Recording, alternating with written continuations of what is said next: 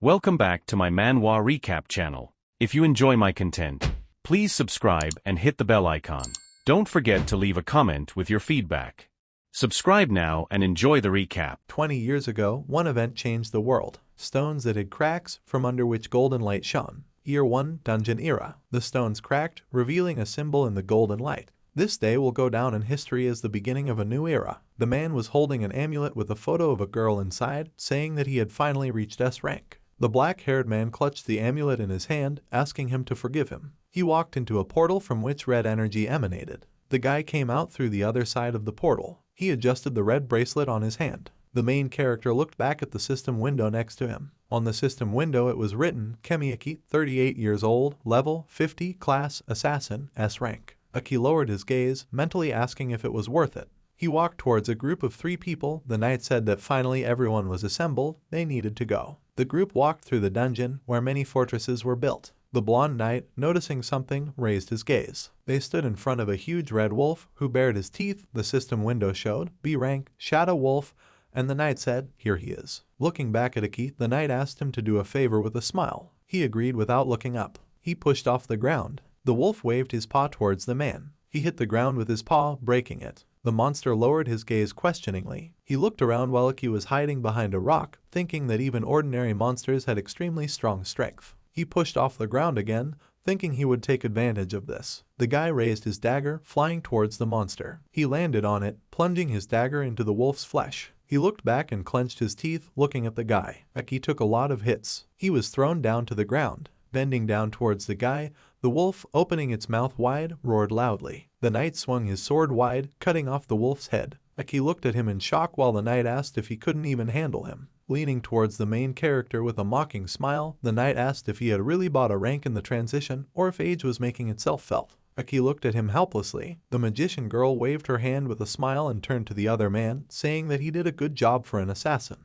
Aki pursed his lips and lowered his head. He pressed the rag to the wound on his arm and thought that even without them he knew that he was weak. Colored bracelets and system windows with characteristics. The man thought that when researching the classes, it turned out that the assassin was not intended for combat. An amulet with a photo of a smiling girl. Aki thought that despite his enormous strength, his rank was the only thing he could boast of. The man pursed his lips and looked at the photo in the amulet. The main character remembered the girl who was sitting on a hospital bed and thought that all this was in order to see the smile on her face again. He remembered how he stood surrounded by many monsters, thinking that he had to find a cure for his sister, and only for this he continued to be an adventurer. He remembered how his sister smiled widely. Aki stood in front of the funeral altar with a photo of his sister, thinking that however, the disease progressed rapidly and eventually ended his sister's life. The dragon opened its mouth, growling loudly. The main character thought that he could not give up his usual way of life. The lizard swung his sword towards Aki, who thought that this lifestyle had completely exhausted him. The other members of the group fought the monsters while the main character lay on the ground, thinking that he had reached his limits. And to top it off, it turned out that the assassin was the weakest class for clearing dungeons. The knight sat on the monster's body, saying that's enough for today. He leaned his hands on his sword, closed his eyes and said that they would return tomorrow. The sorceress, raising her hand, agreed. She extended her hand to the knight's wounded arm. Aki, clenching his teeth and trembling, sat at a distance while the knight said with a smile that they would just discuss payments. Smiling mockingly, the knight looked at the assassin, asking if he minded being left without a reward. Aki pressed the rag to the wound, saying that he didn't mind. Extending his hand with a wide smile, the knight said that it was enough just that they took him on the team at all. Aki lowered his gaze and pursed his lips, thinking that he was already accustomed to such treatment. A dungeon into which many stairs led. The man thought that despite everything he continues to be an adventurer, because dungeons are fraught with hidden possibilities. The 3 party members walked towards the exit as Aki trembled to his feet. A sound was heard, causing the man to look around, mentally asking what it was. Small stones fell from the ceiling of the dungeon. A huge monster appeared in front of the group, emerging from behind a column. The main character looked at the monster in shock. The monster smiled widely, clenching his teeth. The system window showed S rank, the mechanical dragon Kururuken. Standing in front of the dragon, the knight said that the prey itself was going into their hands. Aki frowned and clenched the dagger in his hand, thinking that something was wrong. This boss was different from the previous ones. Swinging his sword, the knight shouted forward. The 3 heroes ran towards the dragon, shouting that they must finish it off. The broken blade of the sword stuck into the ground. The 3 knelt in front of Kururuken, and the knight cursed, saying that he was too strong. Aki looked back at them with a frown, thinking that he needed to leave. Running away was a reasonable option. He looked at the monster, thinking that its strength was enormous. The main character fell to the side from the blow. He looked at the knight who kicked him, asking what. The blonde smiled mockingly, narrowing his eyes and sarcastically apologizing to the man. Tsuruken opened his huge mouth behind the main character. He slammed it shut, clenching his teeth. 3 people ran away. One of them asked if everything was okay, and the other answered yes. The knight said that he still wanted to get rid of him after the mission. Aki's upper body was bitten off, and the knight said that he was useless anyway. Turning gray, the body began to disintegrate. Tsuruken stood in front of him while the real protagonist, gritting his teeth, hid behind a column, thinking that he barely managed to escape, leaving his double. He remembered how the knight kicked him, thinking that just a little more and everything would have been lost. He cannot believe that they abandoned him. Aki raised the dagger in his hand, looking out, and thought that he couldn't handle it alone. He needed to leave urgently. The man looked around in shock when a voice was heard saying that they would pass through the gate. Their end was inevitable. Under the monster's paw, cracks appeared on the ground, and the voice continued to say that the time had come, the gates had opened. Tsuruken approached the main character. His eyes lit up, and his voice said that humanity does not have long left. Looking up at the monster, Aki shouted that monsters could not cross the gate. Opening his mouth slightly, Tsuruken exhaled, saying that he could. Aki looked at him helplessly, thinking that if monsters like him broke through the gate, then they would all be finished. He gripped the hilt of the dagger. Having put it in front of him, the man said that in this case he would not allow him to pass further. The guy thought that even if he had to die, he would delay him. Tsuruken threw back his head and said that the man was ready to die. The monster froze, holding its head up. He opened his mouth, releasing a clot of dark liquid, asking if the main character was doing this for the sake of those who abandoned him. Aki's silhouette appeared behind the monster. He swung his hand sharply,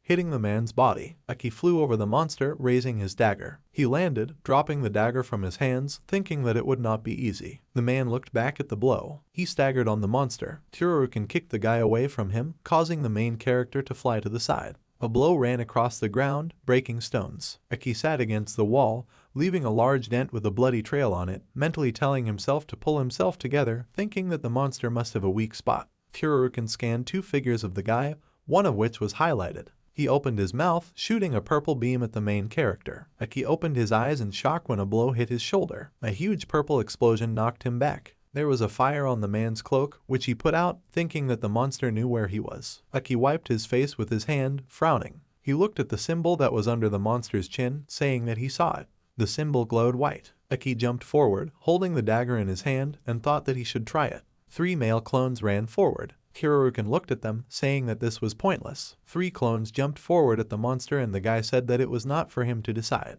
Tsuruken opened his mouth and extended his clawed paw. A blow struck the main character and he clenched his teeth, closing his eyes. The monster threw back its head. Aki picked up his broken dagger with the sharp part remaining. He held it out in front of him, summoning a phantom blade, a ghostly strike. Shrouded in purple flame, the main character flew towards the monster's neck, where a white glow was visible. Aki stuck his dagger right into the monster's neck. Tsuruken opened his mouth, purple lightning flashing from his neck as he asked how. Aki smiled as blood ran down his face and said that he had bet 0 and 1. He was falling. His clothes were covered in blood, while he thought that his strength was already at its limit. But this was not bad for the weakest class. At least he looked cool before he died. Tsuruken looked at the guy who was lying on the ground and said that it was great. Throwing his head back, a blue symbol appeared above him and he said that he would pay tribute. Aki was a strong opponent. The time has come. The dragon disappeared into the purple symbol, saying that they would see each other again. Aki, whose face was covered in blood, opened one eye slightly, thinking that he hoped that he had managed to help the world at least a little. A system window appeared in front of him. Someone's voice said that the reward procedure for solo killing the mechanical dragon Tsuruken was beginning.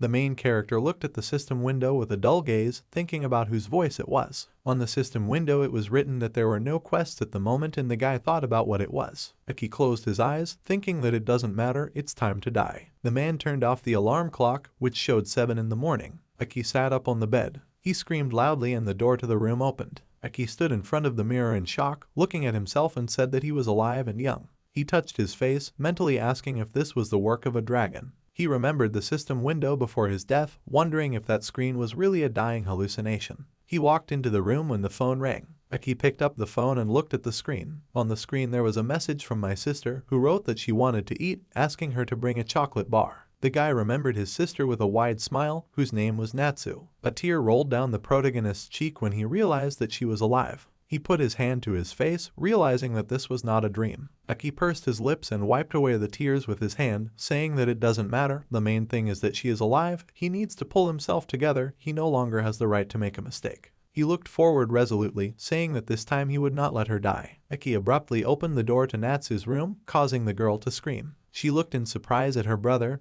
who called her. Aki grabbed the girl's head with his hand. He hugged her with a smile, saying that she was really here, and the girl asked where else she should be. There were news on TV that the number of patients continued to grow, the main treatment had not yet been found, research institutes were developing new antibodies and preparing for its mass production. Aki sat on the sofa next to his coughing sister, thinking that antibodies would not help. He folded his hands, thinking that treatment could only be found in the future in high-level dungeons. Placing his hands in front of him, the guy frowned and thought that this was why he needed to reach the top rank as soon as possible. He got up from the sofa, thinking that there was no time to waste, he urgently needed to submit an application to the guild. Aki was walking down the street. A system window appeared, which showed that a new task was available, running downhill 10 kilometers, pull-ups 20 times, loud cheers 30. Aki looked at the system window in surprise, asking about the tasks. He remembered the system window before he died, thinking that it was the same screen that was there back then. He gave him a reward for defeating Kyoryuken. Putting his hand to his face with a smile,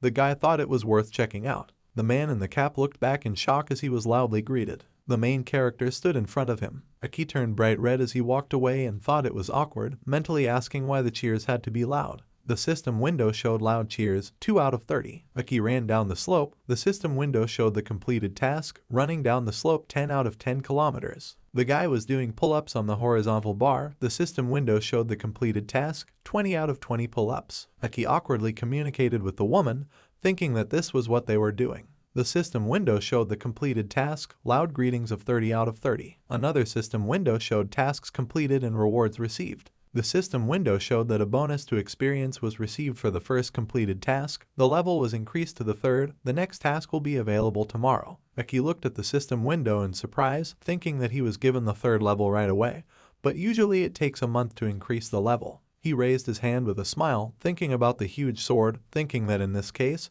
he received power that his past self had never even dreamed of. A piece of candy fell on his hand. The woman stood in front of the guy with a smile, telling him to help himself. Aki stood near the counter. Behind her, a girl asked with a smile if he wanted to become an adventurer, and the guy answered yes, thinking that he had a feeling of deja vu. The girl gave the guy a blue bracelet, saying that they would check if he was suitable for this role. A system window opened, on which it was written, Aki, 18 years old, level 3, class, recruit, F rank. The guy put on the bracelet, looking at the system window, thinking that he had really leveled up. He glanced at the bracelet when the girl behind the counter told him that it was a class selection bracelet, so he should choose carefully. The main character thought about different classes, thinking that his skills would depend on the chosen class. He clenched his hand into a fist, saying that in this case he would choose the unemployed. Several people in the audience laughed, asking if he would clear dungeons from the couch. Aki thought that they would later find out that this is the most versatile class. The girl behind the counter with an awkward smile asked if he was sure of his choice and maybe he would change his mind. Aki stood with a huge purple sword. The system window showed that it was a demon bite. The man behind the weapon counter asked if he could handle it, and the guy thought that at the third level he was quite easy, and this was not yet a sword skill. He said that he would take it and the seller thanked him for the purchase. The main character walked down the street with a huge sword on his back, thinking that the sword was quite expensive, but it would pay for itself, so the organizational part was over. Two guys stood at the blue portal. The system window showed the initial dungeon. One of the guys looked at the other, asking if he could go already. Aki walked towards the blue portal and the two looked back at him. They watched the guy go into the portal, and one of the guys said that he was completely fearless. The blue portal was opened inside the dungeon, and Aki thought that nostalgia was taking over him. He walked through the dungeon, holding a large sword behind his back, and thought that he had not been here for a long time. The guy waved his sword, cutting the slime. The system window showed F rank, jumping slime. Looking at the monster in surprise, the main character thought that it was easy. Because of the difference in levels, he burst them like bubbles. He cut the skeleton with a sword, next to which the system window showed F rank. The skeleton is a swordsman. The guy thought that in the past it would have taken him much longer. Wiping his forehead with his hand, Aki lowered his gaze with a smile, thinking it was cool. He collected colored crystals that were lying on the ground into his backpack, thinking that these were magic stones. In fact, they were batteries that stored energy. The blue crystal lay on a mountain of gold, and the guy thought that in their world they were worth a lot, and they went down into the dungeons for them. Someone growled loudly and the main character looked back. In front of him stood a skeleton with a crystal in his eye. The system window showed an E-rank, rare monster Oros. Aki jumped on the skeleton, raising his sword, and thought that this was an infrequent guest of the dungeon, quite strong. He hit the skeleton, but it shielded itself with its shield. The shield trembled under the guy's sword. The skeleton swung his shield, deflecting the sword, and raised his weapon to strike. He swung his sword towards the main character, who jumped back. The system window showed the Oros skill, a sweeping blow. The skeleton waved his sword in front of him several times. The system window showed the Oros skill, Blade Dance. The main character fought off many blows with his sword. Aki put his sword in front of him with a smile, thinking that this was the strength of a real unemployed man. The blade of the sword glowed, and the guy thought that this was the same hidden power that would be discovered only 15 years later. He swung his sword towards the skeleton, breaking its shield, thinking it was a skill. The system window showed that the skill had been mastered, a sweeping blow. The guy, waving his sword, fired a cross-shaped blow at the skeleton, cutting off his hand. The system window showed the Oros skill, Blade Dance. The guy thought that the unemployed person had a rate of skill increase 10 times higher than other classes. The system window showed that the skill had been mastered, the Dance of the Blades. The skeleton looked at his severed hand, and Aki thought that a high level of skill, in turn, allows him to master the technique from the enemy, so this time luck is on his side. The main character cut the skeleton with his sword, saying that he was finished. The skeleton's bones fell to the ground, along with a red crystal from his eye. The system window showed a magic stone of an alternative color. Goal. Ranked. The girl behind the counter looked at Aki as he approached with a smile, saying that he had returned early, and he agreed, saying that it was also a surprise for him. Smiling awkwardly, she said that he had a hard time due to the lack of class, and the guy answered no. He threw a bag full of crystals onto the counter, saying that it was very easy. A man put his hand on Aki's shoulder, asking how a newbie like him could clear the dungeon alone. The man grabbed the main character by the clothes, shouting irritably that he was clearly not telling something. Aki grabbed the man's arm and twisted it, causing him to cry out in pain. The man walked away rubbing his shoulder, and another blonde man asked if he was really unemployed. Aki looked at his phone account, where 101,068 yen was credited, and the girl at the counter said that his reward had been credited. The system window showed an urgent sign and that a new emergency task was available. The main character looked at the system window in surprise, asking for an emergency. The guy frowned, looking at the system window, and asked about the emergency task. He clicked on the system window, asking what it was. The system window showed a task to sing in the square for 5 minutes. The guy asked displeasedly what it was. A small square, you could hear someone singing. People turned around in surprise and filmed on their phones while the man continued to sing. The guy and girl turned to the singer with smiles. The little girl pointed her finger. He held his hand to his chest and raised the fist of his other hand, his face turning red as he sang the words of the song again. People looked at him giggling while he frowned in embarrassment, thinking it was humiliating.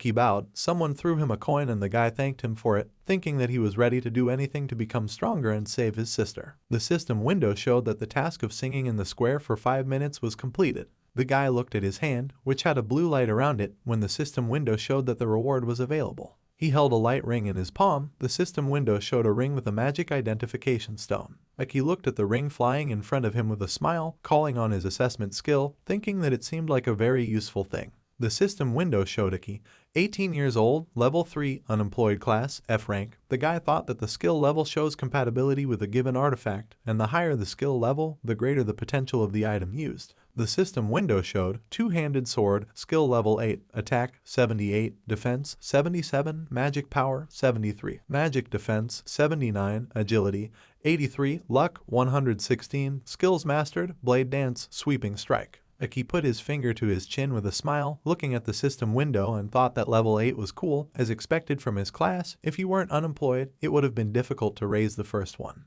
The initial dungeon, the bright sky was visible through the branches and foliage of the trees. Aki swung his sword, making a cross-shaped cut, shouting blade dance. The blow cut the slime into 2 parts. The system window showed F rank, jumping slime. The guy looked back with a smile. Behind him stood 2 skeletons. He swung his sword, cutting off their heads, shouting a sweeping blow, thinking that with these techniques things would go much faster. The system window showed F rank, skeleton swordsman. The guy exhaled. The remains of skeletons and mucus lay around. The guy said that's enough for today. The main character pressed a button on the system window. The system window showed Aki, 18 years old, level 3, unemployed, F rank, two-handed sword, skill level 10, attack 80, defense 79, magic power 75, magic defense 81, agility 85, luck 118, skills mastered, blade dance, sweeping strike. Another system window showed that there are 4 unallocated stat points. Aki clicked on the system window in front of him, saying that he needed to scatter everything.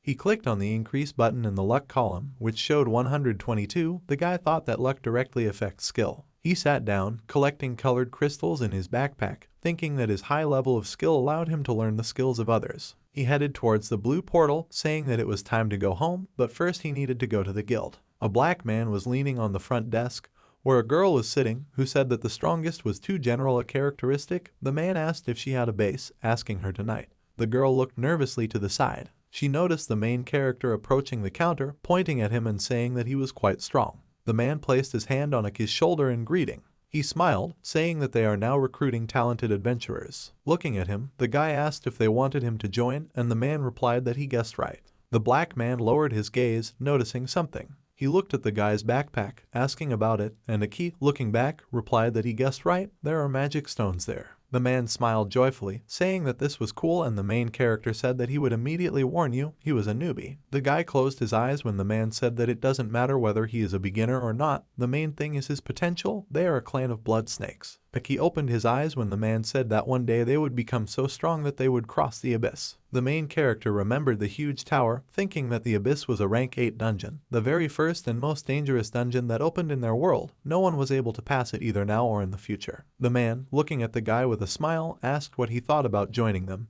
and he closed his eyes and replied that he would refuse. The man hugged him by the shoulder, leaned over and told him not to refuse, asking what class the guy was. Aki looked at him, answering that he was unemployed. Laughing loudly, the man put his hand to his face, saying that he must be joking. Even in choosing a class he is indecisive. The man patted the guy on the back, saying goodbye. He left, waving his hand, saying that they didn't need the unemployed. The girl behind the counter nervously looked at the main character, asking for forgiveness and saying that she did not want to cause him any inconvenience. Aki turned to her and asked her not to think about it. He threw a backpack full of crystals onto the counter, asking him to count it. The red-haired girl watched the counter, where the worker asked the guy if he was really unemployed, and he replied that it was just a class. The girl walked forward. She walked up to the counter, leaning on it and saying hello. Aki looked at her and asked the girl to wait her turn. She looked at him with a smile and replied that she was not visiting the administrator. The main character calmly looked at her and thought that she looked good. Standing near the counter, the red-haired girl said that she accidentally overheard them, asking if he really completed the dungeon while unemployed. He answered yes, asking why everyone was so worried about it. Tilting her head, the girl said that it was interesting. She looked at the guy, asking why he decided to become unemployed and whether this class really had any advantages. Closing his eyes, the guy answered perhaps. Closing her eyes, the girl folded her hands and said that she liked him. She put her hand to her chest. Above it was a red-orange emblem with 3 swords, and the girl said that she was from the Carnelian Fury clan. Alice Takashigo, she was an S-rank adventurer. The girl from the counter looked at them in surprise while Alice said that she needed him, and the main character asked why such an important person would need an unemployed person like him. The redhead's eyes reflected the guy and she said that they also want to go through the abyss, and such a talent as his will be very useful to them. Aki looked at her darkly, asking even though he is unemployed. Closing her eyes, the girl extended her hand with a smile and replied that they didn't care about the class, the main thing was that it was strong. The guy frowned, thinking that he shouldn't reveal the secret of mastery to everyone just yet, thinking about what to do. He shook the girl's hand. Frowning at her, the main character said that he thought their clan would be useful in achieving his goal. The girl responded in kind.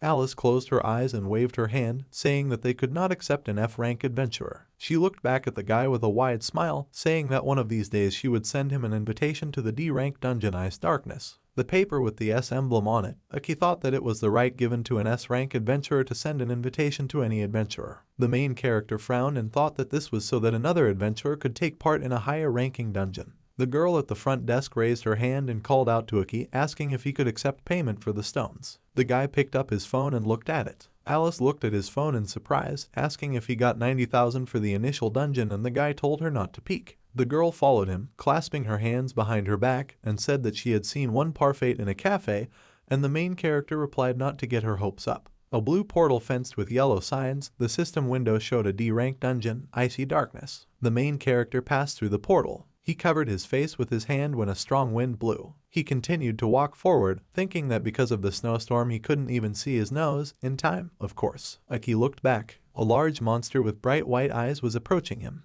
The monster, growling loudly, raised its paws over the guy. The system window showed D-rank Polar Bear. Taking out the sword from behind his back, the main character said that he did not expect to see it so early. The guy stood with a sword in front of the bear. A system window appeared in front of him, which showed that the quest was activated. Hold your breath for 60 seconds, the guy said that he was so sick of it. The bear lowered its huge paw onto Aki. He jumped back from the blow, thinking that at the 4th level it had become much easier to dodge. The main character swung his sword. He hit the bear on the paw and blood began to flow from the cut. Aki looked at the bloody cut, thinking that his skin was thick, he couldn't tighten it. The main character looked at the system window, on which was written a task to hold his breath for 60 seconds, saying that apparently he would have to. Aki tremblingly pressed his lips together.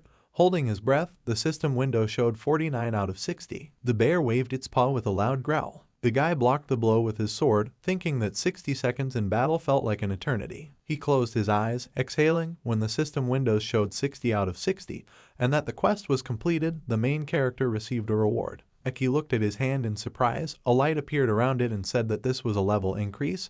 The system window showed that the level had been increased to the 5th. Swinging his sword, the guy cut off the bear's arm, shouting a dance of blades. He swung his sword, cutting off his head, shouting a sweeping blow. The bear's head fell near the main character. A red glow appeared around the guy.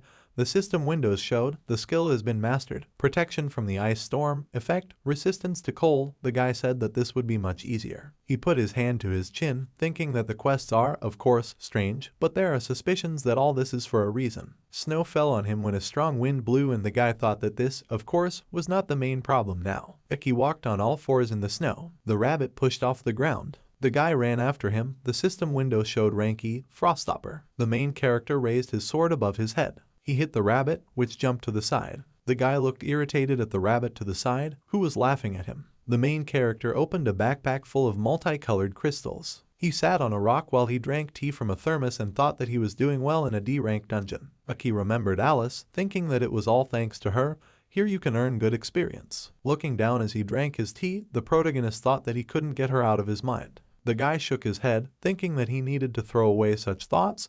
The main thing was to save his sister. Getting up, the guy looked at the snow-capped mountains, thinking that today he needed to go as deep as possible. There was a loud roar and the guy looked in his direction. The knight hit the icy stones, screaming. Ahead, another person was lying in a pool of blood, face down in the snow. Someone growled loudly. The girl tremblingly held the staff in her hands, looking up in fear. Above her stood a huge monster that looked like a rabbit, which raised its paws. The girl closed her eyes, expecting a blow. The monster hit the ground, but Aki picked the girl up, dodging the blow. The monster growled, opening its mouth slightly. He looked to the side. The system window showed D rank, rare monster, boss hopper. Holding the surprised girl in his arms, the guy looked around, saying super. He lifted the fabric between his fingers. The girl sat down on a white cloth, and the guy next to her said that he would help them. The blonde blushed deeply as she looked at the guy. Two more guys looked at him tremblingly, smilingly saying that they were saved, asking what class he was. Aki looked back at them, answering unemployed. The two guys looked at him in shock, saying that they were going to die. Aki looked at them with a sigh, saying that they were lucky that he was nearby. He stood in front of the monster, who roared loudly. The monster pushed off the ground.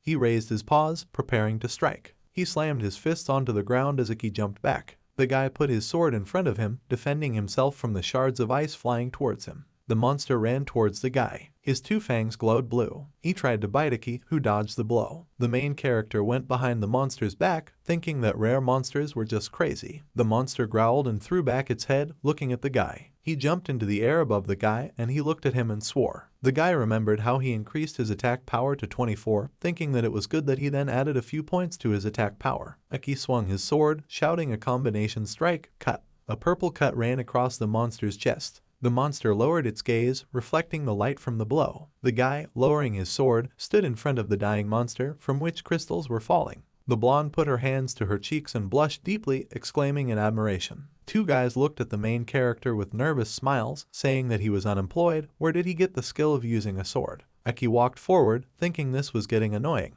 He offered his hand to the blonde, asking if she was okay and if she could get up. The girl looked at him in surprise, asking what. She looked at the guy in confusion, wondering why he was helping her, while he extended his hand, asking that she was a healer, saying that her team was injured. Let her heal. With a sad smile, closing her eyes, the girl agreed. Aki looked at the statuette, thinking about the money, while the girl sat next to her teammate, healing him. The knight lowered his head, saying that he did not expect that he would have to rely on an unemployed man and a healer. Aki looked back at them, thinking that healers were not particularly valued at this time. The girl shuddered in fear when one of the guys shouted to her to act faster, saying that his whole body was aching. She apologized. The guy in the green robe lifted his sleeve, showing his bloody hand, and said that they almost died because of her, so let her heal quickly. The girl brought the staff to the wound, healing it. The main character frowned at this, thinking that they didn't see how strong she was. The blonde looked in surprise at the guy who shouted to her if she could go faster, saying that if she didn't hurry up, she would pump herself up. The girl with tears in her eyes asked please. Aki approached them, agreeing, telling them to kick her out. The girl turned to him, looking sadly at the guy. He threw his backpack over his shoulder, saying that she was clearly not valued here, asking why waste time on these fools, and offering to join him. The main character was reflected in the girl's eyes. She pressed her hand to her chest, excitedly asking if this was the proposal,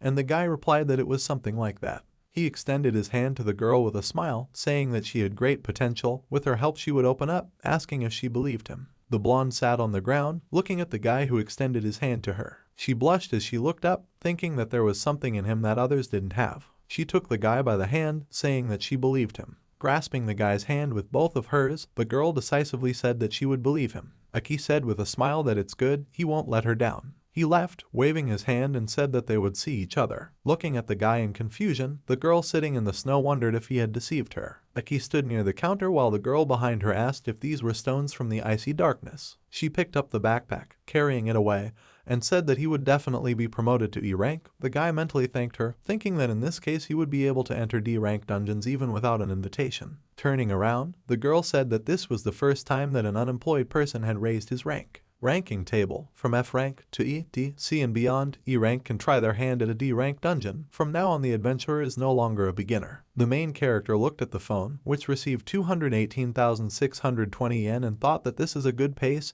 He will buy a Natsu gift. In his hands was a box of cakes. He knocked on his sister's room, saying that he was coming in. The girl at the computer looked at him and thought that he had so many cupcakes. Natsu was lying on the pillow sleeping. The main character looked at her with a smile, thinking that she was so cute when she slept. He stroked his sister's hair. Sitting down on a chair next to the bed, the guy decidedly thought that this time he would make it and would not let her die. He remembered the healer and the puzzle piece, thinking that everything was coming together. Meeting her was not accidental. Frowning decisively, the main character thought that her power would be useful in treating Natsu. The guy tried to put the cupcakes in the refrigerator. He sat next to him, saying that they didn't fit. Aki ate the cupcakes, thinking that he would have to reduce it, and a nurse passing near the door wondered if he was eating them himself. A large white building with lights burning in the windows. Aki was sitting on a bench, saying on the phone that it was him. The girl replied that she was wondering when he would call. The guy opened his mouth, saying that he had completed her task. Alice held the phone near her, saying with a smile that it means he was still able to get through the icy darkness of being unemployed. The guy thanked her for the opportunity. With her help he was able to achieve more. The girl lay on the bed with her eyes closed and said that she knew that her instincts were not deceiving her. She looked at the screen, asking if he wanted to accept the invitation, and Aki didn't quite answer. He sat on a bench, saying that there is a person who needs to be trained, saying that Alice seems to have wide connections. The girl answered perhaps. The guy remembered the frightened blonde, saying that she is an extremely promising healer.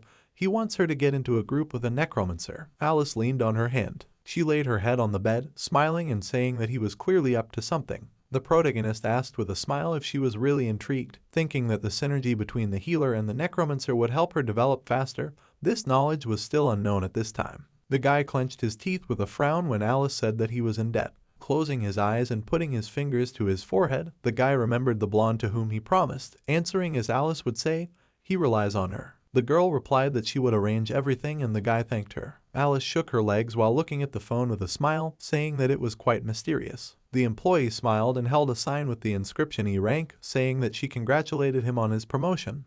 He deserved it. Aki, taking the sign, waved his hand to her, thanking her, and the girl said in surprise that he was so cold. She frowned and leaned on the counter, saying that reaching E rank is also an achievement. Not every adventurer can do this. The main character, a former S rank, only nodded. People looked around in surprise, whispering. Man in handcuffs. 3 people in green suits, with their hands cuffed, entered the hall. The system window showed that they were revenants, former D rank adventurers. Aki, looking over his shoulder, thought that these were criminal adventurers. They inspired fear in others. Putting her hand to her cheek, the worker said that few would agree to accompany the revenants. She turned away and said with a sigh that there was this trouble again. The main character said that he would accompany them. The girl looked back at him in surprise, asking if he was sure. It was very dangerous. The guy replied that he could handle it. Aki calmly looked at the girl, thinking that this job paid well. He thought that he knew how to deal with revenants, not to follow their lead, to maintain authority, not to carry on a conversation. Looking at him nervously, the girl answered clearly he would help her out a lot.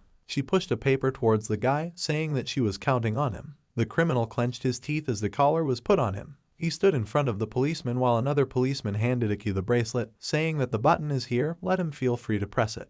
The guy looked at the button on the bracelet. He thought that even criminals, if they were talented, were allowed to raid dungeons. He put on the bracelet while the policeman said that if he saw anything suspicious, he should shock them. One of the criminals said with a nervous smile that they actually have feelings too. Another shouted at him to shut up and the man turned around and agreed. The criminal with blonde hair asked Iki what his name was with a smile, and the other bald one told him not to be shy, saying that they could meet. Looking back at them, the guy said his name, telling them not to talk to him anymore. The handcuffs fell off the criminal's hands. Iki stood in front of the orange portal. The criminals followed him, saying that their boss looks delicious, they are counting on him. Bright volcanoes that erupted. The system window showed a D-ranked dungeon, the depths of Inferno. 3 criminals walked ahead, saying that it was hot here, the government was completely insolent. Another criminal told him to stop whining. The dark-haired man said with a smile that they were given the opportunity after all. Iki, who was following them, looked at the men in surprise. All 3 turned at the guy with evil smiles. He frowned and pressed the button on the bracelet. He looked at it in surprise, thinking that it wasn't working. The dark-haired man tore off his collar when the guy said it was his doing. 3 collars fell to the ground. Iki frowned and cursed. The dark-haired man took off his jacket, raised his hands and said that there was nothing personal here. He extended his hand forward. Energy appeared around him as the criminal said that the guy would have to die. Iki clenched his teeth. A system window appeared above him, which showed that the emergency quest was activated. Kill the attacking enemies. The guy said that this quest is so bloodthirsty. He looked at the task, thinking that it was on time, as always. Near the men, the lava stirred. A huge red worm appeared in front of them. He opened his mouth. The system window showed a D-rank monster, a fire snake. The snake slithered along the ground next to Iki, who held his sword in front of him. The guy looked around, frowning. He looked at the dark-haired man. He raised his fist, hitting the snake with it. The man's fist glowed. He looked at the guy with a smile, saying that the worm should not interfere with the adult uncles in deciding the fate of the loser. The main character clenched his teeth and realized that he was a fighter. He smiled and thought that this would be easier than he thought. The dark-haired man clenched his fist as he stood in front of the boy. With a wide smile, he pushed off the ground and jumped on him. Iki dodged the blow and the man hit the rock behind him. The stone under his hand broke into fragments. The main character frowned at this. Other criminals stood aside. One looked on laughing, and the other dug the ground. The bald criminal took out a large suitcase with a smile. One of them picked up an axe. Another put a spiked glove on his hand. The armed criminals smiled, and the dark-haired one said that now they would dance. Iki frowned at them. He held his sword out in front of him as the fighter ran towards him, thinking that according to the ring being assessed, the fighter class received virtually no bonuses from items. The fighter hit the guy's sword. His hand trembled as he clutched the sword, thinking that it was a class that had enhanced stats. The main character swung his sword, pushing the dark-haired one away as the other one ran at him. Iki raised his sword above his head with a frown. He hit the bald criminal, thinking that the fighter's increase was not only in attack, but also in defense. The bald man looked up with a smile. The main character looked at him in surprise. He jumped away from the 3 men,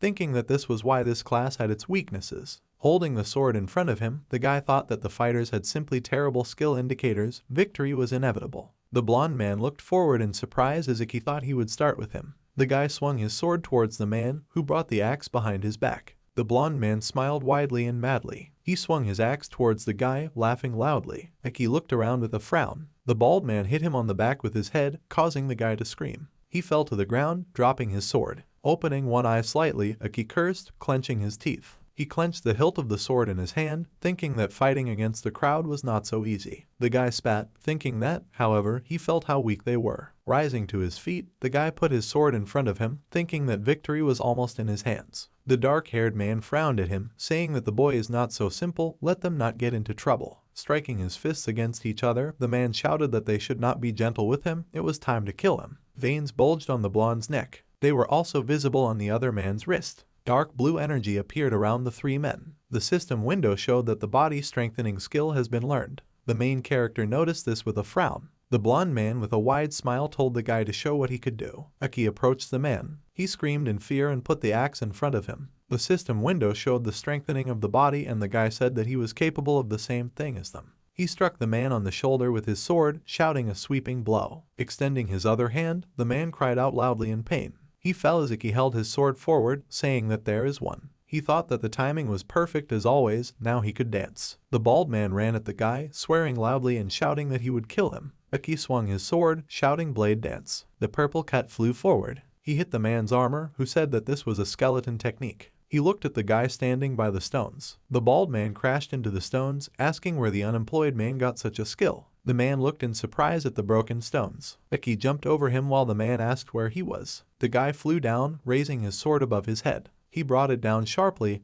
hitting the man. The guy stood near the body, saying that there was a second one too. Iki looked up with a frown, thinking that he didn't expect to jump so high. Strengthening the body is a good ability. The dark-haired man looked at the guy in fear and swore. He flinched back from him, asking who he was and how an unemployed man was crushing them like children. Frowning, the man shouted loudly that they did not sign up for this. Akira is not a good person. Iki frowned as he thought about the name Akira. Suddenly, the guy was grabbed by the leg. The bald man lying on the ground held it. He frowned and screamed loudly for the dark-haired man to kill him. Iki looked down at him in shock and cursed mentally. The dark-haired man jumped on the guy, raising his hand and said that this is great, let him hold it. The man hit the guy on the forehead, causing him to fly back and blood began to flow from the wound. Iki hit the ground a couple of times. The dark-haired man looked at this with a smile. The protagonist's gaze blurred while he looked at the man and mentally asked where he was. He was losing consciousness. The guy remembered his younger sister in the hospital. He rested his hand on the ground. The dark-haired man clenched his teeth and looked at this. Iki leaned on his sword as he stood up and thought that this would not happen. He wiped his face with a rag, thinking that he wouldn't let Natsu die. The guy clutched the sword in his hands, using the body-strengthening skill, saying that he would not lose. He frowned and looked forward with blue eyes, saying that he would not lose to weaklings like them. The main character struck two men, shouting that he would kill them. The dark-haired man fell to the ground as blood poured from his wounds. The system window showed that the emergency task was completed and he received a reward. Iki looked at the key on his palm, asking what it was. He looked at the system window, which asked whether to use it in the yes or no options. The guy pressed no, saying that he would do it later. Volcanoes underground continued to erupt. The main character carried 3 men out of the portal. The police looked at this in shock, running up and asking what happened to them. Iki began to fall, finally speaking. The police shouted that he was accompanying the revenants. He needed help. They needed to urgently call an ambulance. A man was sitting on a chair in a large room, asking what happened, and was told on the phone that someone had intervened. The man shook his leg, asking who intervened and who it was. He looked at the phone screen with the name and photo of the main character. The person on the phone said that he was transmitting information. Looking at the photo, a person asked if he was joking, and another replied, "No, this is accurate information." The guy smiled widely, laughing, asking if this was an unemployed man with Ranky. The guy looked at the phone screen. The system window showed Akira Babazono, streamer and model. The guy said that the guy had crossed his path in vain. He would not calm down until he repaid the debt. Purple snake emblem. System window showed Class S rank adventurer, founder of the Blood Snake Killer clan. Akira rubbed his chin, saying that he was finished. Iki did push-ups, counting 112. He stood on the rug next to the bed, counting 113. The guy did push-ups again, thinking that he seemed to have recovered enough. The guy remembered the 3 criminals, thinking who was behind them, and he was probably not as weak as them. He thought that he needed to become stronger. Drops of sweat flowed down until he thought that he could no longer take such risks. Iki wiped his face, noticing something. He looked at the key, holding out his hand to it. The system window showed the reward for the completed task, the 5th level adventurer key. Wiping his head with a towel, the guy looked at the key, wondering what it was for. A system window appeared in front of him, asking him to use it. Iki extended his hand to the yes option. A blue portal opened behind him and the guy looked at him in surprise. He frowned, asking what. The guy was pulled into the portal while he screamed and cursed. A towel fell to the floor. Iki landed on the ground. He leaned his hand on it, asking if it was sand. The main character raised his head. He looked at the desert in front of him, asking if he was in a dungeon. The system window showed that the dungeon was a labyrinth of sunstone. The main character looked back, thinking that all his equipment remained in the outside world. He leaned his hand on the ground, thinking that he needed to get out of here. The guy began to shake himself off, saying that sand had also gotten under his clothes. Iki walked through the desert, breathing heavily. He covered his head, saying that it was hot here. He walked further through the desert, thinking that he still didn't see any monsters. He smelled trouble. Something hissed and the guy looked around, raising his leg. He bent down, taking something from the sand. The guy was holding a huge blue crystal in his hand. He frowned at it, thinking that it was a magic stone. He looked at the desert, thinking that this was a dungeon with resources. He threw the stone away, starting to rummage in the sand, and thought that it was super rare. Why, he didn't immediately understand. Eki dug the ground with his hands, thinking that in such a dungeon one could find the rarest magic stones. Frowning, he pursed his lips, thinking that there was also a stone here that would save Natsu. The ground was dug up, multicolored stones lay everywhere. The main character, breathing heavily, continued to dig the ground. He opened his mouth, beads of sweat dripping from his face. The guy frowned, noticing something. He held a small light stone in his hand, shouting what he found. The system window showed the moon magic stone. Eki picked it up with a wide smile, shouting that he was not imagining this. He pressed the stone to his chest and, closing his eyes, thought that with its help Natsu would finally be able to recover. He remembered the key in his palm, thinking that everything was thanks to this key, which he received for the task. The main character remembered the news, the sickened Natsu, thinking that the disease that struck her would later be called a magical whirlwind, and there would be only one way to cope with it. The main character thought about a bright light stone, thinking that this would require an extract of the lunar magic stone. He held it in his hands, thinking that 10 such stones would be needed to create a medicine. The guy frowned decisively. He started digging again, thinking that there were 9 more to find. The guy clenched his teeth, tearing it apart. The sun was shining brightly in the desert. The guy was breathing heavily. There were stones on the ground. There were also a lot of stones lying around the dug hole. Drops of blood fell on the sand. Eki hit the ground with his hand. He sat inside the dug hole, thinking that he couldn't. Beads of sweat were dripping from his face and he thought he couldn't find it. The main character looked up at the system window, on which it was written that the time was up. Another system window showed that a move was initiated. The main character frowned and swore loudly. A blue portal opened behind him. Eki grabbed the ground, shouting stop. The portal continued to suck him in. Stretching out his hand, the guy shouted that he was still not finished. He fell to the floor, closing his eyes. Gritting his teeth, the main character cursed loudly. He slammed his hands on the wall, screaming no. There were bloody marks on the wall when the main character hit it with his hand, lowering his head and saying that this was not enough. Eki lay on the bed, looking at the crystal in his hands, thinking that in all this time, he could only find one. He closed his eyes. He remembered how he was given a small key for a task and thought that he needed to return to the dungeon again with resources. He opened his eyes. Eki thought that the key was probably given out for extremely dangerous tasks. The guy sat down on the bed. He pursed his lips and looked forward resolutely, thinking that this was a small price to pay for saving his sister. Something rang and the guy looked around in surprise and reached back, asking if it was the remains of sand. He pulled out an orange stone with an insect inside. The system window showed an unknown magic stone. The guy said that it was some kind of special stone. In the end, he also had a moonstone.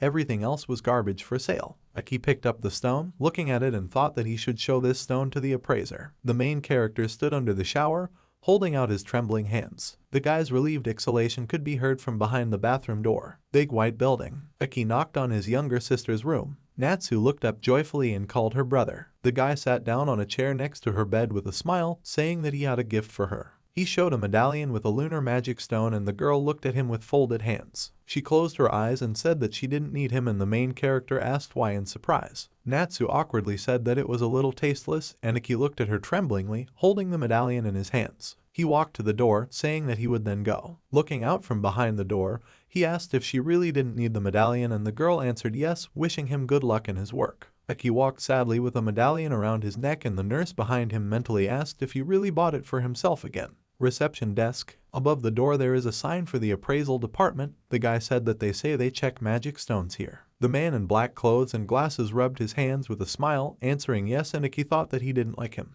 The man's glasses sparkled and he told the guy not to be afraid. He is a master of his craft and the guy wondered if he had really read his thoughts. Eki pointed to the moonstone on his neck, saying he wanted to know more about it. He placed an orange stone on the counter, telling the man to look at it first. The man examined the stone with a magnifying glass, humming thoughtfully. He looked up at the guy with a smile, saying that he was lucky. Eki looked at him with a frown. A stone with an insect inside. The man said that this thing was extremely unusual. The guy asked what he meant. The staff, sword, gloves, and stone shining with golden light. The man said it was a magic stone that could cast an enchantment on a weapon.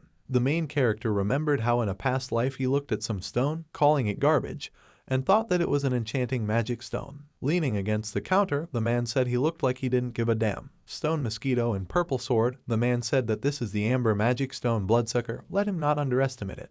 The main character looked at the man carefully, asking what this stone would do if you inserted it into a weapon. He spread his hands and said with a wide smile that he didn't know, but by selling it, he would ensure an early retirement. The main character looked at him silently and the man asked if he wasn't interested.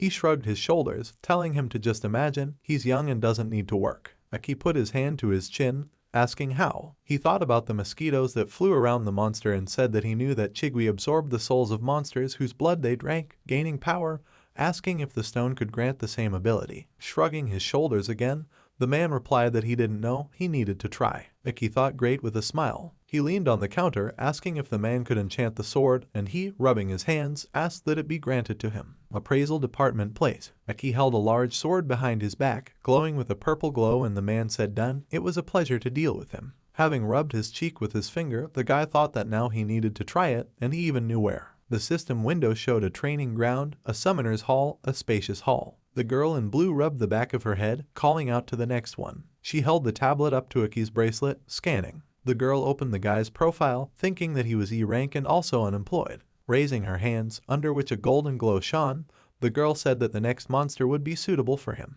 A golden pentagram glowed on the floor. A fluffy monster with small horns appeared. The system window showed E-rank, fluffy. The monster jumped in the air. Its mouth began to open. He opened his toothy mouth wide and pulled out his tongue, flying at the main character. He frowned at the monster and reached for the sword. He easily cut the monster in two. Turquoise energy appeared around the cut monster. The guy looked at this in surprise. Turquoise energy surrounded him. The employee looked at this in shock, asking what. The system window showed that magic defense increased by 1 point. Iki clenched his hand into a fist, opening another system window. He looked at the window, on which it was written that magical defense had increased to 261. The guy thought that his characteristics had increased. The girl frowned at him, asking what it was, and the guy asked her not to pay attention. He crossed his arms over his chest with a smile, asking if she could only summon weak monsters. The girl frowned. She rolled up her jacket sleeve, saying that now she would show him monsters would be summoned until he gave up. The blonde rubbed a strand of hair between his fingers, asking for forgiveness. He and the girl entered the hall, asking if they could join. The man tilted his head with a smile and said please. The worker, looking at him, replied that now is Iki's time, let them wait their turn. The man took out a black card. He showed her with a smile, asking what if he asked for a mass conscription. The main character looked around, thinking about the mass conscription, while the man asked if he was against it, saying that of course everything was at his expense. The worker looked at the card excitedly, thinking that this was a large order and also a VIP card. Iki crossed his arms over his chest and replied that he didn't mind, thinking that since it was free. The girl looked at him, smilingly saying that since he agreed. She looked at the tablet, looking at the profile, saying that they were D and E rank adventurers. The girl raised her hands. A golden glow appeared as she said they would try it. A bright golden pentagram appeared. Many goblins appeared in the hall. The system window showed D rank goblins. Iki thought in surprise that there were many of them. The blonde behind him looked at the guy with a smile and said that this was expected from the summoner lady, asking what class the guy was. He looked at him and replied, unemployed. The man asked in surprise about the unemployed man. He laughed loudly, smiling widely, and asked for forgiveness for getting him into this. The main character replied that it was nothing. The man took out 2 daggers. He and the girl with dark hair held their daggers in front of them, saying that they would begin. The 2 of them ran towards the goblins. One of the goblins swung his oak weapon and jumped into the air. The blonde crossed his daggers, blocking his blow. He sat on the floor, waving his leg. The man kicked. He hit the goblin's legs. The monster fell to the floor. Standing over him, the man raised his dagger to strike. He looked back at the girl with a smile, saying that he had already killed one. She raised her dagger with a smile and replied that she had also done it. The man turned with a wide smile and asked who was next. In the hall, among the dead goblins, stood Iki with a sword in his hands. The guy calmly looked at the man, saying that they seemed to be over. The man looked at him in shock and asked if he had killed them all, and the guy answered yes. Placing his hand on the man's shoulder, the main character thanked him, saying that he himself could hardly afford a mass conscription. As the guy left, he waved his hand, saying that they would see each other. The employee nearby called him. She frowned and said that his movements are not like E-rank, it is incredible. Iki frowned when the girl asked who he was. She frowned and pursed her lips and looked at the guy, who replied that he was Iki, unemployed. The girl silently pursed her lips. She left with a wave of her hand, asking him to come again and saying that next time she would summon stronger monsters. The main character smiled and thought that it wouldn't be easy. Beams of energy were flying around the purple sword. The guy thought that he had killed 42 goblins, but got 3 points. Apparently, not all monsters can absorb the soul. The guy was standing in the shower, washing himself. He looked up with a frown, thinking that now his strength would increase with each kill. The door opened. Iki came out. Someone ran nearby. The man in the suit looked back at the guy and asked if he was an adventurer, and he answered yes, to which the man answered perfectly. Frowning and clenching his hand into a fist, the man shouted that they had a breakthrough again. Aki frowned at him. Someone shouted that the adventurers should immediately head to the dungeon. Frowning, the guy thought about breaking through the dungeon. There are so many monsters in the dungeon. He looked back when something appeared behind him, thinking that they were starting to enter their world. The system window showed an emergency task, urgent. Aki looked at it with a smile, thinking it was great. A man in a suit put the phone to his ear, shouting something. Two people ran, holding documents in their hands. Aki stood in front of the system window with the word urgent, thinking that this is an emergency task, the reward should be tasty. This is great. The system window showed how to close the breakthrough by eliminating the cause. The main character frowned and thought about the reason, and did the breakup really have a reason? He thought that it was happening by accident. The guy looked back at the man in the suit, who shouted at him not to stand like a pillar.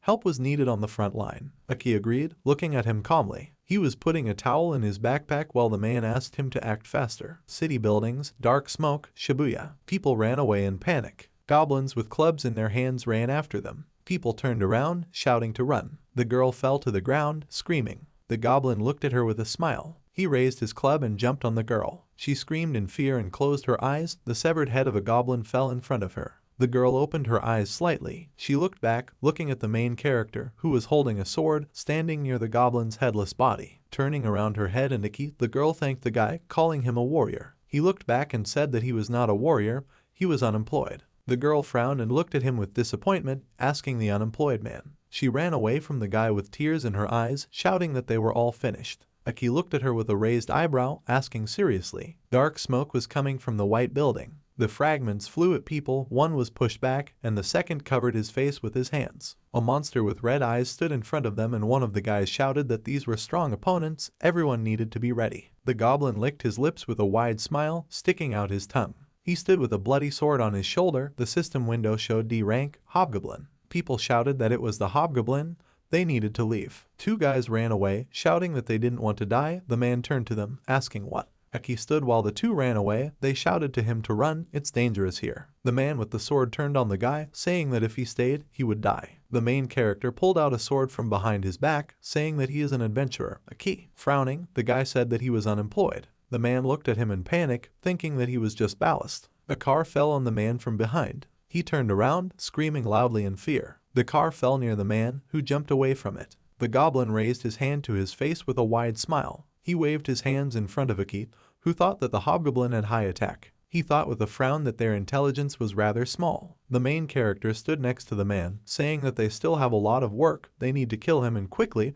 The man wiped his face with his hand, saying that it's so easy to talk. The man looked up in surprise at the guy who said he would distract him. The main character ran forward past the goblin. The man looked at him in shock, asking if he had run away. The goblin looked at the main character. The goblin ran after the guy, pointing his sword in his direction. Aki looked over his shoulder at the man, nodding. He looked at him in shock. He watched as the goblin ran after the guy, shouting that he now understood. The man thrust his sword sharply into the goblin's back. The goblin clenched his teeth. The man looked at him in shock. The goblin swung his sword. Immediately the monster was pierced by a huge sword. The system window showed that the attack power had been increased by 1. Aki extended his hand, asking if the man was okay and could he continue. The man looked in shock at the guy who extended his hand. He answered yes with a big smile, grabbing the guy's hand and telling him that he could continue. A sound was heard and Aki and the man looked around. They looked at the group of fighters and the man said that here was the cavalry, a little more and they would have ended. The man nervously looked back at Aki, saying that now that the high-ranking adventurers had intervened, they needed to ensure the safety of the civilians. The main character ran forward, saying that he understood, and the man shouted where he was going. Aki turned the corner, the man looked back at him and asked where he was going. The guy was walking towards the purple portal. The purple portal sparkled brightly, the system window showed a dual dungeon. Aki looked to the side. The man was breathing heavily, leaning on his knees, and the guy asked why he followed him. The man looked up and replied that it was because he was going to a dangerous place alone. Aki looked at him calmly. Frowning, the guy said that he was so kind and stupid. The man shouted that he could have stopped at being kind. The guy frowned when the man shouted that Aki may be strong, but he is not a warrior alone in the field. With a smile, clenching his hand into a fist, the man said that he was also taking a risk, so when they finished, they could have a glass. Aki asked him with a smile not to jinx him. He looked at the purple portal. The man asked why he decided to go into the dungeon and the guy replied that he wanted to understand the reason for the breakthrough. The main character walked to the portal and the man behind asked about the reason, asking if their occurrence was not accidental. The guy replied that he just wanted to find out. The main character extended his hand forward while the man asked him to wait. Many sparks began to emanate from the portal. The guy closed one of his eyes, covering his face with his hands, thinking that he was ready to do anything to find the moonstone. A bright light shone. Eki was thrown back from the portal and the man asked if he was okay. Sparks continued to emanate from the portal. A dark tentacle appeared near him. The man looked back at it in shock, asking what it was. The monster who was holding the sphere in his hands came out of the portal with a wide smile. The system window showed C rank, Echo of Kyoryuken. Scratching the sphere, the monster asked how he managed to find it. Symbol on the sphere. Eki frowned at it, saying that it was the coat of arms of Kyoryuken. The tentacle with lightning sparkling around it, Kyoryuken said that means he knows. The dragon flew over the main character with a wide smile, saying that he would have to get rid of him. The man looked at this in panic, cursing. He covered himself with a shield, saying that he seemed to have the evil eye. Eki stood in front of him holding a sword. Kyoryuken opened his mouth wide, roaring loudly. The main character clenched his teeth looking at him. Kyoryuken threw back his head. The guy looked at him with a frown. The dragon opened its mouth wide, releasing a purple beam. Eki jumped to the side, also grabbing the man. They fell to the ground together. The guy looked at the sword under the man's back. The sword was completely rotten. The handle fell off. The guy wondered if it was rust or rotting. Kyoryuken raised his head again, opening his mouth. The main character stood up, pulling the man by the hand and thought that if the dragon hits, they won't live to see retirement. Frowning, the man asked to leave him, saying that he would be a burden. Eki looked down at him and replied that they had agreed to have a drink together. The man blushed, calling out to the guy with tears in his eyes. A purple light shone from the dragon's mouth. He shot at the ground again, shouting that this would be their most delicious steak. Eki and the man jumped to the side, and the guy said that he couldn't drink alcohol. He was underage. He leaned on the ground, stopping. Eki held his sword in front of him while the man asked what he was up to. The main character frowned and thought that he had already fought monsters that used breath more than once. Kyoryuken was flying in front of the guy. He opened his mouth, saying that this was funny, asking if he really expected to win. The dragon growled loudly at the guy. He looked at him in surprise. He jumped to the side as the dragon flew at him. A cut ran across the main character's cheek. Eki landed with his feet on the ground. He struck the monster's body. The guy's hand was shaking and he looked back and thought that it wouldn't be easy. The dragon opened its mouth. Eki frowned at him, holding his sword in front of him and thought that dragons do not burn their throats with their own breath. The dragon threw back its head and the guy thought that they had a key point in the throat.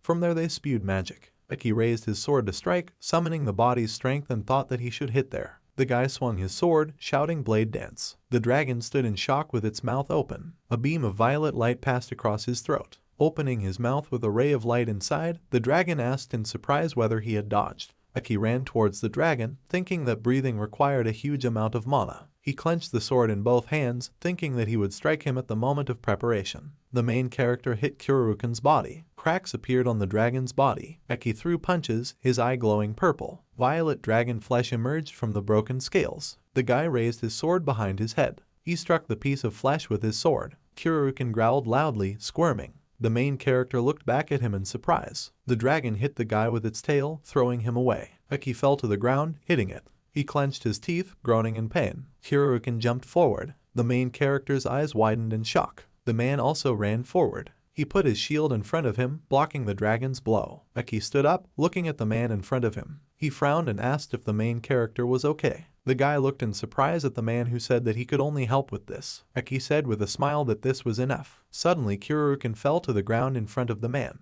The dragon was lying on the ground. The man looked at him in shock, asking what happened. A sword surrounded by dark energy, Eki said about poisoning. He stood in front of the trembling dragon, saying that he used a technique he learned from the hobgoblin. Kyoryuken opened his mouth, growling weakly. The main character came closer. The dragon's eyes suddenly lit up. Purple sword blade. Eki clenched his teeth and struck the dragon's body. The system window showed that defense points had been absorbed. The level was increased to 7. A severed dragon head lay on the ground. The system window showed that the emergency task had been completed.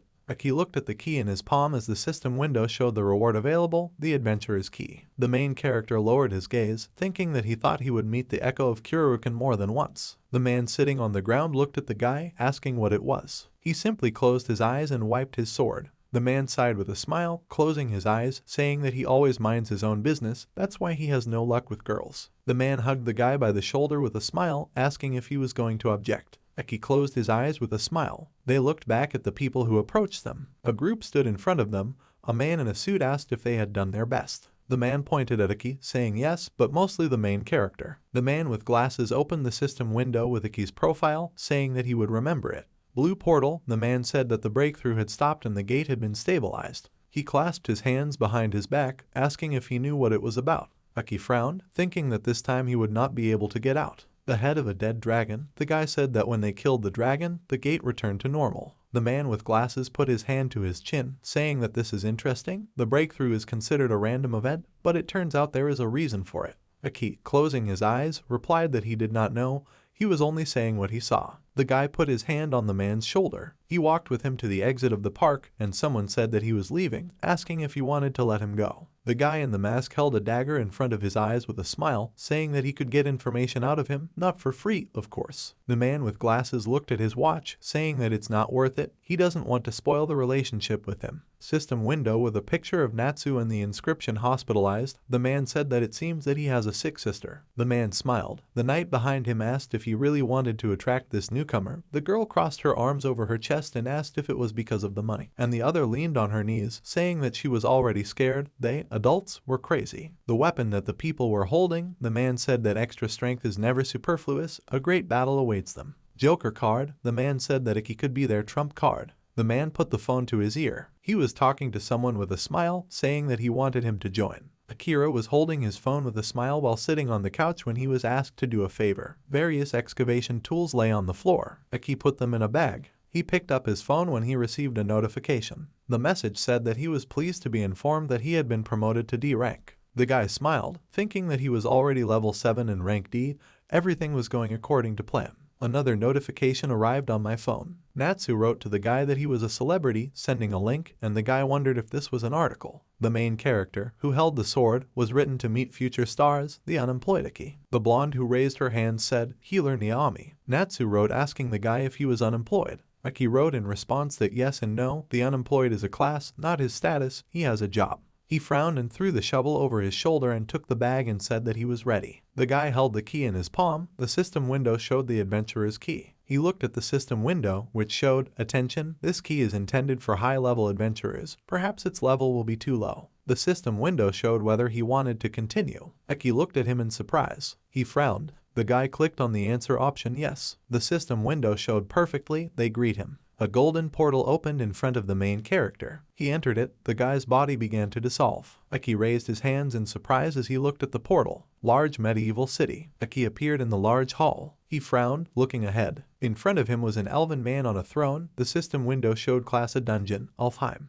The guy leaned over, wondering what kind of dungeon this was. He straightened up when the elf said that he was the one who was directed by the will of the god, asking his name. The main character frowned and wondered if this was really a task. He held a shovel in front of him and said that he was Iki. He came here to find the moon magic stone. The elf tilted his head, asking if he needed it to cure a magical ailment. Aki looked at him in surprise. The man extended his hand, saying that it was true. If he wanted, he could prepare a healing potion. Frowning, the king said that however, the moon magic stone was just as valuable to them. Aki clenched his hand into a fist, asking if they really wanted him to take it away by force. The man looked down at the guy, saying that this was not bad. The will of God sent a good adventurer. The servant approached the king, putting his hand to his chest and called him. He whispered something to the king, and he loudly asked what. Aki looked back at the knights as the king asked in shock if he was unemployed. The servant looked nervously at the king, who asked if this information was accurate. The guy standing in front of the man asked if this was a problem and he answered no. Putting his fingers to his forehead, the man closed his eyes and said that the will of the gods is not wrong.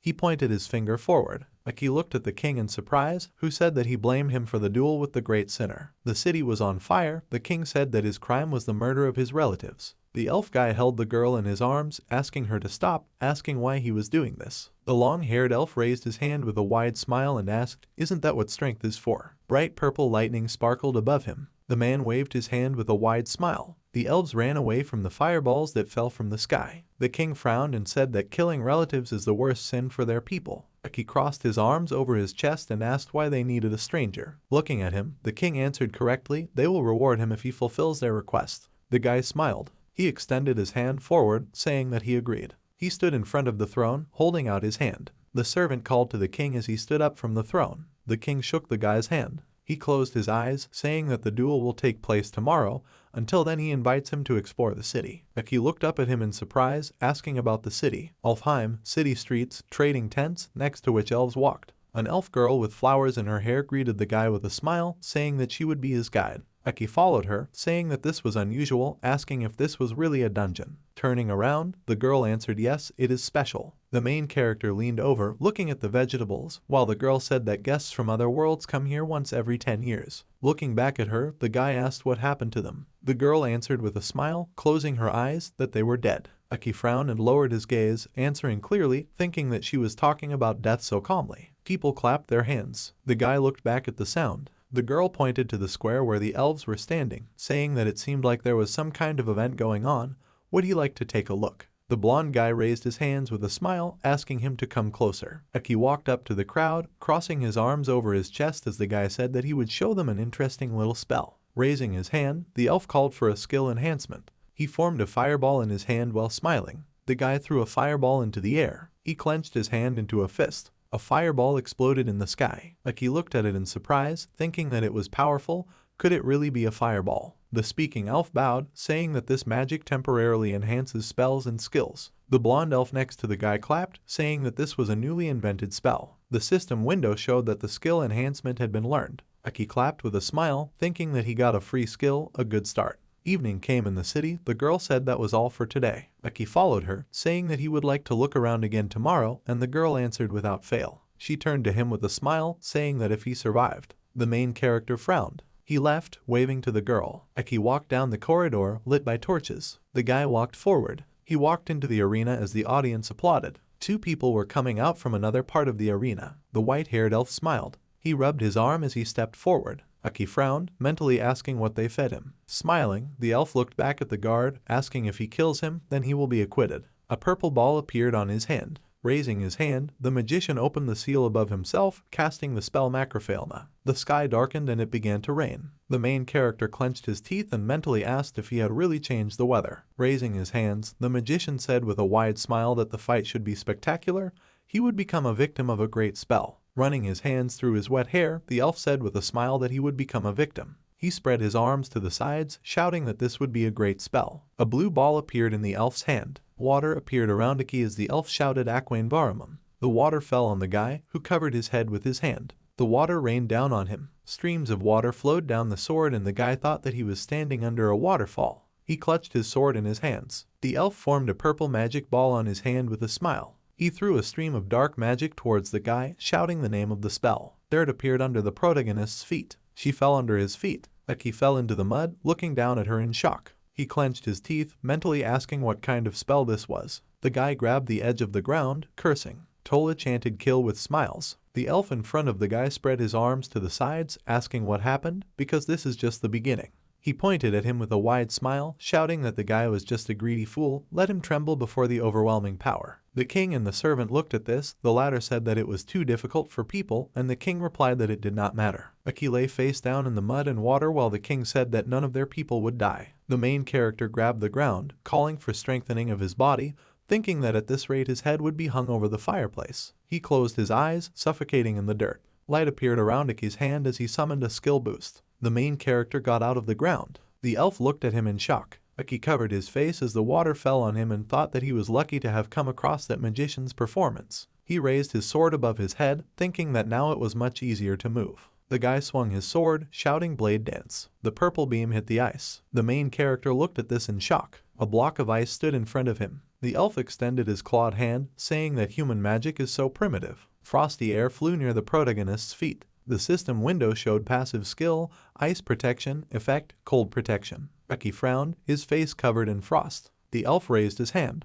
Lightning sparkled around him and he shouted to see the abyss between them. Swinging his hand down, the elf shouted the name of the spell. Many ice shards flew towards the main character. The fragments hit the guy, sending white smoke into the air. The spectators looked at this in shock. In place of Aki there was a large block of ice. The spectators smiled joyfully, raising their fists. The magician waved his hand, turning to the king and said that the show was over, now he was a free elf. Squinting his eyes and looking up, the magician asked the king, "Is it true?" He frowned and silently closed his eyes. There was a bright purple explosion behind the magician. The king and the servant nearby looked at this in shock. The audience opened their mouths in shock. White steam emanated from the ice block. Aki cut through it with his sword, shouting a sweeping blow. He broke the block while standing on the battlefield with a sword in his hands. The magician straightened his hair with a smile, asking if he had survived. Aki looked up, breathing heavily, thinking that he was not as strong as he thought. He put his sword in front of him and the magician said that at least he would have fun. A purple ball appeared on the magician's hand.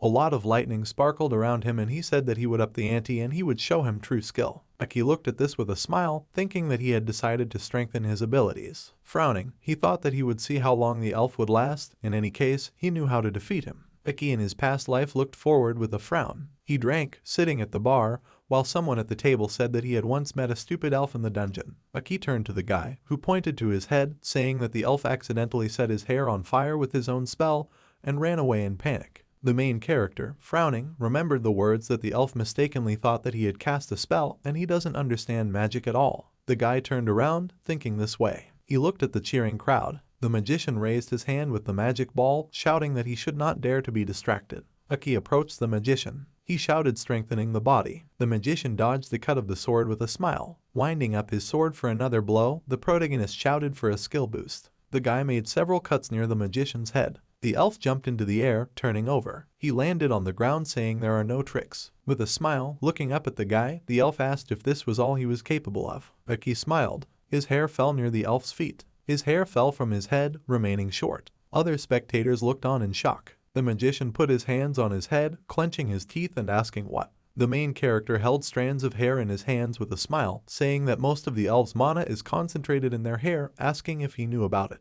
The clouds began to clear. The sun shone out of the sky again as the magician cursed. Aki ran towards him, raising his sword. The elf extended his hand forward, shouting at the man to die. Only a couple of sparks passed near his hand. Lowering his gaze in panic, the elf spoke about his strength. There was a blow. The main character hit the elf in the chest with his sword. The elf fell headfirst on the ground. The system window showed that 10 units of magic power had been absorbed. The king raised his hand and shouted that the sinner was defeated. Thank the adventurer, thank the gods for sending him. Aki stood in surprise as petals fell from the sky. The king approached the guy in the arena, saying that he had done well. The man shook the main character's hand. He looked down at him, asking how he knew that their magic was in their hair. Aki frowned. The king asked to keep this a secret. The man held up a small cube in his hand, saying that in return he would give him this. A small golden cube. The system window showed the magic stone of the abyss. Aki looked down at it in shock, asking if it was a magic stone from the abyss. The king hung the cube on a chain around the protagonist's neck, saying that no matter how he knew about the hair, let him show it to the enchanter, he will tell him how to use it. The man looked away. Aki looked up in surprise when the man said that the promise had been fulfilled. The servant approached the guy and the king said that this was a lunar magic stone. The main character held a bag in his hands with a smile. He looked back at the king, who said that for his services he would give him something more. The man said that he would give him the recipe for the magic moonstone. The main character asked in shock about the recipe, asking for more details. He looked back in surprise at the portal that appeared behind him. He extended his hand to the elf king, who said goodbye to the guy, saying that if the gods deign, they will see each other again. The main character found himself in his room. He clutched the bag to himself, asking about the recipe for the magic stone. Aki looked at him in surprise, asking if they could really overcome the magical whirlwind. Small moonstone. A man walked into a room where people were sitting at a table, apologizing for being late. He sat down at the table, another man said let's start, and the first one asked if he had come, the other answered yes. The man took the remote control, pressing the button. The back of the main character appeared on the screen. The female employees looked at this in surprise. Aki was pulling himself up when a guy called from the phone behind him. The screen shows how the guy reached for the phone and someone asked if he could get dressed. He replied that he thought he would have time. The man with glasses cleared his throat when the guy asked what they had. Aki put on a t-shirt when the man said they had a job for him. The guy said he was listening. Weapons in the hands of the people, the man said that for this mission they are gathering the best adventurers in the country. Alice, who was looking to the side with a smile, the man said that Mrs. Alice also recommended him. He hopes he will not refuse them. The main character frowned and looked down, saying that he needed the details of this work. The man with glasses folded his hands with a smile, saying that this is secret information. He pressed the tablet screen, saying that he therefore asks not to distribute it to third parties. The man waved his finger. The system window showed a graph. Aki looked at this graph, asking what it was, and the man replied that it was data on the deaths of adventurers. The main character looked at the player killer column. He frowned and said about them. The man with glasses looked at the tablet, saying that it is hard to believe, but it is a fact. Accidents during adventures are included there. Aki stuck out his index finger. He said with a frown about the player killers, asking correctly. Everyone at the table looked at him silently. The man with glasses said with a smile that it was surprising that he knew this information had not yet been made public. The guy held the phone in his hands, saying that he had heard rumors, thinking that in his time they were not a secret, and did they really want him to help get rid of them? The man closed his eyes and cleared his throat, saying okay. Hooded men holding daggers, the man said that an organization of player killers had taken their bait. The main character looked at the man who said that they should close the trap. The guy replied understood. The trap slammed shut. The man with glasses closed his eyes with a smile and said that he catches it on the fly. That's good. The main character looked at the phone while the man said that the mission was dangerous, but the reward would be appropriate and his reputation would also increase. The hospital and Natsu, who was smiling widely, the man said that besides, he had recently spent a lot on hospital bills. In his opinion, this was a good offer. Aki closed his eyes and answered okay, wondering if they really knew about his sister. He opened his eyes with a frown, saying that he agreed to participate in this mission. Let them send him the operation plan so that he could prepare. The man thanked him, saying that he knew that he could rely on him. Aki looked at the phone that received the notification. The man said that he had sent the plan. There was a photo of Akira on the screen and the man said that taking into account all the merits and abilities, S-rank Akira was assigned to be in charge of this mission. The monster with tusks opened its mouth and roared. He stood in front of Akira, who raised his hand and asked if everyone could see. Waving his finger towards the two guys, he said that this is a rank B monster. It can be easily defeated if you know its weak points. The monster raised its tail. He hit the ground with his trunk, breaking rocks. The monster inquiringly removed its trunk from the empty space. Akira jumped over him. The guy struck the monster, landing on the ground and bending down, saying that one of these weak points is the bump on his head. The monster began to crumble, and the guy asked if he could see it. Akira stretched his hand forward with a smile as pieces of flesh fell down, saying that everything was simple. The girls watched the guy's live broadcast with smiles. Akira stood in front of a crowd of girls as they thanked him for the stream. The guy raised his hand with a wide smile, thanking them for watching, saying that he loved everyone. The guy sat down on the chair, exhaling heavily and lowering his head. He leaned back in his seat, looking back at the fans, saying that it infuriates him to interact with this garbage. The driver in front asked him to watch his words. Akira looked back when the man said that there was a message from the blood snake. The guy held the phone, where it was written that they had fallen into a trap. Everything was going according to plan. Let him enjoy it. Akira looked at the screen with a smile and said that this was great, asking who they would send this time. The guy looked down in surprise. He looked at Iki's profile and chuckled. The driver in front asked if he was the same adventurer who defeated the Revenants, and the guy answered yes. With an evil smile, he remembered the guy, saying that they would see him in the red dungeon. The main character was holding 2 yellow flowers in his hands. The girl in the hospital looked back at him, thinking that today there were roses. The main character went into the ward to see his sister, who was reading a book. Natsu closed her eyes with a smile and said that the flowers were beautiful, and the main character agreed, saying that there was also good news. With a smile, he clenched his hand into a fist and said that perhaps they would soon be able to cure her. The girl asked in surprise what. She folded her hands on the book, saying that the doctor said that this disease was incurable. Aki put his hand on the girl's arms. Taking her hand in his with a smile, he said that everything would be fine. Natsu closed her eyes with a smile and answered well, saying that she believed him. The nurse behind the door was wiping away tears with a smile. Natsu showed yellow roses in the book, saying that in the language of flowers, yellow roses mean the fading of love. The main character left the room with his head down with a bouquet, and the nurse thought that he was so simple. White hospital building, a notification sound was heard. Aki was sitting on a bench with the phone to his ear. Alice called and asked how he was, and the guy replied that he had heard. She recommended him. She asked if he had a job. She pressed her shoulder to the phone to her ear, thanking the guy for reaching out to her. Closing her eyes, the girl sat on the sofa, saying that unfortunately she couldn't do it, but there must be other strong adventurers there. Akira standing with his back to the girl in the green jacket. Alice said that there will be Akira and Ikano's Ira. These two are very strong. Aki looked at Akira's profile on the phone, speaking clearly. He clenched his teeth when the girl said that after finishing that job they could go on a date. The guy asked about a date. Alice held the dress to her with a smile, saying that he is very talented. As she expected, she wants to get to know him better. The main character replied that he would think about it. The girl, closing her eyes, cheerfully said that he was so touchable, it was even cute. Aki held the phone to his ear when the girl answered that she would be waiting. The guy nervously thought about the date and whether this was the prime of his youth. A man with glasses stood in front of a group of people, thanking them for gathering.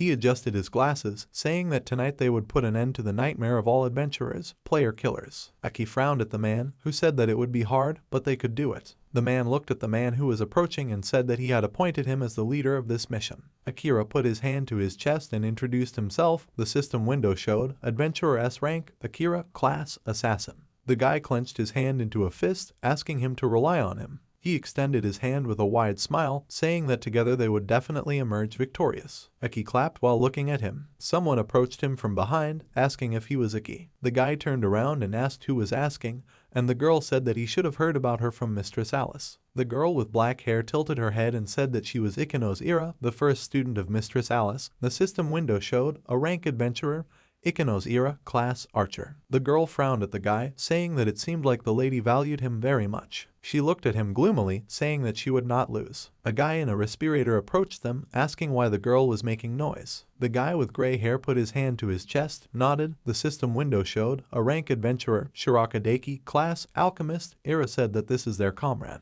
Waving her hand and closing her eyes, the girl asked why the mistress invited this newcomer. Deki, also closing his eyes, answered that apparently she knew more than they did, and the girl asked not to protect him. The system window showed that a task was received to steal the Akira smartphone. The main character looked at the task, mentally asking what. He frowned and mentally asked if he was being bullied. The guy looked back at Akira. He looked at the guy with a smile, waving his hand. The knight bowed, asking to be allowed to explain the plan for today's operation. He pointed to a group of people, saying that in the dungeon, the rookie adventurers playing the role of bait were being instructed by a mentor. Due to the confidentiality of the information, they were not informed about today's plan. The knight pointed to a group of hooded and masked men, saying that the Blood Serpent and his team of player killers had fallen for the information they had fed them and were now planning an attack. The knight swung his large sword in front of the people, saying that they, a team of hunters, rush in at the moment when the killers appear. The knight waved his sword, saying that their task is to destroy all these non-humans, that's all. Aki held the tablet in his hands, looking at the screen. The headphones said that this was a complete explanation of the operation.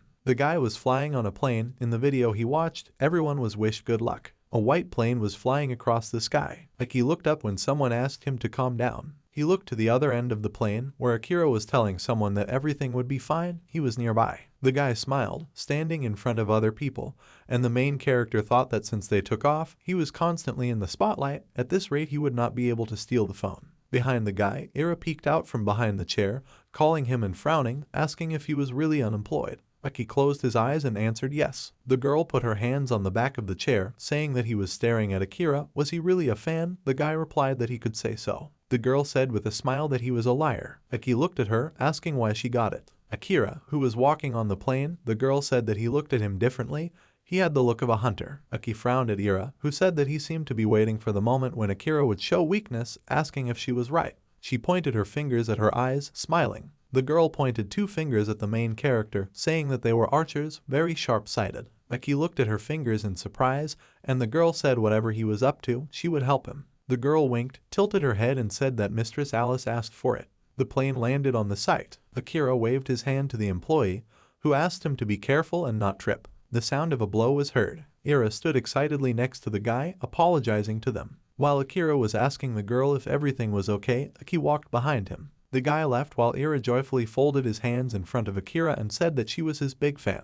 The main character held the phone in his hands, thinking that he did not expect that the experience of the former assassin would be useful in this way. The system windows showed that the task was completed and a reward was available. The system window showed that the main character received the cat's paw skill. Aki turned to the dark-haired girl who was saying how cool Akira was. The guy thought that there was something strange about her. A notification came to my phone. Aki looked at the screen. He frowned, thinking this is it. There is a golden portal standing in the forest. The deer looked up. He ran away from the bus, which drove forward, knocking down the fence. The bus stopped. People began to leave it. The man with glasses also got off the bus. He stood facing a group of people in front of the portal and said that if the information was correct, they should be in front, let them not hold back. Adjusting his glasses, the man said that they would eradicate evil. The other guys cheered, raising their hands. Ira followed the main character, asking if he was sure of this, saying that it sounded like complete nonsense. Aki looked back at the man with the bag, next to which the guy was asking to hand over the empty lunchboxes. Ira put her hand on her stomach, saying that because of him they had to give up breakfast. She hugged herself by the shoulders, looked down and said that still she would never have thought that everything would be like this. Aki put his hand on her shoulder, saying that they will manage. The guy stood next to the girl, saying that he would think of something.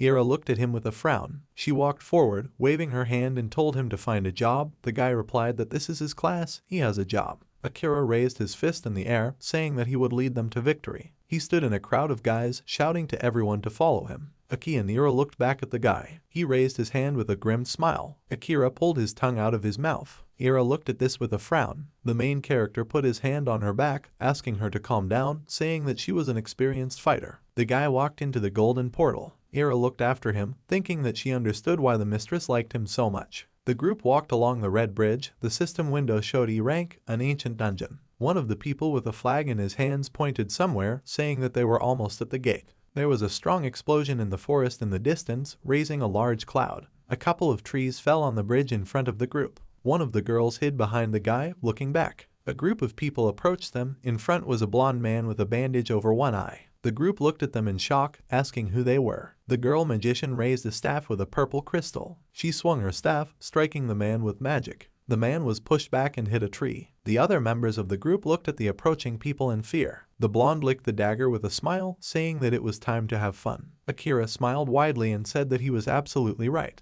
He and other members of the group approached the gang of killers. He, one of the group members, extended his hand forward, shouting that this is a group of hunters. He will not allow them, the killers of the players, to go unpunished. Akira winked and apologized for the wait with a smile. Girls and boys looked at him with wide smiles, saying that this is Akira. If he is with them, then everything will be okay. The other war boys frowned when someone asked if they were sure. The pink-haired boy frowned as a purple spark passed near his head. The three guys began to choke, clutching their throats, asking what was wrong with them. They fell to the ground behind Akira. The other group looked on in shock with their mouths open. The killers began to come closer with smiles. Akira stood still. He and the other killers laughed loudly with wide smiles. One of the guys on the ground raised his head, looking at Akira, asking what this meant. He raised his leg above the guy's head and said that the weak only bring trouble into this world. He kicked the guy in the head. Other people looked on helplessly while Akira said that in public he is a bona fide S-rank adventurer and a popular streamer at the same time, but they, a bunch of useless fools, have no idea how much he hates them. They are just parasites.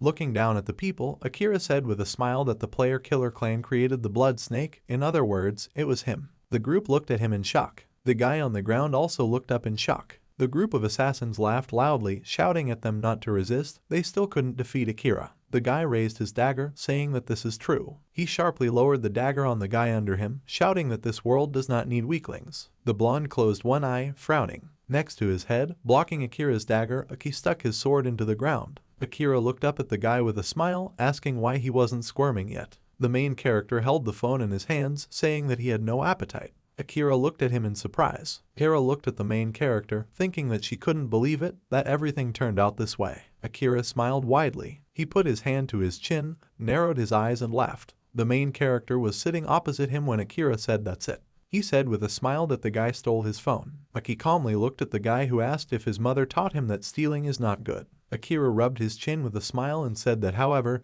he did not tell others about him. Ira stood behind the main character while the rest of the group lay on the ground, and Akira asked if he doubted what he saw. Aki frowned and thought that he was right. He remembered the messages on the phone, where it was written that tomorrow morning the preparations would be completed and that everything was going according to plan and no one would notice anything. The guy thought that because of the blocking he could only see part of it, and who knows, maybe he had other accomplices in the suppression squad. No one could be trusted. Ira asked, frowning, how she didn't understand right away. She pointed ahead, saying that there was one rat among them. The girl pointed at Daiki, saying that he was the one who put poison in the food. The guy closed his eyes. He held the bottle in his hands, agreeing. Daiki raised the bottle, saying that because of them the plan had changed a little. Akira clapped his hands. He closed his eyes with a smile and said that everything is right. They are not as simple as he thought. The group of assassins and he smiled widely. Akira asked what the two of them were going to do. With a smile, the guy said that, besides, one of them is D-rank. He and his group stood in front of Aki. Ira frowned at them. She put her hands on her hips, saying that she would buy him time. The girl reached for the arrows behind her back, telling him to go to the department and tell everything to Mrs. Alice at any cost. Aki answered no. The girl looked in surprise at the guy who was sitting in front of the other, asking what. The guy replied that his task was to destroy the killers of the players. Aki looked back at the girl, who asked if he was sane. He had a D rank. The guy asked not to worry about him.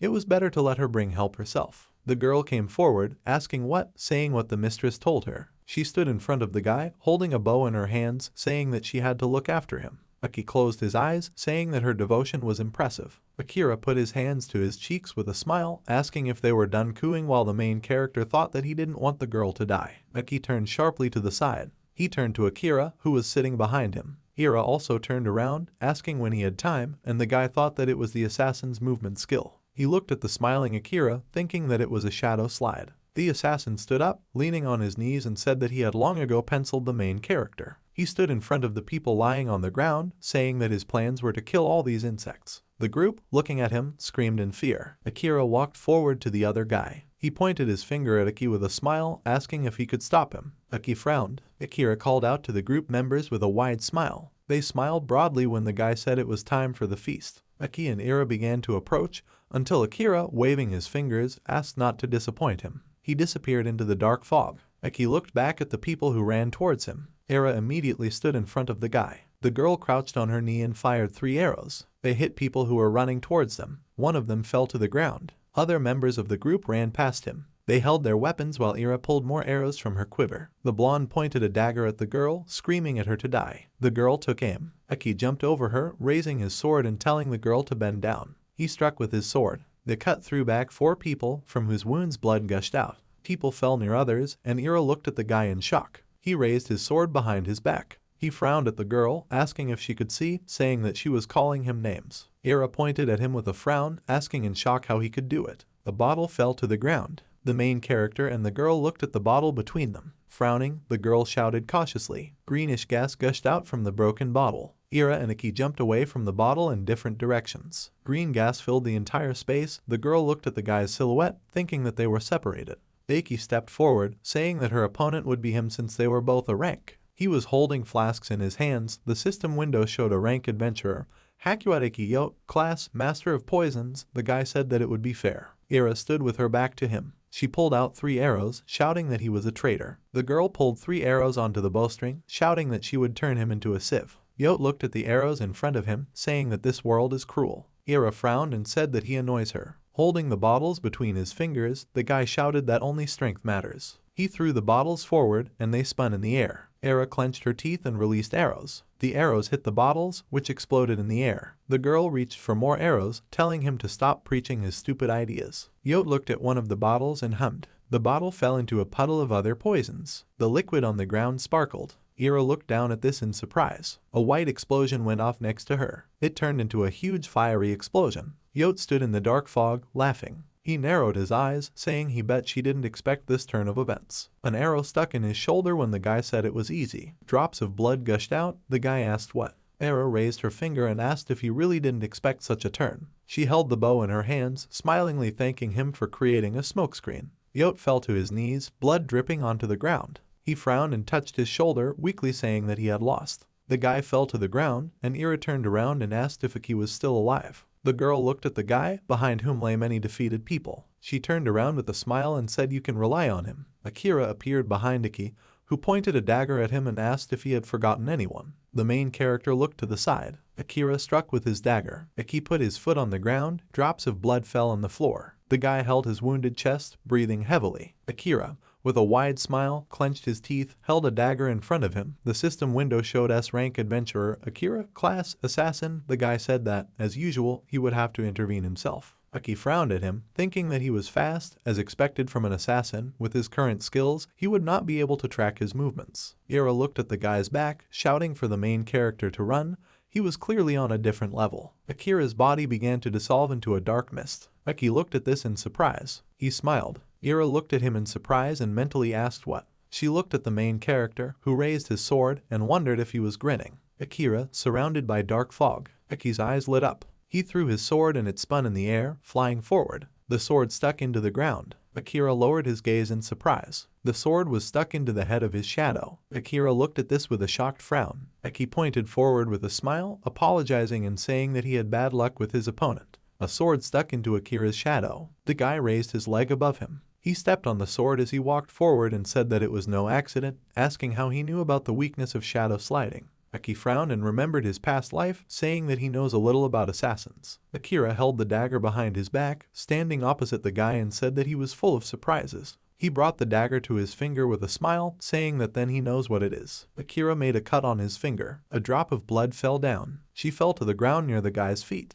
The blood fell into a purple puddle. Violet rays rose up around Akira. The group looked at the purple mist in shock. Akira covered her face with her hand, frowning in surprise. Aki was surrounded by a dark fog, and he looked back and thought that this was an assassin's skill, a dark contract. He looked to the side. Looking into the darkness ahead of him, the guy thought that he had summoned a demon, which means he was a contract assassin. Someone threw a blade at the main character. He caught the dagger between his fingers, thinking that this was the most popular class of the future. Aki extended his hand, thinking that he had messed with the wrong person. The main character grabbed a dark hand with a dagger. The man who emerged from the floor looked at him in shock. Aki kicked his arm, knocking out the dagger. Akira squinted one eye and swore loudly. He disappeared inside a dark puddle. Aki looked over his shoulder. He threw the dagger forward, hitting the round demon straight. The demon screamed and fell to the ground. There was a dagger in his eye.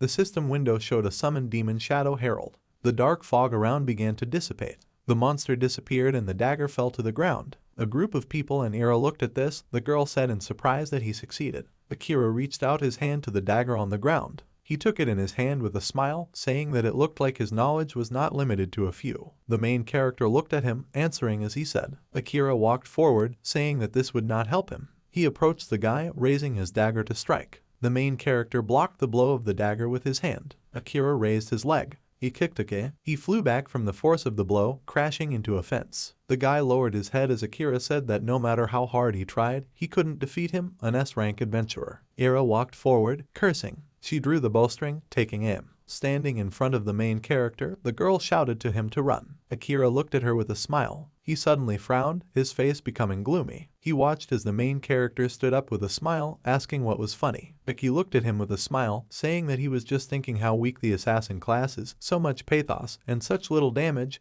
The guy thought that if it were someone else of the same rank, he would have already been picked off the floor. Akira waved his dagger, speaking thoughtfully about the damage. He smiled and narrowed his eyes. The guy looked at Aki, who was standing next to the girl, asking if he really thought he had a chance of winning. Aki answered yes with a frown. He put his hand forward, shouting to open the status window. A system window appeared in front of the guy, where it was written that the skill level was 81.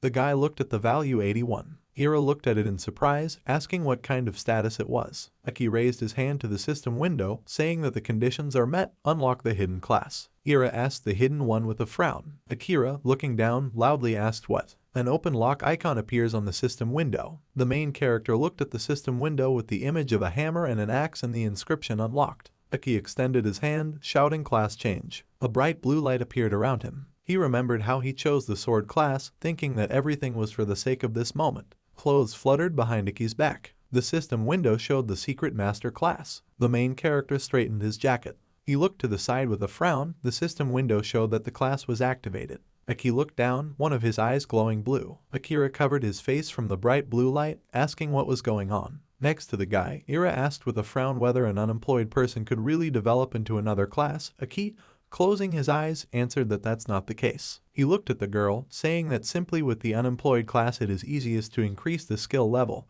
with the help of which the master class opens. The girl asked about the skill level. Akira closed his eyes and said that he doesn't know what it is, but changing classes won't narrow the gap between them. He raised the dagger with a smile, shouting the strike of the snake. Many daggers flew into the air as the guy waved his hand. Many daggers flew towards the main character. Aki opened his mouth, saying the word craft. A blade appeared from the blue portal. The guy extended his hand towards a huge sword. The inscription next to it was a troll two-handed sword. The daggers collided with the blade of the sword. Akira looked at this in shock, asking if he had summoned a weapon. Aki replied with a smile that he created it. If this surprised him, then let him get ready. Behind the guy, a lot of weapons appeared from the portals. Akira looked at this in shock. Ira looked to the side, thinking that the magical power that was invested in each weapon was simply incredible. The main character extended his hand forward, smilingly asking if the S-rank assassin was ready to see true mastery. Akira stood in front of the guy, asking in shock if he really created all these swords. The guy looked at him, answering yes. Besides, this is all original work, not a single copy. Akira stood in front of the many weapons, wondering how he was able to create so many magical items. The dagger in Akira's hand trembled and he thought it was incredible how a D-rank adventurer could surpass him. Aki looked at the guy, clenched his hand into a fist and asked what it was and where all his ardor had gone. Behind him, a huge sword emerged from the portal. Akira looked on helplessly. The main character waved his hand forward. A huge sword pierced right through Akira's stomach. The guy's eyes widened in shock. His body was cut into two parts.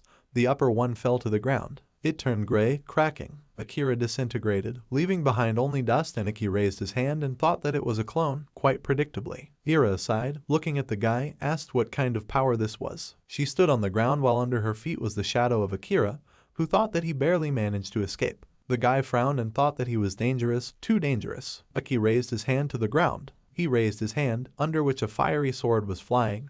The system window showed the shining sword illuminous. The guy squeezed the hilt of his sword. He raised it above him, shouting to illuminate the darkness. A bright light shone around him. Akira covered his face with his hands, closing his eyes, and Ira screamed when she saw him behind her. Aki was next to her, stretching out his arms to the sides. He raised his hand, above which blue swords appeared, and the system window showed an ice sword, ice fetters. Akira found himself surrounded by ice swords. He ran to the side. The main character raised his hand. Ice swords began to descend on the fleeing Akira. They stuck into the ground next to him. The guy screamed as he fell to the ground. He looked back, looking at his feet, which were covered in ice. The guy frowned and asked what it was. He was unemployed. How could he resist his skills so easily? Aki went ahead, saying that he has low attack and defense, and his only advantage in the form of speed does not work. The main character stood in front of the guy, saying that his class was useless. He looked down on him, saying that he had lost. Behind him, portals opened, in which swords appeared. Akira looked at this with his eyes wide open. The main character raised his hand. Akira covered his body with his arms while lying on the ground and shouted no. He lay on the ground, blood dripping from his body,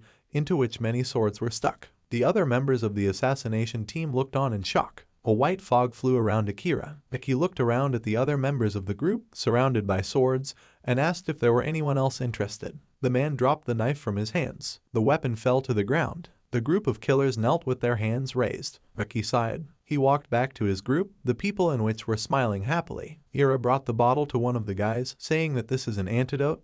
Let him drink it all. She sat on the ground, looking to the side. Aki stood near the tied people with a rope in his hands. The girl mentally asked how he suddenly became so strong. The main character lowered his head. He stood by the fence, closing his eyes, thinking that his mana was running out too quickly. He seemed to be a little overzealous. Someone put a hand on the guy's wrist, thanking him for his help. Ira stood next to him, asking what it was. Such incredible power, the guy answered. He explained. The main character remembered how in a past life he communicated with someone, thinking that at that time no one knew. And not surprisingly, even after 20 years it was secret information that he had difficulty obtaining through S-rank connections. Ira raised her eyebrows, asking how he would explain this to others. Would he really say that he, a D-rank adventurer, activated a hidden class and beat an S-rank adventurer? At this rate the whole world would be talking about him. Aki looked at her. He put his hand to his chin and said that this would be a problem. The girl replied that this topic was serious. The news could turn the entire adventurism industry upside down. She leaned her hands on the railing, saying that she would tell the lady later. Ira sat on the railing, saying that she will ask her to hush everything up. She hopes that it will work out. The girl put her hands to her face, asking how the hidden class worked. She pointed to herself with a wide smile, asking if she could unlock the master. Aki looked at her. He thought about different weapons, thinking that unlocking a master requires a mastery level. The mastery level increases differently for each weapon. The two-handed sword is especially difficult to develop. He remembered the tasks, how he died and achieved mastery, thinking that thanks to emergency tasks, the experience of his past life, he managed to reach such a level, the level of a master of a two-handed sword. Aki frowned and thought that others would hardly be able to do this in one lifetime. The girl asked him not to be greedy and to tell him. Aki replied that even if he told, she would not be able to repeat it, and Ira answered clearly with a frown. The main character turned to her, saying that he could help her improve her archery skills instead. The girl asked what. The guy thought about the bow, thinking that in his past life he had learned a lot about the legendary weapon, and said that he had a couple of chips that would be useful for her. Ira frowned, asking how he knew everything and who he even was. Aki pointed to himself, answering that he was an ordinary adventurer, and the girl agreed with sarcasm. A man approached them while the girl told him not to talk about it again. A group of people approached the two of them, smiling and thanking them for their help. Aki looked in surprise at the crowd around him, who were asking his name, what kind of skill and class he had. Ira said with a wink and a smile that this was the first test of his secret. The main character smiled. Leaves flew in the air when the guy said his name, saying that he couldn't tell everything. Adventurers Bureau, someone said there was breaking news. A screen with news where the girl said that the S-rank adventurer, streamer and model Akira was arrested. People looked up at the screen in surprise, saying that this couldn't be happening. On the phone screen, as Akira was detained, the news said that he was accused of trying to kill a group of rookie adventurers in the Rank E dungeon. He was caught red-handed at the time of the attack with dozens of his accomplices. The two girls watched the news on TV in surprise, where they said that the police believed that he founded a clan of player killers, the Blood Snakes, and was suspected of numerous attacks on adventurers. The news line where people were discussing Akira, the news said that law enforcement was conducting a thorough investigation into the incident. A counter in the adventurer's office. Two employees spoke on the phone, saying that they apologize, the details are unknown, and the facts are being checked. The female employee turned to look at the other busy workers. She turned around when someone said that it was him. Eki walked forward while the people behind him looked at him. The guy put his hand on the counter, asking if there was work. She answered excitedly that the situation is now unstable, and it looks like there will be judgment on how to further interact with him. Aki at the counter asked about the discussion, and the man on the balcony replied that it was nothing serious. The main character turned to Alice, who was standing on the second floor. The girl with a wide smile pointed her finger to the side, saying that there are many ears here, they can talk elsewhere. The two of them walked into the room, the door to which was opened for them. People were sitting at the table with a gloomy look, and Ira waved her hand next to him with a joyful smile, greeting the guy. Aki looked at the girl, asking if she was here too. Alice looked at them with a smile and said that they seemed to have become friends. The guy turned to her, answering that he wouldn't say that. Alice patted the dark-haired girl on the head, saying that she must have had a hard time. She closed her eyes with a smile and stroked her head, saying that she did a good job. Ira blushed with a smile and replied that it really wasn't easy. The people sitting at the table rose to their feet. They bowed, and the bespectacled man said that he wanted to formally apologize for what happened, asking for forgiveness, saying that he could not foresee that the player's killer would be in the punitive squad. Alice remembered Akira, waving her hand saying that he had fooled them all, so it was not his fault. The man with glasses closed his eyes and replied that he had no excuses. Aki looked at the man, who said that he would receive additional payment as compensation. The guy calmly looked forward when the man said that in addition to this, he would also be promoted to rank C. Aki, putting his hand to his chin, said that a couple of days ago he received D rank, and is already moving on to the next level. Ira said in surprise that he quickly promoted the rank, saying that it seems like this has never happened before. The guy calmly turned to her and the girl asked him to be happy, at least for the sake of decency. The man adjusted his glasses, saying that yes, this had never happened before. He turned to the two men, saying that to confirm his rank, he invited 3 representatives here. The man who frowned, a man with gray hair and a suit, he was introduced as the General Director of the Adventurers Bureau. A man in a white suit with a dark beard, he was introduced as S-rank adventurer Miyata Goki. The man with glasses said that they also invited S-rank adventurer Alice. The main character turned to the red-haired girl, saying that it was her, and she agreed with a smile. Alice, with a proud smile, putting her hand to her chest, said that she hoped that he now understands how influential she is. The man slammed his fist on the table, shouting enough. Goki lowered his head, breaking the table. He looked at the guy irritably, saying that they were not here to talk. Ira, Alice, and Iki looked back at him. The man snatched the tablet from the employee, saying that he had heard rumors that a low-ranking adventurer was able to defeat an S-rank assassin, and since then he had been tormented by curiosity. Goki waved his finger on the tablet. Iki's profile opened, where his name and level were. The man shouted that he was only level 11. He clenched his teeth and said that, moreover, he had some kind of hidden class, asking if others thought it was suspicious. Goki pulled the guy by his clothes. He looked at the main character irritably, asking if it was possible that he was a fraud like Akira. The man narrowed his eyes, asking what his secret was. Aki frowned and told him to remove his hands. Goki lowered his head and said to force him to use his hidden class. One of the employees raised his hand, saying that fighting inside the bureau was prohibited. The CEO clasped his hands behind his back and told him not to interfere, telling him to demonstrate. Ira frowned and asked what they were up to, asking them to stop immediately. Aki looked at Goki, who was holding him, and asked if the guy was scared, even after he was promoted to rank, so he was still a liar. Something appeared behind the man. He turned around in shock. There were many flying swords around the man, all aimed at him. Goki clenched his teeth and swore loudly. Alice, holding out her hand, shouted contentedly. She waved her hand while Goki looked at her with clenched teeth. The man's face contorted in irritation when the girl told him to back off. The man tisked, throwing the guy away from him. He slammed the door as he left. Aki dusted off his t-shirt when Alice asked if he was okay. Goki was walking down the corridor and the girl said that he is one of the weakest S-rank adventurers and apparently has a complex, desperately trying to maintain his position. Let him forgive him. The main character, closing his eyes, answered that there was no problem, and the girl asked the truth with an awkward smile. The guy replied that everything was fine. Alice said with a wide smile that regardless of whether it was the same craft, Ira had told her a lot about this ability. Ira smiled nervously when Iki frowned and turned to the girl, calling out. The girl, closing her eyes, apologized, saying that she had told the mistress in confidence. Alice took the girl by the shoulders with a smile, telling him not to be angry with her, and the guy sighed tiredly. The CEO closed his eyes with a frown. He glanced at the protagonist, asking if he was going to share information about the hidden class. Aki crossed his arms over his chest and answered no. The man asked even if they offered money and the guy replied that he was not interested.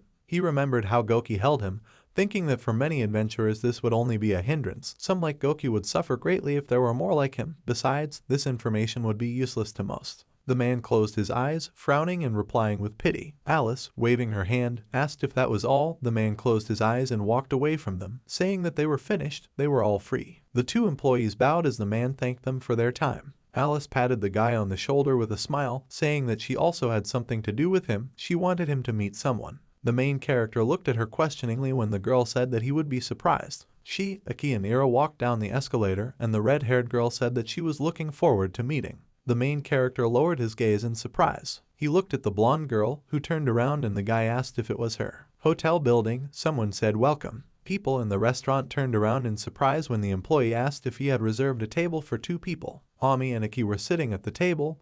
The guy looked around while people were saying that this is the healer with endless regeneration. The blonde lowered her gaze, apologizing for her sudden invitation, saying that he was probably uncomfortable. The guy looked at her with a smile, answering that everything was fine. Aki sat across from the girl and Rastan, saying that he was just surprised that she had become so famous. The girl stood with a smile, closing her eyes. The guy asked if she was Naomi, and she answered yes. They had not seen each other for a long time. Alice pointed at the blonde with a smile, saying that when she combined her with the right group, she grew incredibly, and here she was. Ami said that she had risen to level 15, and the guy thought that that was even higher than him. Ira looked over the guy's shoulder with a frown, asking if he really knew the healer, asking how. Ami blushed and put her hands to her cheeks, remembering how she sat in front of the main character, saying that it was a long story, and Ira asked what it meant. Alice crossed her arms over her chest with a wide smile, saying that she was now the center of attention. The guy asked how. Ami looked down with an embarrassed smile and said that it was all thanks to the meeting with Iki. With her hands folded, the girl stuttered and tried to say something. She blushed, fell silent, and the red-haired girl said that she wanted to thank him. The blonde agreed. Ami closed her eyes and said that they could have dinner together. Aki looked at her in surprise and asked about dinner. He put his hand to his chin, thinking that this was unexpected. Alice next to him told him not to be shy.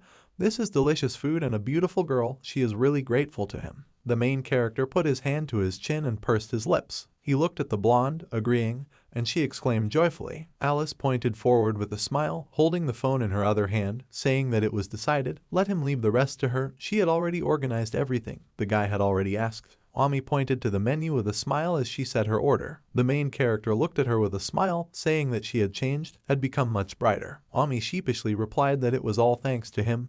Alice recommended her to the group with the Necromancer. She closed her eyes with a smile and said that if it weren't for him, she would have remained the same as before. The girl recalled how various members of the group humiliated her. The girl looked in surprise at the system window in front of her, saying that since she mastered the healing of souls, everything has changed for her and for those around her. The girl blushed slightly with a smile. Aki rested his cheek on his chin, asking about healing souls. He thought about the necromancer that summoned the dead and Ami in front. The guy thought that a healer cannot learn this spell without a necromancer in the team. At low levels, this is an extremely important skill for support. In the world, in 20 years, this group will be the standard.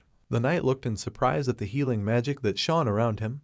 The guy thought that Ami had become a pioneer in this world. The blonde closed her eyes with folded hands, saying that now she can be useful to her group and society. People who are in the same position as she was now see hope. While they were putting food on the table, the girl said that besides, the profession of a healer has now become popular. The main character said that it is good, there are more healers, more survival, she has learned an excellent skill. Ami answered yes with a joyful smile. Maki looked at her with a smile and thought that she looked happy. He pointed to the food on the table, saying that it looks like everything is ready, they can start eating. The girl wished bon appetit. She took the fork of food, opening her mouth. The girl ate it, putting her hand to her face, saying that it was delicious. The guy was also chewing food. The main character put his hand with a fork on the table. Ami looked at him worriedly, asking if he liked it, and he replied that, on the contrary, it was very tasty. He remembered his sister eating hospital food and said that he just thought his sister would like it too. She was in the hospital because of the magical vortex. Ami looked up at him in surprise. Roses in a vase, illuminated by the sun, the girl said that she thinks healing magic has great potential. She pressed her hand to her chest, saying that when she becomes stronger, perhaps she will be able to cure his sister. Taking the main character by the hands, the girl decisively said that she would help him, just let him say it. She said with a determined frown that she wanted to repay him for helping her find herself. Ricky thanked her with a smile. He covered the girl's hand with his, saying that when the time comes, he will definitely turn to her. Ami looked down and blushed deeply. She closed her eyes, embarrassed, trying to say something she wanted to do. Ricky frowned and answered of course, and the girl asked in surprise what. The guy asked if she wanted to go right now. Swimming pool on the roof of the building. Ami floated on her back, saying that she did not expect that they would be able to use the rooftop pool of the hotel.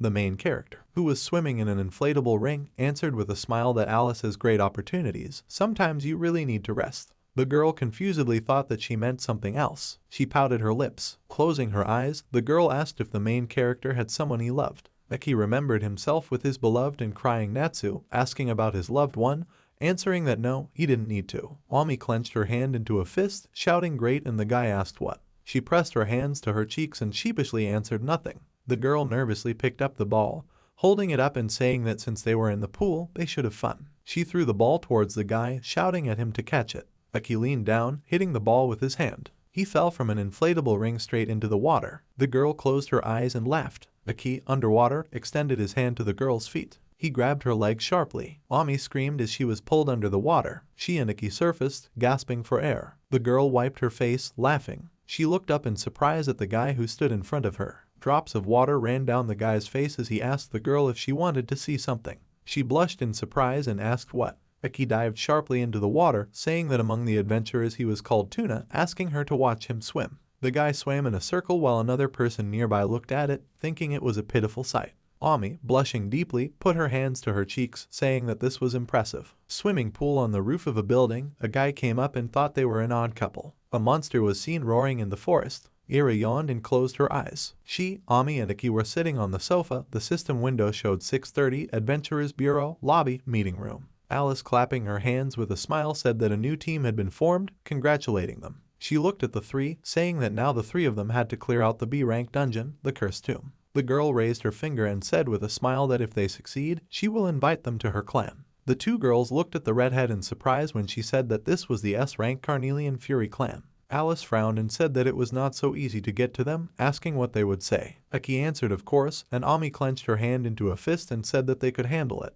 Closing her eyes, the redhead placed her hands on her knees, answering perfectly. The main character looked at her carefully, thinking that even in the future, Carnelian Fury was one of the top S-rank clans, but by the time he rolled back, he had already disappeared. The guy put his hand to his chin, thinking that he remembered hearing about this on the news, mentally asking why this happened. Ira frowned and pointed her finger at the guy, asking if he had his head in the clouds again, if he didn't understand what an honor it was, especially for such a low-ranking adventurer like him. She put her hand to her face. Next to her was the system window, a rank archer. The system window next to Ami, B rank, healer, and the system window next to the main character showed C rank. Aki, frowning, asked if he was the lowest ranking one here, and Ira asked if it had only just dawned on him. Alice said that it was nothing, he would catch up with time, and the dark-haired one asked if she would really protect him again. The red-haired girl patted Ira on the head, saying that her entry depended on this. Blushing, the girl happily smiled and said that she would do everything possible. Alice waved her hand, saying that their test would begin tomorrow, and for today they were free. The girl left. Ira also waved her hand and wished the others good luck, telling them to prepare properly, and she would go home and mind her own business. The main character grabbed her by the hood of her sweatshirt, asking where she was going. He held her by the clothes, saying that they needed to prepare for tomorrow. The girl replied that he should get ready, he was new here. She frowned at the guy who said that they needed training. The girl asked what. Aki lowered her with a smile and told her not to worry, he had already thought of everything. Ami looked at them and nervously clenched her hand into a fist. C-rank dungeon, 6 legs ancient forest, dense forest. The main character walked in front, behind him was Ira, who said that she couldn't believe that they were going to the dungeon on their day off. Ami clutched the staff in her hands, closing her eyes when the dark-haired one asked what she forgot here. The blonde apologized. Aki looked back, saying that this was for her sake. He was sure that the raid would be useful for Ami. In addition, it would give them interaction experience. Ami lowered her gaze, thinking that she wanted to be with the guy. She wanted him to count on her. She frowned at Ira, thinking that she would not lose to her. She looked away, telling the blonde to stay close. Aki sat down, motioning for the girls to do the same and shut up. In the clearing there was a girl with the body of a horse, and the guy said in a whisper that it was a centaur. Ira asked if they were looking for him, and the guy answered yes. It's good that they came across him so soon. He looked at the centaur with a smile, thinking that they were lucky that he was resting. The system window showed that a task was available to heal the monster. The main character looked at him in surprise, thinking about healing, and that something strange had appeared again. He put his hand to his chin. Aki pointed forward, telling Ami to approach carefully, and the girl agreed. They walked forward together. A grasshopper was sitting on the grass nearby. Suddenly the insect flew up and the centaur opened her golden eyes. Ira looked on in shock, shouting to duck. She jumped forward, forcing the two to duck as a bright beam of light flew over them. A thick arrow pierced right through a tree branch. The centaur took the second arrow. She took aim with her bow. Aki looked at her, saying that she shot without delay. She had an incredible reaction. They almost got caught. Ami looked at the guy in surprise, saying that centaurs usually don't do that. Asking if they were aggressive, the guy replied that something was wrong. The centaur clenched her teeth, aiming. The main character put his hand in front of him, asking her to wait, saying that they did not want to harm her. The centaur was breathing heavily. The bow in her hands was shaking. The girl fell to the ground with her head down. She was shaking, lying on the ground, and the blonde said that she didn't seem to be feeling well. Aki frowned. He looked around, asking if Ira heard something. The girl also looked back, reaching for the arrow, and answered no, asking what she was supposed to hear. Something stuck in the girl's leg and she fell to the ground, cursing. Aki and Ami looked back at her, shouting at her to be careful. The centaur was trembling and the guy said that she was weakened. Ira looked around when something hung over her and the guy said that it was from poison. Above the girl there was a huge insect with a sharp sting. The system window showed C rank, Venomsect. The main character took a sword from the portal, shouting craft, the demonic sword Muramasa. He stood next to the girl, waving his sword. The insect recoiled back from the guy. He raised his hand and the sword flew forward. It flew towards the insect, which flapped its wings, releasing pollen that made Ira and Ami cough. The guy covered his face, frowning, thinking that things were bad, saying that this is poisonous pollen, they need to run behind the tree. Aki looked back at Ira, thinking that they were quite strong and should not be delayed. The dark-haired girl lowered her head, trembling as the poison spread down her leg. Several insects appeared in front of her. Aki stood in front of them, striking them with lightning, summoning the thunder blade. The insects fell and the guy asked if the girl could go. She apologized, saying that she was too careless. The girl looked in surprise at the golden glow around her. She looked at Ami, who, holding a staff, called upon the magic of healing, purification. The guy stood up, asking if it was group magic, and the blonde answered no. She cast the effect on everyone individually. The girl closed one eye, saying that unfortunately she did not have a spell to resist poison. She had to cast the cleansing over and over again. The main character frowned. The blonde used protective magic, dispersing the fog around them. The guy thought that magic was used continuously to minimize the ongoing effects of poisonous pollen. The caster could not even move during the spell.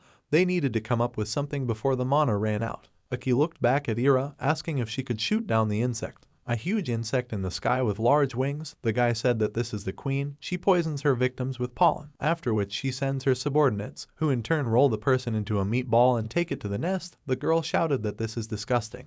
A lot of insects were flying around them and the main character said that he would deal with the little ones. The guy put a thunder sword in front of him, saying that he relies on the girl. Ira frowned and said okay. The burned insects fell to the ground. The huge insect stuck out its sting in front of itself. Ira shot 3 arrows at it, shouting for it to come down. The arrows hit the queen's wings. The insect frowned when it saw the girl. Ami frowned and closed her eyes and read the spell. Ira reached for other arrows, looking back at the girl and thought that the queen was strong. It would be difficult to penetrate, but she needed to hurry. The insect pointed its sting at the girl, descending on her. It hit the girl pathetically and she fell back, clenching her teeth. She hit the ground, groaning in pain. Aki looked back at her and called the girl and she replied that she was fine. Ira put an arrow to the bow, noticing that it was broken. The queen pointed her sting at her again. Closing one eye, Ira mentally cursed. She was suddenly grabbed by the forearm. The centaur pulled the girl's hand, looking up at her. She placed her bow and arrow in Ira's hand. She looked down and frowned. She looked back as a huge sword appeared in front of her, blocking the insect's strike, and Aki summoned a troll greatsword. An insect peeked out from behind the hilt of the sword. The girl raised her bow, thanking the centaur for the gift. The bow and arrow glowed. Ira shot the arrow forward. It pierced right through the insect. The arrow hit the queen's head. Next to her, Aki swung his sword. He cut the insect with a bright lightning, summoning a skill boost and a thunder blade. The insect's severed limbs fell to the ground while the guy stood on the ground. Ami fell to her knees, exhaling. She looked up when she was asked to come over. Era sat next to the centaur, who was breathing heavily, and said that she needed help. The main character extended his hand and told the girl if she wouldn't mind. Ami answered yes with a frown. She raised her staff to the centaur. A golden glow appeared around her and she raised her hands in surprise. A red key appeared on the guy's hand and the system window showed that the task had been completed and he had access to a reward, the adventurer's key. Ira looked at the centaur with a smile and said excellent, thanking her. The centaur handed the bow back to the girl and she looked at it in surprise. Smiling, the centaur rose from the ground. She went further into the forest, and Ira asked in confusion if she was really giving it to her. The girl was called and she looked back. Aki pointed to the bow in her hands, saying that this is the best bow in these dimensions, and the girl asked in shock what. The guy remembered talking to the girl, asking if she remembered telling her that he would help with her archer skills. A bow given by a centaur, the guy said centaurs create their own bows by combining them with their own magical powers. The main character, putting his hand to his chin, said that these bows are significantly superior to those that people make, and it is extremely difficult to get them, so he was going to steal it. The girl said that he was just wild. Ira held the bow in her hands with a nervous smile, saying that only by touching it, you understand how wonderful it is. Ami folded her hands with a smile and asked if she really received the bow from the centaur, saying that it was so great, she was so happy for her. The girl looked at her with a smile. With her hands folded behind her back, Ira looked away and said that she was a little cringed when she saw the blonde, but now she was glad that Ami was there. The girl looked at the blonde with a smile, saying that she maintained the spell for so long, it was impressive. Ami cried with a smile, wiping her face with her hand, saying that she was so happy. Ira worriedly asked why she was crying and if everything was okay, and the blonde covered her face with her hands, apologizing. Aki closed his eyes to the side, thinking that he had dragged them into this adventure, but thanks to their efforts, they had achieved a lot. The guy looked at the arrow in the tree. An insect was nailed to a tree with an arrow. The guy looked at this in surprise. He remembered how the centaur shot, thinking that she had no intention of attacking them from the very beginning. Aki smiled. The centaur girl stood in a clearing under the starry sky. The next day at the adventurer's bureau, Alice pointed forward with a wide smile, saying that from now on the test for entering the Carnelian Rage begins. Ira crossed her arms over her chest with a smile. Ami excitedly clenched her hands into fists, and the main character frowned and said let's go. The red-haired girl winked at them and said that they could handle it, wishing them luck. She waved her hand to those leaving, saying goodbye. Ami behind everyone said that they would give it their all. The guy looked back and said not to worry so much. Ira held a bow in her hands with a wide smile, saying that no matter who comes at them, she will blow it away with her cool bow. Let them rely on her. A rank B dungeon, an underground tomb of sinister spirits, a room full of graves. Ira trembled in fear, clutching her bow. Bats flew over her, screeching loudly. Ami next to her asked if everything was okay, and the girl answered yes in fear. Aki, looking back, wondered where her previous mood had gone. He looked at the girls, saying that the underground tomb of sinister spirits, a place where all sorts of undead gather. Bright lights were flying around the graves. The guy said that physical attacks don't work against ghosts, so it won't be easy. Ira said that she didn't know that, and in general, he scares her hard. She smiled with a frown, saying that in the end they are just monsters, and they are not in a horror movie, so they just need to defeat them. Ami asked, it's not that scary. The dark-haired girl grabbed the blonde's hands, scaredly saying that she wasn't scared at all, but if Ami was afraid, she could hold her hand. The blonde replied that she was already used to it. The ground is cracked. Aki stood in front of the ground where many monsters were coming out. Goblins were crawling out of the ground. The system window showed C-rank monsters, zombie goblins. Ami took the staff, saying that it would help, and Ira took the hand, saying that she could cope with the zombies. The latter looked back at the dark figure near the bare tree. A girl with long hair and bright eyes looked at her. Ira pointed to her tremblingly, saying that there was someone there. Aki frowned and said that he had no time for her now. The zombies ran towards the three members of the group. The guy took the sword from the portal, shouting craft. He cut the goblins' bodies with the golden cut of the sword, screaming Excalibur. The goblins' bodies burned with golden flames. Ami looked at it happily, saying that it was amazing. It was a sacred blade. There was no one else at the tree. Ira looked back nervously at this, saying that there was no one else there. The main character held a golden sword, saying that the strength of the master is in the ability to choose weapons with suitable properties. However, the more powerful the characteristics, the more mana is hidden. There was a purple mist around the goblin's head. A bright light flew out of my head. He circled in the air, heading towards the dark figure. The skeletons opened their mouths and swallowed the purple clots. Skeletons in dark robes. The system window showed C-rank monsters, soul eaters. The main character raised his sword, saying that of course they have less chance against monsters that do not have a physical form.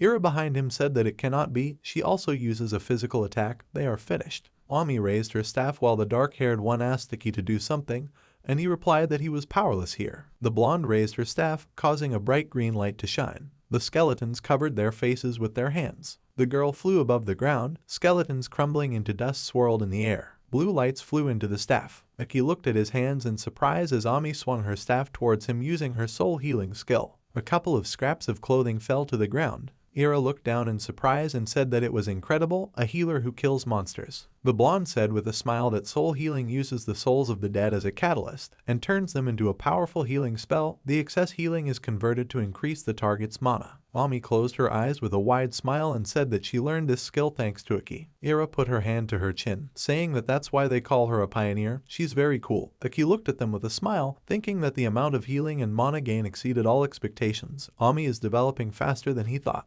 The guy thought about the figure around which the blue light had gathered and thought that in this case, even if she intervened. He looked back when someone screamed. Many ghosts and zombies appeared around them. Ira asked if there were too many of them. The main character ran away with the girls, turning around, saying that things were bad. They needed to get out of the encirclement. They needed to run. Ira asked if he knew the way and the guy answered approximately, thinking that he had been here before. The main character was heading towards the wall. He put his hands on her and Ira shouted in fear that there was a dead end here. The guy thought that there should be a passage here. He looked back, thinking that apparently he had not yet been created and shouted that he would have to fight. Many ghosts were flying towards them and goblins were running. The dark-haired one said that there were too many of them. Ami looked up in surprise when she heard the music and said that it was singing. Music filled the air. Behind the goblin stood a figure who sang, "Sleep lost soul, rest in peace." Ira pointed forward in fear, and Iki frowned and said that this was the one we saw earlier. A figure in ragged clothes and long hair sang and the guy thought it was a banshee. He did not expect to meet her so close to the entrance. He knows little about her, but even S-rank adventurers can die at her hands if they are careless. The guy covered his ears with his palms, shouting to the others to do the same, saying that her attacks were unpredictable. Ami looked up in surprise, asking what it was and the guy asked her what. The goblin fell to the ground as the banshee continued her song. Behind the ghost lay many goblins. She stood in front of the main character, who pointed his sword at her. She extended her hand, singing the words, "In the embrace of eternal sleep." A blue light appeared around the three of them, to which they looked back in surprise. They covered their faces with their hands as they were thrown back. The three crashed into the wall, screaming. Ira looked back in surprise at the wall she was passing through. Ira and the other two started kicking and the girl screamed that they were going through the wall, asking how this was possible. Iki, gritting his teeth, thought that he couldn't even believe that such abilities exist, mentally asking what Banshee was up to. The ghost with long hair looked at them, extending her hand forward. Ira waved her arms, shouting that they were going through the walls, asking what it was. They all fell from the other end of the wall onto the floor. Iki sat on the floor, asking about this place and thinking about what it means to be a secret room. A banshee walked through the wall next to them. The ghost closed her eyes and put her hands to her chest. The main character clenched his teeth and held his sword in front of him. He pointed it at the ghost, saying that it didn't seem like she was hostile, but why did she bring them here? The banshee extended her hand. She extended her hand towards the surprised Ami, asking for help. The blonde raised her eyebrows and asked for help, while Ira fearfully said that the ghost was talking. The banshee, closing her eyes, held a sparkling cloud of energy above her hand, asking for the release of souls. A lantern that emanated a purple glow. A huge creature that held a lantern. Iki frowned and said that this is the soul stealer, the boss of this dungeon. Ira frowned and said that he is scary. Ami tilted her head and asked what it means to free souls, and looking at her, the guy replied that he absorbs the souls of the deceased and uses them as magical power. The lantern, around which clots of souls were flying. The guy said that the dead for him are a source of magic, which gives him enormous power. He doesn't know why, but the banshee wants to interrupt this flow of magical power. The main character frowned at the surprised blonde, saying that this requires the Ami skill, healing the soul. The system window showed soul healing, a magic that transforms the souls of the dead into a powerful healing spell. When in excess, the excess healing turns into mana. Ami frowned and said that it was with the help of her skill. The main character looked at the ghost, asking if he understood Banshee correctly. She nodded, closing her eyes. Ira looked out with a frown, asking how he knew so much. This was his first time here. The guy replied that it was a secret. The Banshee flew next to the group. She extended her hand to the wall. There were cracks in the wall. It fell apart, opening the passage, and Iki said that the boss is ahead, they are coming. He and two girls moved through the cave. They went out into the hall where the ghosts were flying. A monster sat on the throne. His eyes glowed purple. He growled with his mouth wide open. The system window showed a rank monster, a soul stealer. Ami and Ira closed their eyes, covering themselves with their hands, saying that he was a rank. The monster flew towards them with a lantern in his hands, and turning around, Aki said that if they act according to plan, then everything will be fine. The girls agreed. Ami closed her eyes and began to read the spell. The soul stealer's lantern glowed brightly. Souls flew out of the lantern. They flew towards the group. Ira looked back in shock, asking to wait,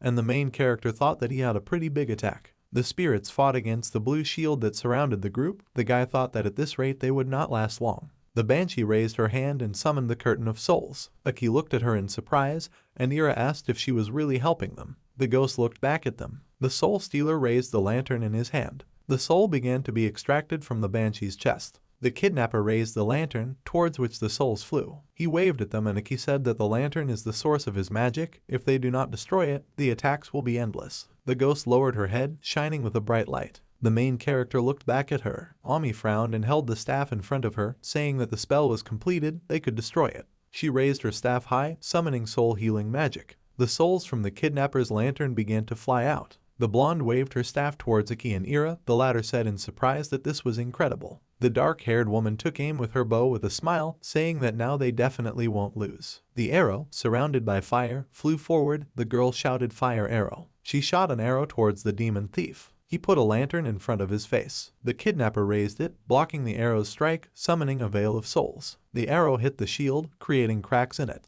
She broke through the shield, hitting the soul stealer in the head. He lowered his head, and Ira looked at the bow and said that it is so powerful, this bow is just super. She pulled back the string with another fiery arrow, shouting, "Receive." The soul stealer clutched the chain in his hands. He sharply pulled the chain towards himself, shouting that all souls belong to him. Ira looked in surprise at the chain that was wrapped around her arm. She screamed as she was pulled forward. The soul stealer grabbed the girl by the hair. He raised his lantern, sucking out the girl's soul as she screamed loudly. Ami called to the girl, extending her hand forward. Aki made a strong cut on the monster's arm, shouting that he forgot about someone. The monster screamed loudly, raising his severed hand. The sword in the guy's hand glowed brightly, and he said that power overwhelmed him. Aki raised the sword in his hand with a smile, telling him to prepare to die. A bright golden light shone around the monster's severed hand. Golden fire surrounded his hand. He burned the monster's body, and Iki thought that the holy power of Excalibur was spreading throughout the soul stealer's body, causing more and more damage every second. The guy clutched the sword with a smile, thinking that he didn't even think that the effect would be so good.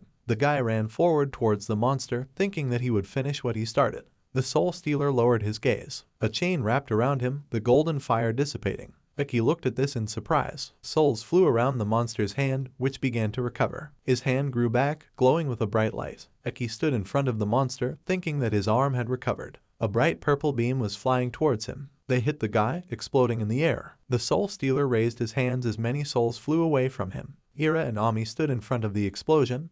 The first girl screamed loudly. The soul stealer was breathing heavily, spreading his arms to the sides. He laughed loudly with a wide smile. His eyes widened when the main character said it was funny. Aki stood in the purple cloud with a smile, saying that after firing so many shells, he didn't hit any. The monster looked at him in shock. He extended his hand forward, releasing souls, but Ami raised her staff and called for soul healing. She flew over the main character, collecting souls, while he raised his sword and said that she was simply countering him. The guy swung his sword, cutting off the monster's head. She fell backwards, landing on the ground. Eki threw his sword over his shoulder with a smile. Ami smiled and Ira jumped up, exclaiming happily. The monster's body began to dissipate. There was a lantern left on the ground, to which the main character approached. The guy hit the lantern with his sword, breaking it. Many souls immediately flew out of the lantern. Ami said with a smile that these were captive souls, and Ira exclaimed in surprise when she saw them. The souls flew to the banshee girl. She looked away. The girl looked at the broken lantern and the main character who stood next to it.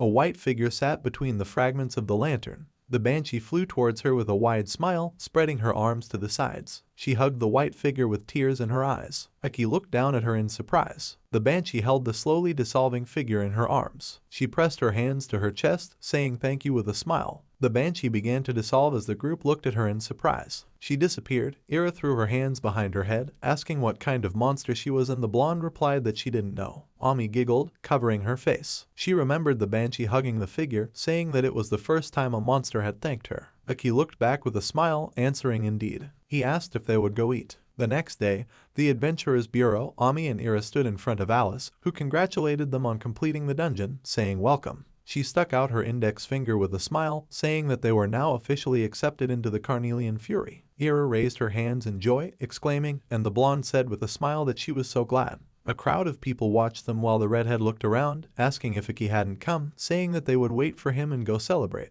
Many people approached them and asked with a smile, they are new members of the Carnelian Fury. Ira asked in confusion what was happening. Journalists handed voice recorders to the two girls, saying that they had gone through the dungeon of the damned catacombs, with which even S-rank adventurers have difficulties. On the internet they were only talking about their tandem with the pioneer healer. Ira gritted her teeth, frowning when reporters asked how they did it, and having the ballast of a C-ranked adventurer must have had a hard time asking what their strategies were. Aki, confused, approached the group where the journalists had gathered. He looked at Alice, asking what was going on, and she turned to answer that the journalists had come to hear about their success. Ira pointed her finger at the guy, saying that thanks to him they passed the dungeon. The journalists looked at the guy in surprise. The girl asked who he was, and the man replied that he was an unemployed C-rank. The journalists continued to stand next to Ira, joyfully asking if this was the same errand boy of rank C. It is not easy to pass with low-level adventurers. They are sure that this could not have happened without her sensitive guidance. Ira waved her hands, asking how many times should she repeat that it was he who led them. The phone in the protagonist's pocket rang. Aki took the phone, putting it to his ear, asking yes. He frowned in shock. Alice looked at him in surprise, asking what happened.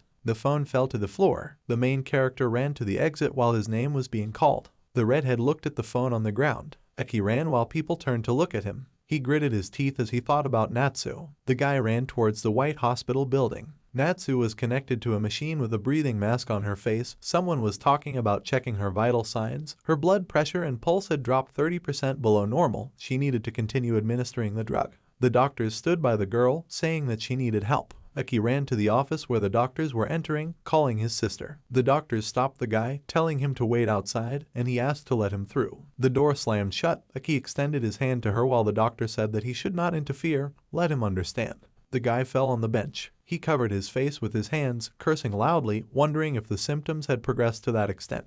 He remembered the Elf King, thinking that there was still no medicine. Someone approached the guy. A man in a dark suit and glasses called out to him, and Aki looked at him. The man held out his phone, asking him to take it. The guy looked down in surprise and said that it was his phone. He looked at the call on the phone. The man held out his hand, telling the guy to take it, saying that he had better go outside. The main character frowned and lowered his gaze. He put his hand to the phone, where Alice said that she learned about his sister's condition. The girl remembered looking at the phone, saying that he dropped it, and she accidentally read it. The guy thought what that noise was. He looked at the man in front of him, stood up and asked what was going on. The man silently pointed to the window. Aki walked to the window in surprise. A helicopter was flying over the hospital building. Alice said with a smile that she decided to dedicate it to her comrades. She went out to the helipad with the doctors. The girl took out a golden amulet, saying that it was part of the Carnelian Rage. Amulet with the clan coat of arms. The doctors abruptly opened the door to the office. The others looked at them in shock, asking what was happening, and one of the arrivals said that the cavalry had arrived.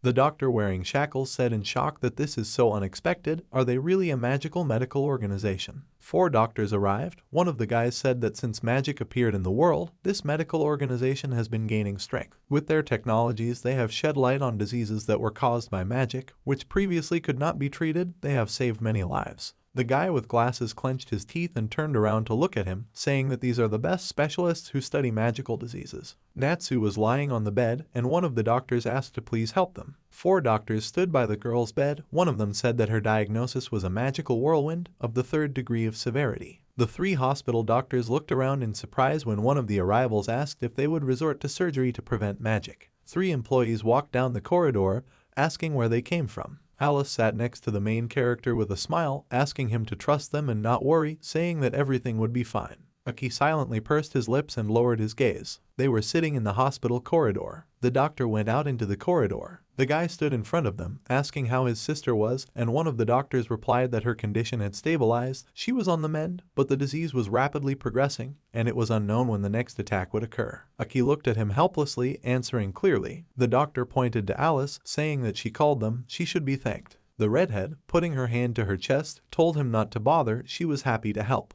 The main character, frowning, asked if she said that to all her comrades, and the girl, closing her eyes, answered correctly. She put her hand on the guy's shoulder. Alice approached him, saying that she was doubly glad to help him. Aki blushed, looking at her in surprise. The girl laughed, closing her eyes, saying that the iceberg had finally melted. The guy, frowning and looking down, said that he was grateful to her, saying thank you. Alice closed her eyes and smiled. She said goodbye to the doctors while the main character stood silently aside.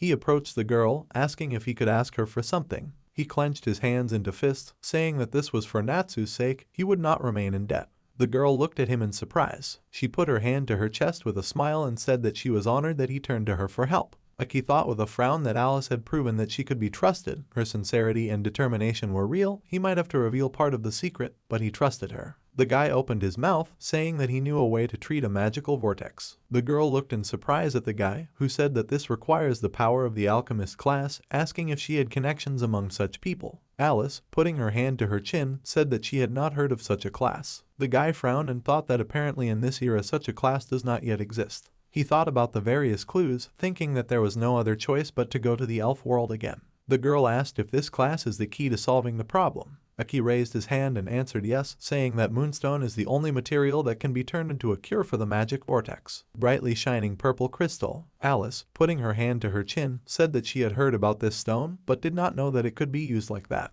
She turned to the window, saying that she understood that he had many secrets, asking if he wanted to tell him more about everything. She stopped, turned and said that this was not necessary. Alice extended her hand with a smile, saying that she still would not leave him in the future. Frowning decisively, the girl said that she seemed to have seen a person who changed the properties of the magic stone. Aki looked at her in surprise. The girl stood in front of him in the light from the window, saying that she doesn't know if this is the same power, but maybe she should try to meet him. Frowning, the guy shouted yes. Raising her finger to her face, Alice remembered the man, saying that everything had been decided. But let him be prepared, that the path would not be easy, serious trials could await them ahead. A dark car was driving along the road. A man wearing glasses sat inside. The car drove up to a large building. The man got out of the car. The system window showed Kanzaki Era, profession, doctor, works at the Tokyo University Hospital. Era turned around as many people ran towards him, calling out to him. The journalists approached the man, saying that they heard that he had again succeeded in developing a new medicine. Era replied that yes, it was not difficult. The journalists said that he was creating new medicines one after another, asking what his secret method was. Era smiled. He adjusted his glasses, saying that this was probably talent. Waving his hand, he entered the building, saying that he had a lot to do, while the journalists tried to break through the police, asking him to take one more minute. The blonde walked down the corridor, thinking that this was a talent, a gift that he received from God. The man opened the door slightly, saying that the reward for the development of a new medicine was on his table. Era thanked him with a wave of his hand. The man sat down on the table, thinking how rich he was. He picked up the box, pulling something out of it. The man pulled out paper money. He pressed them to his face, saying that life was good. Era raised the money in his hands, smiling. Blue lightning sparkled around the guy's hand, and he said that his talent was like the philosopher's stone. He looked back at the sound of his phone notification. Era pressed him to his ear with a smile, greeting his father and asking what happened. He asked if the guy had free time for today.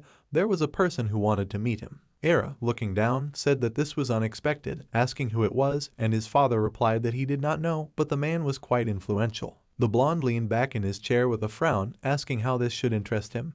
His father replied that it was important for him and his hospital, asking him to just meet with him. Era agreed with a sigh, and the man said that he would send information about him. The blonde rested his cheek with his hand, looking at the phone, and asked what kind of person he was who could push through his father. He looked at Aki's profile, asking if he was a C-rank adventurer. The guy said with a sigh that he thought it was some kind of big fish, but this was an ordinary adventurer. Era was sitting in his office when an employee said that very important guest had arrived. The blonde raised the phone to him with a smile, telling him to come in. The main character entered the office and said his name, thanking him for his time. Era also introduced himself with a smile, tilting his head, saying that he seemed to have an urgent matter. He waved his hand, saying that he was busy, so he asked to get straight to the point. Aki said that he was looking for an alchemist. The blonde fell silent, clenching his hand into a fist. Aki remembered Alice, saying that he was told that he had the ability. The guy stood in front of Era's table, saying that if he doesn't understand what we're talking about, then he'd better leave. The blonde replied that it means he used his connections to get to him. Era stood up from his chair, saying that he does not know who tipped him off, but he is well aware his guess is correct. Aki asked in shock, so he really is an alchemist? Era straightened his suit with a smile, saying that he was probably the first alchemist in human history.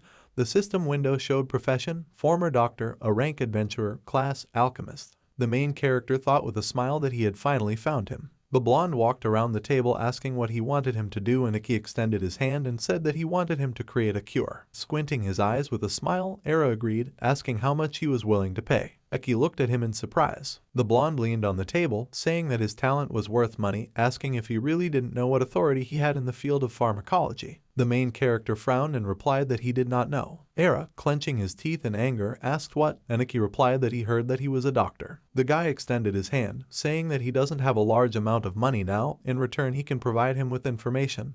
He thinks it will be extremely useful. The blonde adjusted his glasses, thinking about the information, mentally asking how the guy dares to say something like that, answering that if he doesn't have money, then the conversation is over. Era raised his hand, next to which lightning sparkled, thinking that he would scare him a little. The doctor said that he had better leave. Blue lightning sparkled behind the main character. Aki turned around in surprise. Behind him, Era jumped on the guy. He kicked with his foot, but the main character blocked the blow. The blonde looked at this in shock, asking what. Aki punched him. The blonde was thrown back against the table. He looked at the guy in shock, asking where such power came from. It didn't look like the power of a C-rank adventurer. The main character stood with his back to him, his hands clenched into fists. Era clenched his teeth nervously. Aki looked at him, asking him to help him, saying that he really needed his abilities. The blonde leaned on the table behind him, asking why he would help a worm like him who couldn't even pay, asking how it should bother him. Aki frowned and said that he really seemed to love money. Era grabbed the bill between his fingers, speaking naturally. He held it forward, saying with a smile that money is the most important thing, without it he is nothing.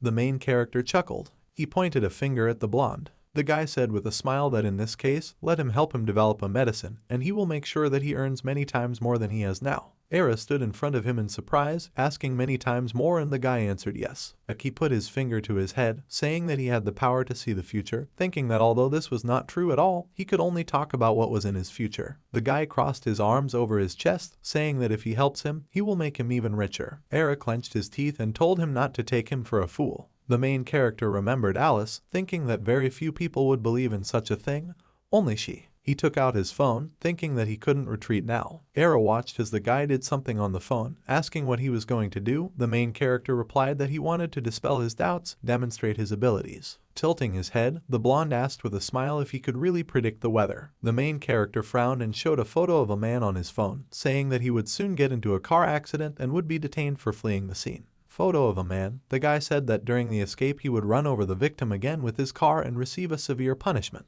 Era waved his hand in shock and said that this was impossible. This man was his acquaintance. He would never have done this, asking what grounds he had for assuming so. The main character took a white envelope and said that they would look. He wrote something on paper. Aki puts the envelope on the blonde's chest, saying that if it happens as he said, let him call him. The guy looked back at the doctor with a smile, telling him to remember a huge pile of money was at stake. He walked through the portal into the hallway, waving his hand. Era crumpled a piece of paper in his hands, saying that he was crazy. He threw the paper into the trash bin. The next day, Era was watching the news on TV that this morning a former deputy had been arrested on suspicion of hit and run, reportedly hitting a man with his car and then driving away, hitting him again and escaping. The blonde looked at this in shock with toothpaste in his mouth. Aki said into the phone with a smile that he was waiting for him. Era, clutching the piece of paper with a frown, shouted to him that this really happened, asking what he did. The guy said into the phone that he didn't do anything, he just looked into the future. The main character was sitting on the beams of the crane, saying that he would send him a location and would wait there. He swears that this is a gold mine.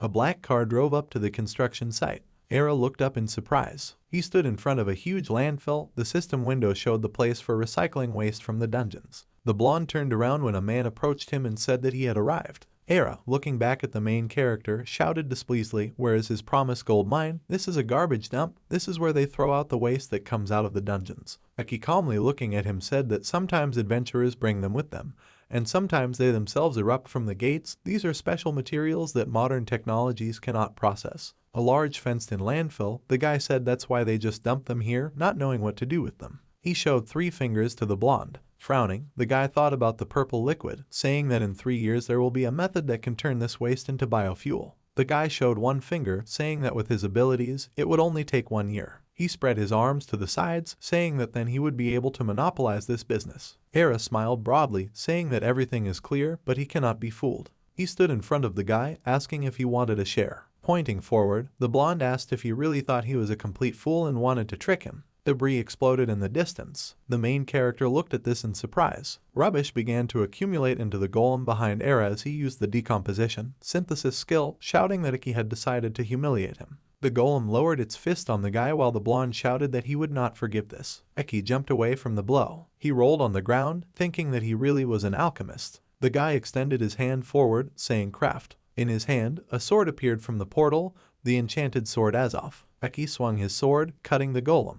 Era covered his face with his hands as debris flew down. He looked at the empty ground in shock, asking where he had gone. Looking around, the guy cursed, asking if he could also create. The blonde looked back, clenching his teeth, when Iki replied that he could only create 2-handed weapons. Turning around, Era saw many swords flying at him. He placed his hands on the ground, calling for transformation. The ground in front of him rose. She formed a high wall in front of the blonde. The sword stuck into this wall. There were cracks running through it. The wall immediately split, and the swords flew further forward. Era looked on in shock, screaming and clenching his teeth. The sword came closer to the guy's face, who closed his eyes. He sat on the ground, looking at the sword, which stopped. Iki held a sword in his hand, saying that he was not lying. He stood in front of the blonde, saying that he really needed his help. The guy threw the sword behind his back, saying that he was not asking to do this for free.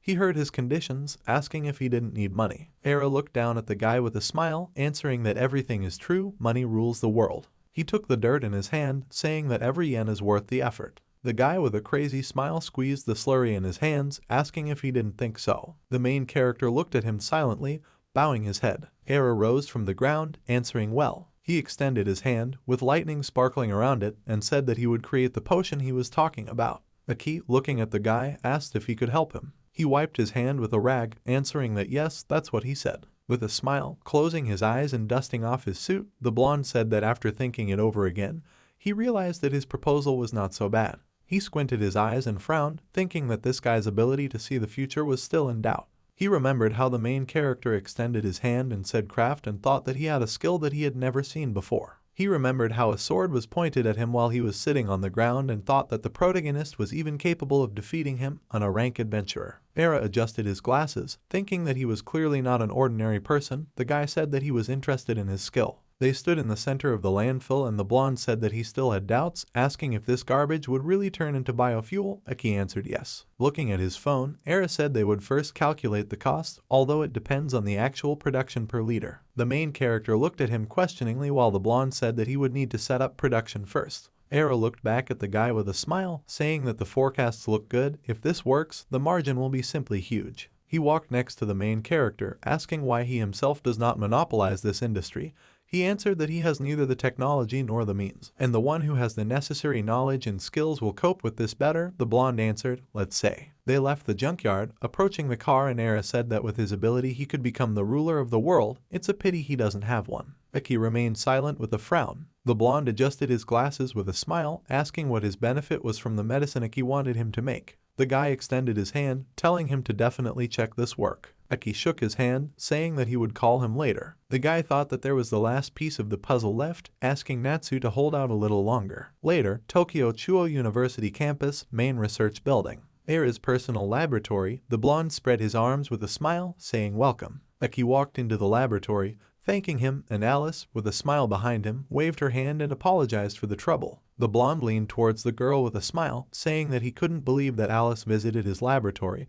It was an honor for him. The girl answered with a smile that she was also very pleased, thanking him for the invitation. The guy asked if she referred Iki to him and the girl replied that yes, she recommended him. The guy replied that it's clear now. Iki stood at the table, holding the bag, saying that they would get down to business. He poured moonstones onto the table, saying that these were materials for medicine. The guy looked at Era, saying that these were magical moonstones, and he said in surprise that he was seeing such things for the first time. The blonde held the stone while the main character explained that inside the stone there is a large amount of magical energy. It is like a cocoon. The guy extended his hand, saying that this stone, one might say, is in a dormant state. He wants him to activate it with the help of his alchemical power. Era replied that it sounds too abstract, but he will try. The blonde frowned and asked what effect the medicine had, saying that it was time to tell. The main character, looking at him, replied that this was a cure for the disease curse, a magical whirlwind. Era asked in surprise for a cure for the curse, saying that this disease is incurable. He put the stone on the table, saying that if this is some kind of alternative treatment or homeopathy, then it will not help. The key replied that it is not so. Moon magic stone. The guy said that the magical energy of this stone can neutralize the instability of mana flows within the body. Alice looked at the guy and asked if that means the stones are medicine, and the guy answered yes. He closed his eyes with a frown, saying that he was sure of it, asking him to just believe him. Era, standing in front of the table with stones, looked back at the guy. Smiling, he took the phone, thinking that this guy was just a walking bag of gold. He sent a message on his phone. The blonde took the tray on which there was a stone, saying that he would believe him, asking what property should be given to it. Aki answered the property of fire. The blonde put the tray on the table, saying what fire means. He raised his hands, saying he would begin. Era clapped his hands. A moonstone flew between his hands. The main character and Alice watched as energy gathered around the stone. The girl sighed with a smile, saying that it would be interesting what would come of this. Fiery energy flew around the stone, and Era said that there was no change yet. He held the stone in the orange dome, saying that it seemed that there was not enough heat, the temperature needed to be increased. The stone inside the ball began to crack. Looking at him, Era said that the reaction had begun. He smiled, saying that the outer shell dissipates heat, then he needs to focus it on the core. Sparks flew around the stone. Eki and Alice approached the blonde, looking at the stone in surprise while Era said that the structure was starting to appear. He needed to provide the elements. Bright orange light, the guy said he was finishing. The moonstone cracked. It crumbled and pieces fell onto the tray. A sphere with a golden glow remained between Era's hands. The blonde raised it above his head, saying ready. Eki looked at the sphere in surprise when the blonde asked if that was what he wanted. With tears in his eyes, the main character raised his hands to the sphere, saying that this is it. Without a doubt, if not for him, it would have taken years to develop. The guy remembered Natsu in the hospital. The machine showed that the heart had stopped. The main character was sitting in front of the altar with a photo of his sister. He said that they would now be able to heal her. Aki grabbed the alchemist by the hands, saying that he cannot believe that thanks to him he can heal his sister. Thank him very much. Alice crossed her arms over her chest and looked at them, thinking that he was so excited. It seems his sister is very dear to him. She closed her eyes and said that she congratulated Aki. She was overwhelmed with emotions from his happy appearance. Frowning, the girl said that you need to be careful with this information. The society will make a big fuss. The main character looked back at her, saying yes, if possible, he would prefer not to make it public. Era looked at the guy with displeasure, asking what they were talking about. They should announce it immediately. This is a cure for an incurable disease. He waved his hand towards the golden sphere, saying that it was not only his sister who was sick, but people all over the world, asking if they didn't deserve treatment. Alice put her hand on Aki's shoulder, saying that he has the power to predict the future and he doesn't want society to know about it, asking if the blonde understands. The main character looked at her silently. Era frowned at them. A man entered the laboratory, calling out to Era, saying that a large crowd of reporters had gathered outside. Alice and Aki looked back at the man in shock, asking what. Era at the window spread his arms to the sides with a smile, saying that in this case, he will take this burden upon himself. A crowd of journalists gathered outside the building, asking if Era could answer, and if it was true that a cure for the magical vortex had been found. In the office, Alice stood in front of the blonde, asking what was going on, and he replied that he had an agreement with Aki. Era showed his phone with a smile, saying that he promised him a huge amount in return. Aki looked at the girl, saying that he really promised. The guy frowned and said that he doesn't have time, there's no way to waste it on journalists or the public. He wants to focus on treating his sister, asking him to please keep this a secret. Alice looked at him in surprise, calling the guy. Era, with a smile, putting his hand to his chest, said that he understood him, saying that he would keep everything a secret and take this burden upon himself. Sharply opening the hospital doors, the blonde came out to the journalists. He closed his eyes with a smile as many voice recorders were brought to him, saying that they had heard that the new medicine was a miracle cure for a magical whirlwind, or rather, for a magical catastrophe. The journalist said with a smile that the Magical Health Organization is also looking for ways to treat her, but in this matter Era is one step ahead. The blonde waved his hand, answering that he would prefer that he not put it that way. Overcoming a magical catastrophe is the dream of every humanity. They have the same goal. The journalist nervously asked for forgiveness, and Era turned away with a smile, thinking that no, everything is right, they have finally overtaken these arrogant fools. He closed his eyes and put his hand to his chin, thinking that he could already smell the money. They asked him if he had finished the treatment yet. The blonde froze, frowning. He looked back, thinking it was an oversight, stutteringly answering yes. Era raised his index finger, saying that the key to this is a certain magic stone, but much remains unclear. He cannot tell everything until it is certain. Clenching his hand into a fist, he said with a wide smile that when everything is ready, he will definitely tell everything. Camera flashes were visible. Alice stood at the window, asking if this was right. She turned to the main character, saying that he paved this path, he should be fairly assessed. The guy, closing his eyes, replied that he was not interested in this, let him take the glory for himself. Aki looked ahead, saying that he had only one goal. He thought of Natsu, who threw away her hospital gown with a wide smile. The next day, the hospital building. Era was shown on TV, saying that the number of patients continued to grow. The Era group announced that they had found a new method of treating the magical catastrophe. The blonde put his hand to his chest with a smile as the news said that Era, the head of the group's research department, stated that this research would lead to a significant breakthrough in the technology of curing the magical catastrophe. Aki was standing in his sister's room, watching the news on TV, when someone said he was coming in.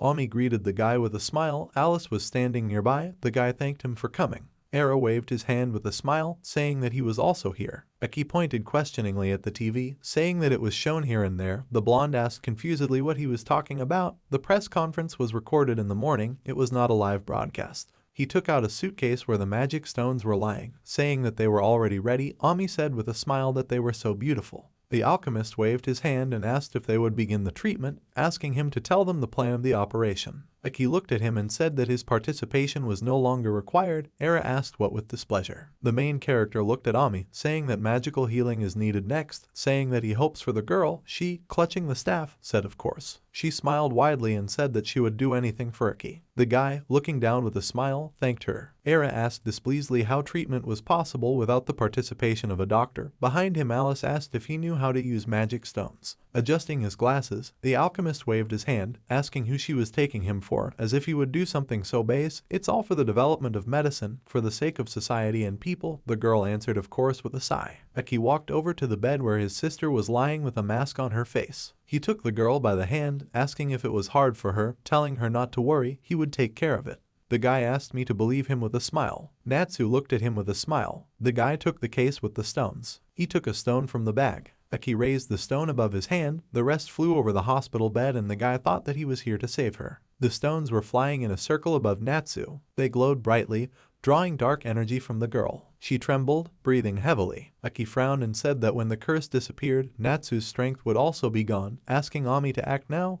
The girl answered yes. Approaching the bed, the blonde put her staff in front of her, reciting a healing magic spell, restoration. Natsu closed her eyes and breathed heavily. Aki trembled, stretching out his hand in her direction, thinking that his magical energy was quickly depleting. He trained so much for this, is he really not at the level enough? He began to fall, mentally cursing. Alice extended her hand and grabbed the second guy. He looked at the girl in surprise and she said with a smile that now we couldn't afford to fail, she would help. The guy thanked her with a smile as they both pointed their hands at the stones. Ami, Aki and Alice stood by the girl's bed. Era covered his head with his hand, asking if the light was getting brighter. The golden stones split. They scattered and the girls and the main character covered their heads with their hands. Shards of stones rained down on Natsu. Era hid behind the curtain, asking if it worked and Aki frowned and said that it should have worked. Natsu bowed her head, calling out to her brother. The main character stood near her, calling the girl. He extended his hand to her, asking if she was okay and how she was feeling. The girl lay with her eyes closed. When the guy put his hand on her cheek, she said that she felt better. The girl took off her mask with a smile, saying that she was no longer in pain. Aki pulled the girl towards him. He hugged her with tears in his eyes as he finally spoke. The guy cried, closing his eyes. Era looked at the crystal fragments, saying what it means is that you need to direct magical energy into a magical crystal directly on the patient's body. Alice pulled the blonde towards the exit, saying that it was better to discuss this outside, they should be left alone. Natsu sat on the bed next to her brother, hugging him. The man ran along the road panting. The news said that thanks to the new medicine developed by the Era group, the condition of severe patients affected by the magic vortex epidemic had improved significantly, and the mortality rate had finally declined. The girl's earpiece said that, however, the magical epidemic continued to rage, and the situation remained alarming. The girl ran to the forest while the earphone was saying that the Era group, in order to increase the production of a new medicine, was turning to ordinary adventurers with a request for cooperation, asking them to provide lunar magic stones necessary for making the medicine. Natsu picked up the phone. She brought it to her ear with a smile as Aki wished her good morning. The guy asked with a smile if she was okay. The girl sat down on the fence, saying that she was full of energy, now just on a run, asking where he was. Aki and a group of other people stood on the top of the mountain, and the guy said that he was on the highest mountain in the world. The system window showed the height of 8850 meters, the Himalayas, Everest. The girl asked if he had already reached it so quickly. The guy closed his eyes, saying that now he would start going down. Natsu said that it was cool, asking why he decided to climb there. Aki opened his eyes and looked to the side. The system windows showed the task was completed, climb the highest mountain in the world, a reward is available. The guy extended his hand, on which the key fell, saying that he just wanted to. The girl replied that sometimes he is so strange. The girl crossed her legs, saying that it sounds fun. She also wants to climb high on her legs one day. She is so happy that she has the opportunity to play sports again. Smiling widely, the girl said that that's why she decided that she would also become an adventurer, like him, and would collect lunar magic stones for people who suffer from the same disease as her. Aki closed his eyes with a smile and replied that he understood. While the group was walking along the mountain, Natsu asked if he would support her and the guy replied of course, he would help her become stronger. He walked along the mountain, saying that when he returns, they will go rock climbing together and strengthen her body. The girl asked if it was really like that right away. The plane took off. The system window showed a few days later, Japan, Narita Airport. Aki walked through the airport with a suitcase, saying that the flight was difficult. He rubbed his stomach, thinking that he was hungry. The man held the sign while the guy walked, thinking that he needed to meet Natsu for lunch. A girl with brown hair was holding a sign with the guy's name. The girl looked at the guy, asking Aki, and he approached her and answered yes. He frowned and asked who she was and how she knew about the date of his arrival. The girl with glasses replied that she was just a messenger.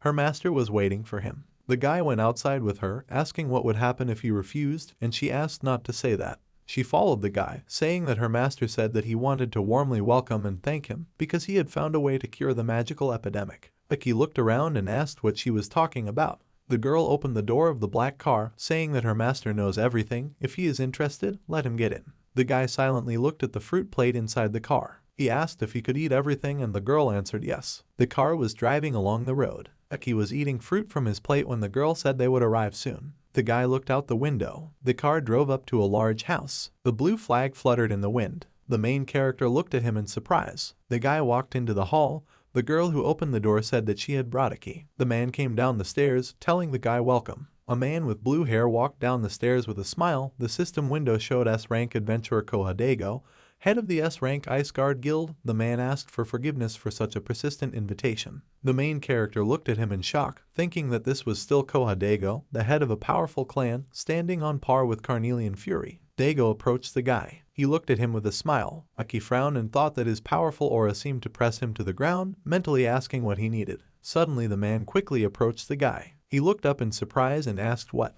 Dago hugged the main character tightly, crying. Aki pressed himself against his shoulder in shock as the man said that he was his savior. He took the guy by the shoulders, smilingly saying that thanks to the medicine he found, his wife was saved. The man began to wipe away his tears, saying that his hands had given up, but he appeared. Aki, holding out his hand, asked if it means his wife also suffered from a magical whirlwind. He is glad that she recovered. Dago held the phone in tears as he answered yes. He sharply raised the phone to the guy, saying that she had fully recovered and was full of strength again. The main character looked at the photo of the wife of the sobbing man who was thanking him, and thought that Kohadego was suddenly very sentimental. Aki looked up at the man, thinking about how he knew it was him. The information should be classified. Dago again grabbed the guy by the shoulders, saying that no matter how hard he tried to thank him, it would not be enough, but he would like to repay the debt as much as possible. Smiling widely, the man asked why not join their guard. Aki waved his hand with a smile, thinking that this was unexpected and replied that it was a great honor, of course, but he was already a member of another guild. Raising his index finger, the man said that this is Carnelian Rage. He has already heard about it, but that clan does not have the privileges that they have. He raised his finger with a smile, remembering the Abyss, and said that they had access to the S-Rank dungeon, the Abyss. Aki looked at him in surprise. The man spread his arms to the sides, saying with a wide smile that the path to the Abyss, which had been closed for many years, had finally opened. Dago looked down at the guy. He extended his hand to him, saying how about going there with them. Aki looked at the hand in surprise, thinking about the Abyss. High Tower, Rank 8 Dungeon Abyss. Usually the gate leading there is tightly closed and no one can get inside. Door with golden wood pattern. Therefore, even finding the entrance is a daunting task for an adventurer, but when certain conditions are met, the seal is broken and the gate opens. There were cracks on the door. Aki looked at the man, saying that he heard that this is how the Abyss works, asking if he really wants to say that he has a clue to how to get there. Dago walked around the hall with a smile, answering in agreement. He turned to the guy with a smile, saying that he had the key to how to reach the top of the abyss. No matter how strong the carnelian rage was, Alice could not do it. The man raised his hand, saying that this was the most difficult dungeon that no one had ever been able to complete. With a wide smile, he clenched his hand into a fist, saying that the Ice Guard would be the first guild to succeed. Aki said with a smile that he was determined, asking where this confidence came from. The man, looking down, replied that they had information about an S-rank monster living in the abyss, a mechanical dragon. Aki remembered the dragon. He asked about him in shock, asking where they got this information from. Dago asked in surprise if he really knew about him, and had he really heard about him before. The guy thought that if he found out, it could complicate the situation. Aki awkwardly replied that he heard something, but did not remember where. Raising his index finger, Dago said with a smile that so be it, but even if he was his benefactor, he couldn't tell him more. Spreading his arms to the sides, the man said that, however, if he joined them, he would tell him everything. Aki frowned and thought about the mechanical dragon Kiruruken. The guy remembered the huge dragon, thinking that it was a monster, because of which he returned to the past. The guy remembered the recovered Natsu, thinking that now that he had saved Natsu, there was no point in meeting him. The guy thought about Alice, who flew in by helicopter with the doctors. He remembered how he channeled energy with the girl. Aki shook his head with a smile, closing his eyes, saying that he was not interested. Dago looked at him in surprise, asking how this could happen. He raised his hand, saying in surprise that this place is like El Dorado for an adventurer. There is not only a mechanical dragon, it is a really difficult dungeon with the highest degree of danger. It is a challenge. He extended his hand to the guy, saying that he promises, with them he will definitely reach the top. He asks him to join. The main character said with a smile that this is a tempting offer, but he is indebted to Alice. The red-haired girl was leaving. The guy said that if he goes into the abyss, then only with her. Dago said with a smile that he understood. Crossing his arms over his chest, he closed his eyes and said that he was really sorry, but if he had his own reasons, then nothing could be done. Aki looked at the man in surprise as he said that being part of the S-rank clan, he would inevitably be drawn into the fight for supremacy in conquering the abyss whether he wanted it or not. The man pointed out something to the employee, saying that while he was gone, the world of adventurers had changed significantly. The girl handed the man a white letter. Dago opened it, saying that it seemed to concern him. Aki picked up the letter in surprise. Written on the paper was a plan to conquer the abyss with 5 S-rank clans. Dago picked up the letter, saying that this was an official assignment from the association. It arrived just recently. Carnelian Fury probably also received one. The Great Abyss Tower, the man said that this is a unique opportunity to enter the abyss. Even the association desperately wants to go there. Gold coins and bright crystals. Dago said that high-ranking officials are waiting for the vast wealth hidden in the abyss.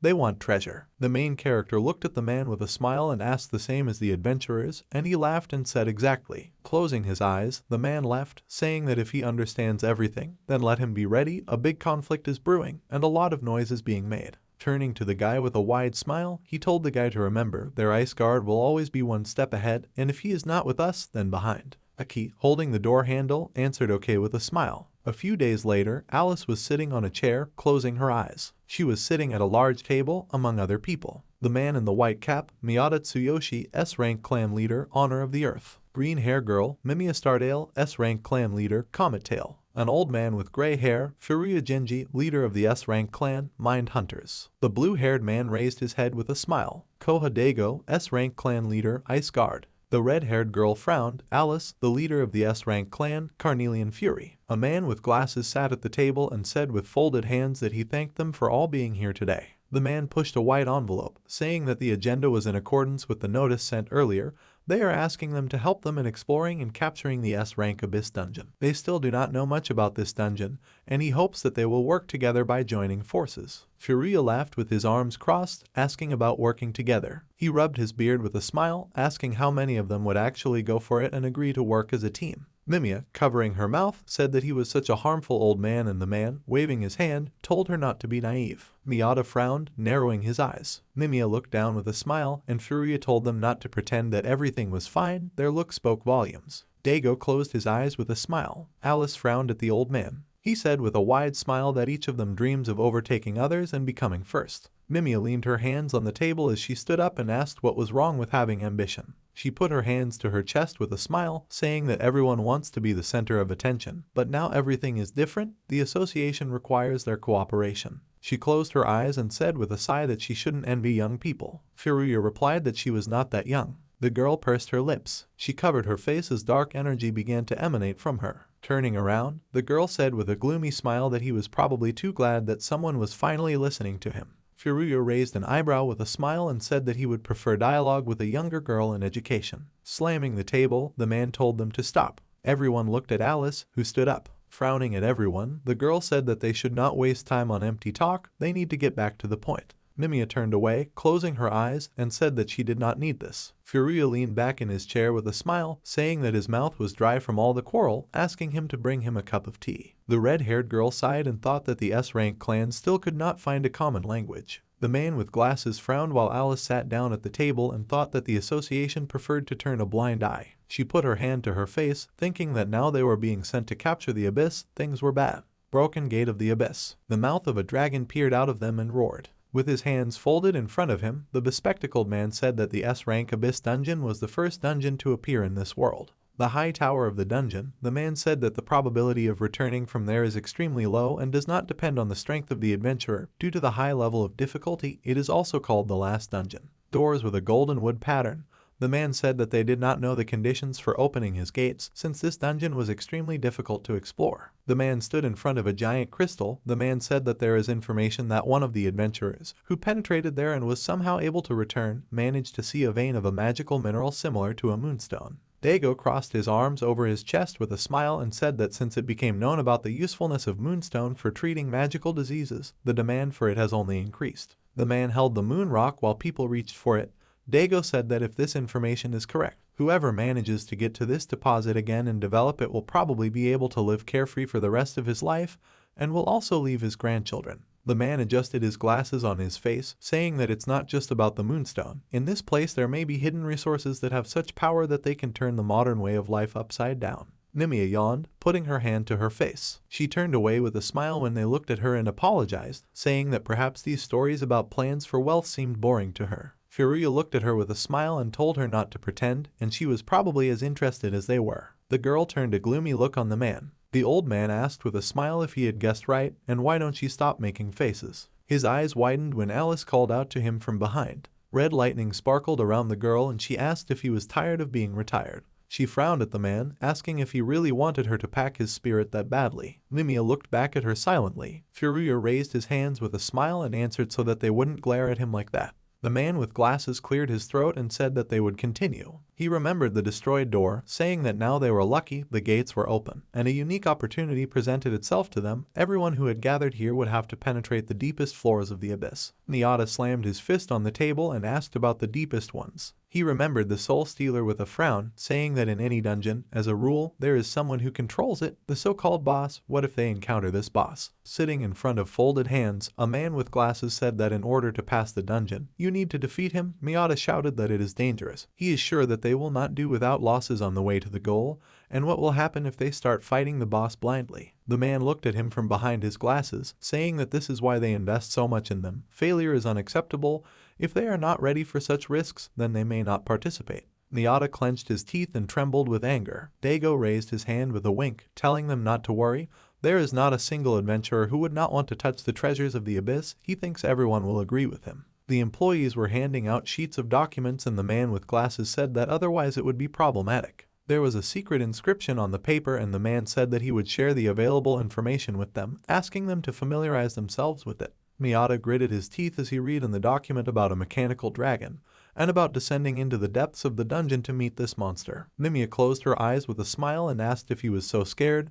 Then why was he here? The man stood up from his seat, irritably asking why she was bothering everyone, and did she really have nothing else to do? The girl asked, he is S-rank, so why is he afraid? Niyata slammed his hands on the table when the girl said that maybe he should go back to F-rank, it was safer there. Cracks appeared across the table as the man swore. He broke the table in two, asking why she was even talking to him. Nimiya joyfully raised her leg and jumped up, asking why he was so angry. The man swore at the girl, pointing his finger at her among the ruins of the table, while Dago looked at them and said with a sigh that there was some kind of circus here. He looked to the side. The man noticed Alice looking out the window and called out to her. The girl frowned and said that something was approaching. A huge monster flew up to the window. The dragon broke the window. Miyata covered his face with his hands when the tentacle hit him. He was thrown back by the impact and crashed into the wall. The man fell against the wall, leaving cracks on it, while the man with glasses asked in fear what it was. A dragon with tentacles instead of a head, the system window showed, rank a monster, Kuruken shard. The man with glasses asked in shock why the monster was outside the dungeon, and Dago asked if it was the curse of the abyss. The curse that befalls those who attempt to complete this dungeon is that the abyss is said to be sentient and will kill anyone who tries to explore it. The man frowned and asked if the rumors were true, and the man with glasses said that this was nonsense, just superstition. Kuruken turned and looked at him. He lowered his clawed paw. Dago clenched his teeth and grabbed the man, dodging the blow. Dago landed on the ground holding the man. Alice stood in front of them, turning around asking if everything was okay, and the man answered yes. Kuruken opened his toothy mouth wide. He raised his paw over the girl. She frowned and extended her hand. The huge dragon shuddered and stopped. He suddenly trembled. The black-gloved man moved his hand while Kuruken squirmed. The man said that those who dare to desecrate the tombs for their own gain will definitely face danger. Furuya raised his hand with a smile and said that this is fair. The dragon was entangled in many bright threads, and the man said that if they decided to send this insect against them, then they greatly underestimated it. The thread squeezed Kuruken's neck. The man jerked his hand and the thread cut off the monster's head. The head flew down. Dago looked at this with a smile while the man with glasses next to him exhaled. Mimiya turned to Miyata sitting on the ground, saying that it was not bad, he should learn. The dragon with the severed head said that Kemiyaki's target is not confirmed. Dago and Alice looked at him in surprise. Furuya sat down next to the dragon, asking what he was talking about. The man extended his hand to the purple ball, asking if this was a great find. He picked up the ball, saying that he would keep it, and the man with glasses said that it belonged to them. Alice turned to Dago, who said the Namaki. The girl closed her eyes and asked what this was for. Dago replied with a smile that she knew better, they were not strangers either. Closing her eyes, the girl asked if they knew each other and the man asked if he hadn't told her. Alice, putting her hand to her chin, replied that somehow it didn't happen. She thought it was worth asking Iki for details. Furuya closed his eyes with a smile and put the ball into his Haori sleeve, saying that it looks like they have agreed, so he will take his leave. Taking hold of the edge of the wall, the old man turned around and said that they would try not to die on the way to their goal. They would see each other in the abyss. The main character walked down the street, looking at the phone and asked why Alice needed it so suddenly. The guy raised his head, saying that it seemed like he was here for the first time. Red building with the coat of arms of 3 crossed swords, system window showed Carnelian Fury, headquarters. Aki walked into the hall where people were standing. The guy was talking to the girl behind the counter, asking if they would go out for lunch next time. The main character approached the counter, saying that he would like to see Alice, asking where she is now. The guy and girl at the counter looked at him in surprise, thinking what kind of informal communication this was. The girl replied that she would clarify. The blonde, frowning, asked what he needed here and Iki replied that he was told to come, so he came. The guy said with a smile that he was probably lost, so he would warn, here it is customary to call her Mrs. Takashigo. Iki frowned and replied that he was not lost, he was a member of this clan. The guy asked in shock what. The blonde pointed at the main character, clenching his teeth and asked if he was really new, especially since he needs to remember that the lady is the head of the Carnelian Fury clan. He extended his hand with a smile, telling her not to be too familiar, and to show her respect, he didn't want to make enemies on the very first day. Aki looked at him and said that he didn't think Alice made such rules, and besides, he had his own way of showing respect. Gritting his teeth, the blonde approached him, displeasedly asking if he hadn't been taught to respect his elders.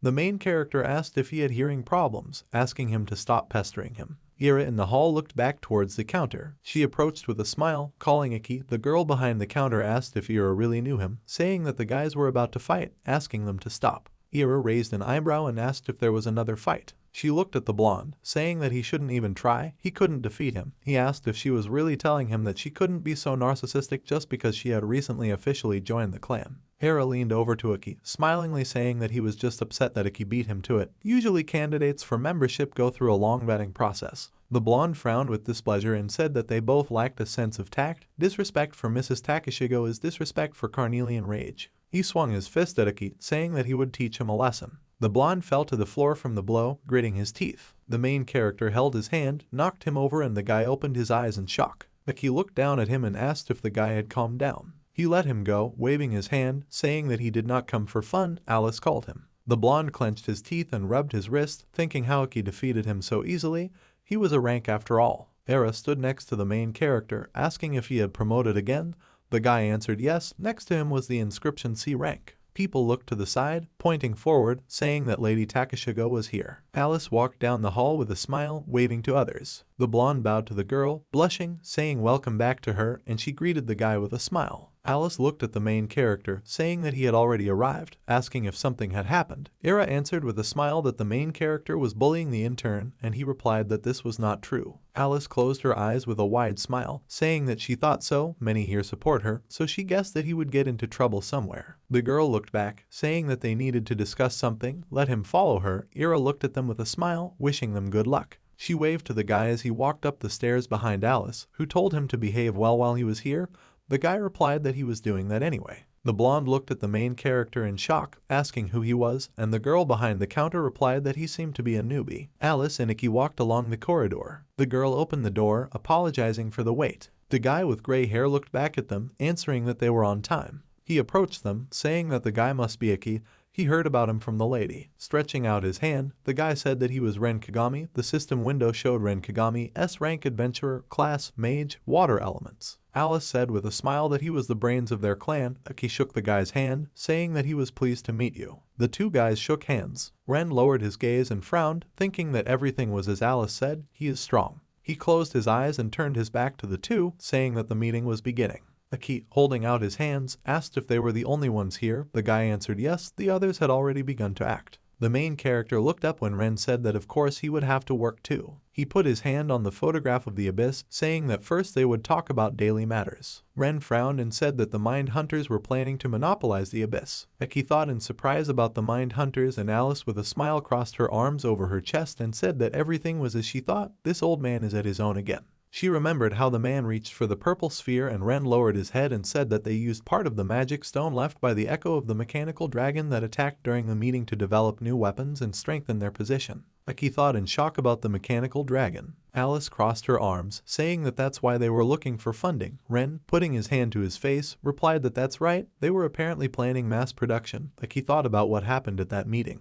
The guy closed his eyes and thought that it was better for him to stay away. He crossed his arms and Alice looked at him. The main character asked if Carnelian Fury had views of the abyss. Ren answered correctly, and the guy asked if they really wanted him to join them. Ren looked at him with a frown, answering no, they had already sent an S-rank group there, so he didn't need to worry. The main character looked at the guy in surprise, thinking that they had a whole group of S-rank adventurers, a serious clan. Ren handed the guy a tablet, saying that he would act as part of a separate squad. The main character looked at the tablet screen in shock. Alice, next to him, said with a smile that this was a well-thought-out plan. She did not doubt Ren, who closed his eyes and waved his hand, saying that they were opposed by a shrewd old man, so all means were good. Ikki raised the tablet with a smile, saying that it looks interesting. He's in business. Tents were set up near the portal. People were walking around. Someone said with a smile that this place is usually closed, asking how many years have passed, and that this is the first time they have seen S-rank adventurers. Employees carrying construction materials walked alongside the people, shouting to clear the road and step aside. Ikki looked at the red-haired guy, asking if he was okay, and he answered yes, apologizing. The main character waved his hand as he walked towards the portal. The red-haired guy asked if this man really had a rank C bracelet. Another asked if he was okay. A tall tower, Ikki thought it was an abyss. He had been here often in the past. The guy walked to the entrance of the abyss, thinking that, however, he had not climbed further than the first floors. The main character clenched his hands into fists. He walked inside the hall, where a torch lay on the floor. He remembered Kyoruken, thinking that he felt a familiar energy. Could it really be Kyoruken here? Ikki sat down on the ground, leaning on it with his hands, thinking that now there was no time to be distracted by thoughts. He ran forward, frowning, and thought that the conditions for passing the first level of the abyss were to reach the next level within a limited time. The guy ran towards the monsters and people who were fighting with them, thinking that the exact time was unknown, but it felt like about 10 minutes. Ikki looked at the crests on the people's sleeves, thinking that they were mind hunters. He ran to the side, behind the columns, thinking that the mission was secret, so he needed to try not to get noticed. Ikki ran forward while the others fought the monsters, mentally asking if all these adventurers were hunting for magic stones. This was the first time he had seen the abyss being so crowded. One of the columns broke in front of the guy. The white dragon clenched its teeth and appeared in front of him. Ikki jumped away from him, thinking that this was bad. There was no time for him now. The timer showed 5:43. The dragon opened its mouth. There was an explosion in his face and Ikki turned back to the man. The mage girl in red asked if this was their ally and Ami next to her answered yes. The main character, clenching his hand into a fist with a smile, thanked the blonde for her help, and she replied that it was nothing. Alice told her about everything, let him go forward, and they will handle it. Eki thanked her with a smile. He ran on while Ami waved at him. The guy returned, saying that he almost forgot. The girl looked at him in surprise when he told her to be wary of the shadows. The girl replied that she understood. Eki ran further forward, frowning and thought that he did not expect that Ami would be in the detachment of a separate Carnelian Fury unit. With an S-rank adventurer next to her, there was no need to worry about her. Blue tentacles appeared behind the guy and he thought they had arrived. He looked ahead, where the columns fell on the way, and the guy thought that there was no more time. Eki jumped over the column, thinking that all he could do was run. Another adventurer watched the running guy. The blonde looked back in surprise at the tentacle that was disappearing into the ground. A shadow with his face appeared in front of him. The system window showed rank B, Doppelganger. The adventurer screamed loudly, and Eki thought that the Doppelganger is a monster that inhabits the adventurer's shadow and copies his appearance. The dark liquid watched the guy who jumped into the air and landed on the ground, running further, thinking that he can only copy the appearance. But once met, he will chase him until he is defeated. Even if there is no hurry, this is an extremely annoying opponent. Someone around the corner was watching Eki running. The shadow hid behind one of the columns and the main character thought that he was seeing. The guy ran to the exit, thinking that this was the way to the next floor. He turned around, running in the other direction, thinking that he needed to go there. The timer showed 49 seconds. The main character walked around the corner, going down the stairs. The timer showed 27 seconds. Eki ran up the stairs. The timer showed 16 seconds. The passage at the end of the stairs began to close. 8 seconds left. The main character pushed off from the step. He rode into the closing passage, gritting his teeth. The passage was almost closed. It slammed shut behind Eki, who was sitting on the ground. The guy was breathing heavily, frowning and thought that he had at least followed Ren's orders. He remembered the guy with gray hair, thinking that in order to deceive the hunters, he must take the treasure from the hidden room without catching their eyes. The main character thought that the condition for entering a closed room was to find a way to it and get there within the allotted time. Closing his eyes, Eki thought that Ren was able to figure it all out with such a limited amount of information was not bad. The guy looked at the stone monster in the wall, thinking that he needed to move on to the most important thing. The monster came out of the wall. The system window showed rank A, Abyss Guardian. Eki thought that even though this was a hidden room, there was only one monster living here. The golem put his hand in front of him. He jumped towards the guy, and he thought that his absolute skill could not be bypassed. Eki pulled his sword out of its sheath, saying craft, Onamaru Kunitsuna. He swung his sword sharply, cutting off the golem's head. The guy jumped on the ground. He stood on top of the monster and stuck his sword into its chest. Eki stood on the ground as the golem exploded above him. The guy picked up an orange fragment from the ground, thinking that the task was completed. He looked at the blue panel on the wall. The guy brought the fragment to the panel, thinking that even Ren did not know about this mechanism. A passage opened, inside of which an orange light shone. Golems with blue eyes were coming out of the walls. Eki thought that Alice had helped him a lot, so he would earn some more money for her. The main character pointed his katana forward with a smile, thinking that in return, all the experience gained would remain with him. He froze when someone behind him exclaimed in admiration. The guy turned around, frowning. He looked at the man behind him. Furuya sat on the broken golem, rubbing his beard and said, "Who would have thought that there was such a hidden room?" The man, tilting his head with a smile, said that the trajectory of the main character interested him. He followed him, and guessed right. The system window showed S-rank adventurer Furuya, head of the S-rank clan, Mind Hunters. Eki looked over his shoulder at him, wondering how it was that he didn't notice the surveillance. He turned to the man, thinking that this old man was dangerous, but the man said that he seemed to know this place well, asking if he had been here before. The guy frowned, perhaps saying that it was none of his business. Furuya folded his hands and said with a sigh that he wasn't too friendly. They were both adventurers. Why shouldn't he share the information? The main character looked back at the golem, who raised his hand. The guy dodged the monster's blow. The golem turned away from Eki. He swung at the old man, who raised his hands. The golem's fist approached Furuya. He suddenly froze in place in front of the man. A thin blue thread was wrapped around the golem's arm. The threads lifted the golem above the ground. He hit close to the main character, and he dodged it in shock. Furuya raised his hands, from which the threads emanated, and asked what kind of stubborn guy he was, saying that he hoped that the guy would live to see the moment when he wanted to speak. The system window showed class, Thread Master. Eki turned around with a smile, thinking that he was a puppeteer, asking if he was really threatening him.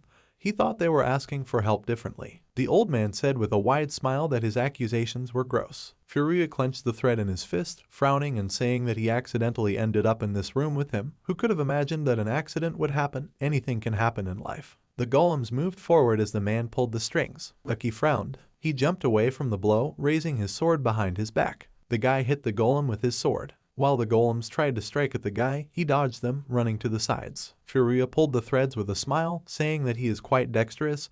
That's what youth means. One of the golems jumped into the air. He jumped at the main character, who turned to look at him in surprise. The guy squeezed the sword in his hand. He cut the golem and the crystal inside it into 2 pieces. The pieces of the golem fell in front of the guy. Suddenly, threads began to sew parts of the golem together. Furia spread his arms to the sides, saying that this will never end. If he tells everything he knows about the abyss, he will spare him. The guy answered something else. Aki ran forward. He held the sword in front of him with a frown, thinking that when dealing with a doll, you should aim at the puppeteer. The threads wove around the guy's sword and Furia pulled on them. The man waved his hand and the sword in the hands of the protagonist struck to the side. Aki clenched his teeth, trying to pull the sword out of the threads. He waved it in front of the man again. Furia jumped into the air, holding onto the threads. The main character frowned and swung his sword. He made a cut towards the man, causing a dance of swords, and a cut went across Furia's shoulder. The man grabbed his shoulder as he landed on the ground. Aki jumped over the man and swung his sword, shouting in a flaming whirlwind of blades. His body froze and the guy frowned in shock. He flew over Furia, who said that it infuriates him. The sword classes are extremely inconvenient for him. A huge hand flew above Aki, holding the threads that wrapped around him. The old man said that the more he moves, the more he becomes entangled in the web. The man held his hand in front of him with a smile, saying that the outcome of this battle was predetermined from the very beginning. Aki clenched his teeth and thought that he didn't even notice it. Furia pointed to the side with a smile, saying that as a sign of respect for the fact that he managed to hit him, he will let the guy go.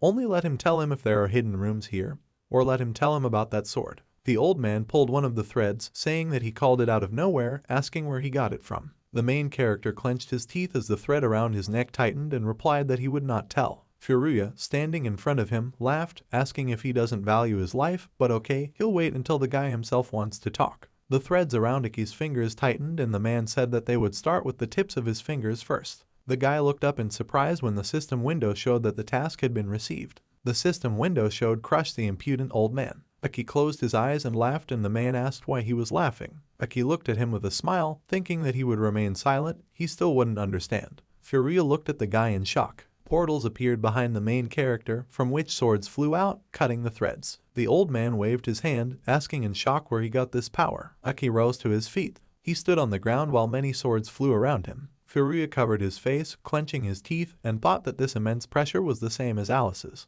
The man swung the threads, causing the golem behind him to swing, and thought that he had underestimated the guy's strength. The golem hit the wall, leaving only a small mark on it. Aki raised his eyebrow with a smile and said that this room is designed in such a way that you cannot leave until you defeat all the monsters. Furia pulled the threads again, shouting irritably that he was impudent. 4 golems ran ahead towards the guy. Aki took the sword in his hand, shouting "Craft the flaming sword Durandal." Jumping, the guy cut down the golems that jumped on him. The old man looked at this in shock, thinking that he did not expect to meet such a dark horse among the low-ranking adventurers. The main character pointed a flaming sword in front of him. Furia placed a shield of threads in front of him. The sword broke through the shield, hitting the chest of the man behind it. Furia fell to the ground, thinking that he had underestimated the guy. The man smiled while bleeding. Aki looked at the green crystal in front of him, and the system windows showed the task was completed. The reward was available, a magic growth stone. The guy closed his eyes. He looked back at the defeated golems and crystals, saying that the work was not finished yet.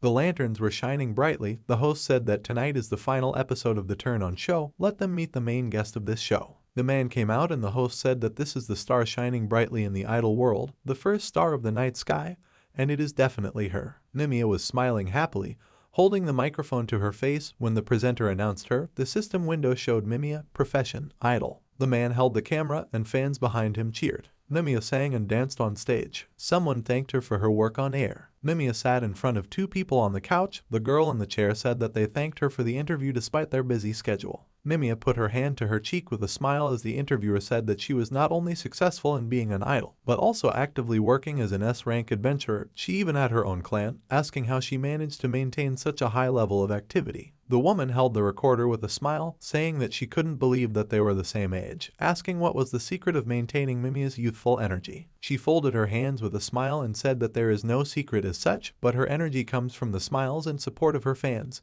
who inspire her. She opened her red eyes slightly, saying that because of her competitive spirit, she doesn't like to lose. The woman looked at her confusedly, asking about the competitive spirit. Mimiya put her hands to her cheeks, happily saying that it might sound presumptuous, but she really doesn't like losing. The girl put her hand to her face, saying that another glass of warm water in the morning could also help. The interviewer thought that it didn't sound like a joke, it was quite creepy. There is a sign on the wall, Mimiya's dressing room. Someone thanked the interviewers for their work, saying that time was up. Mimiya walked down the hallway looking at her phone and asked the employee why the employee always looked tense during her interview. Mimiya looked back with a frown, asking if old man Furuya had lost. She said with a smile that it was on the first level of the abyss.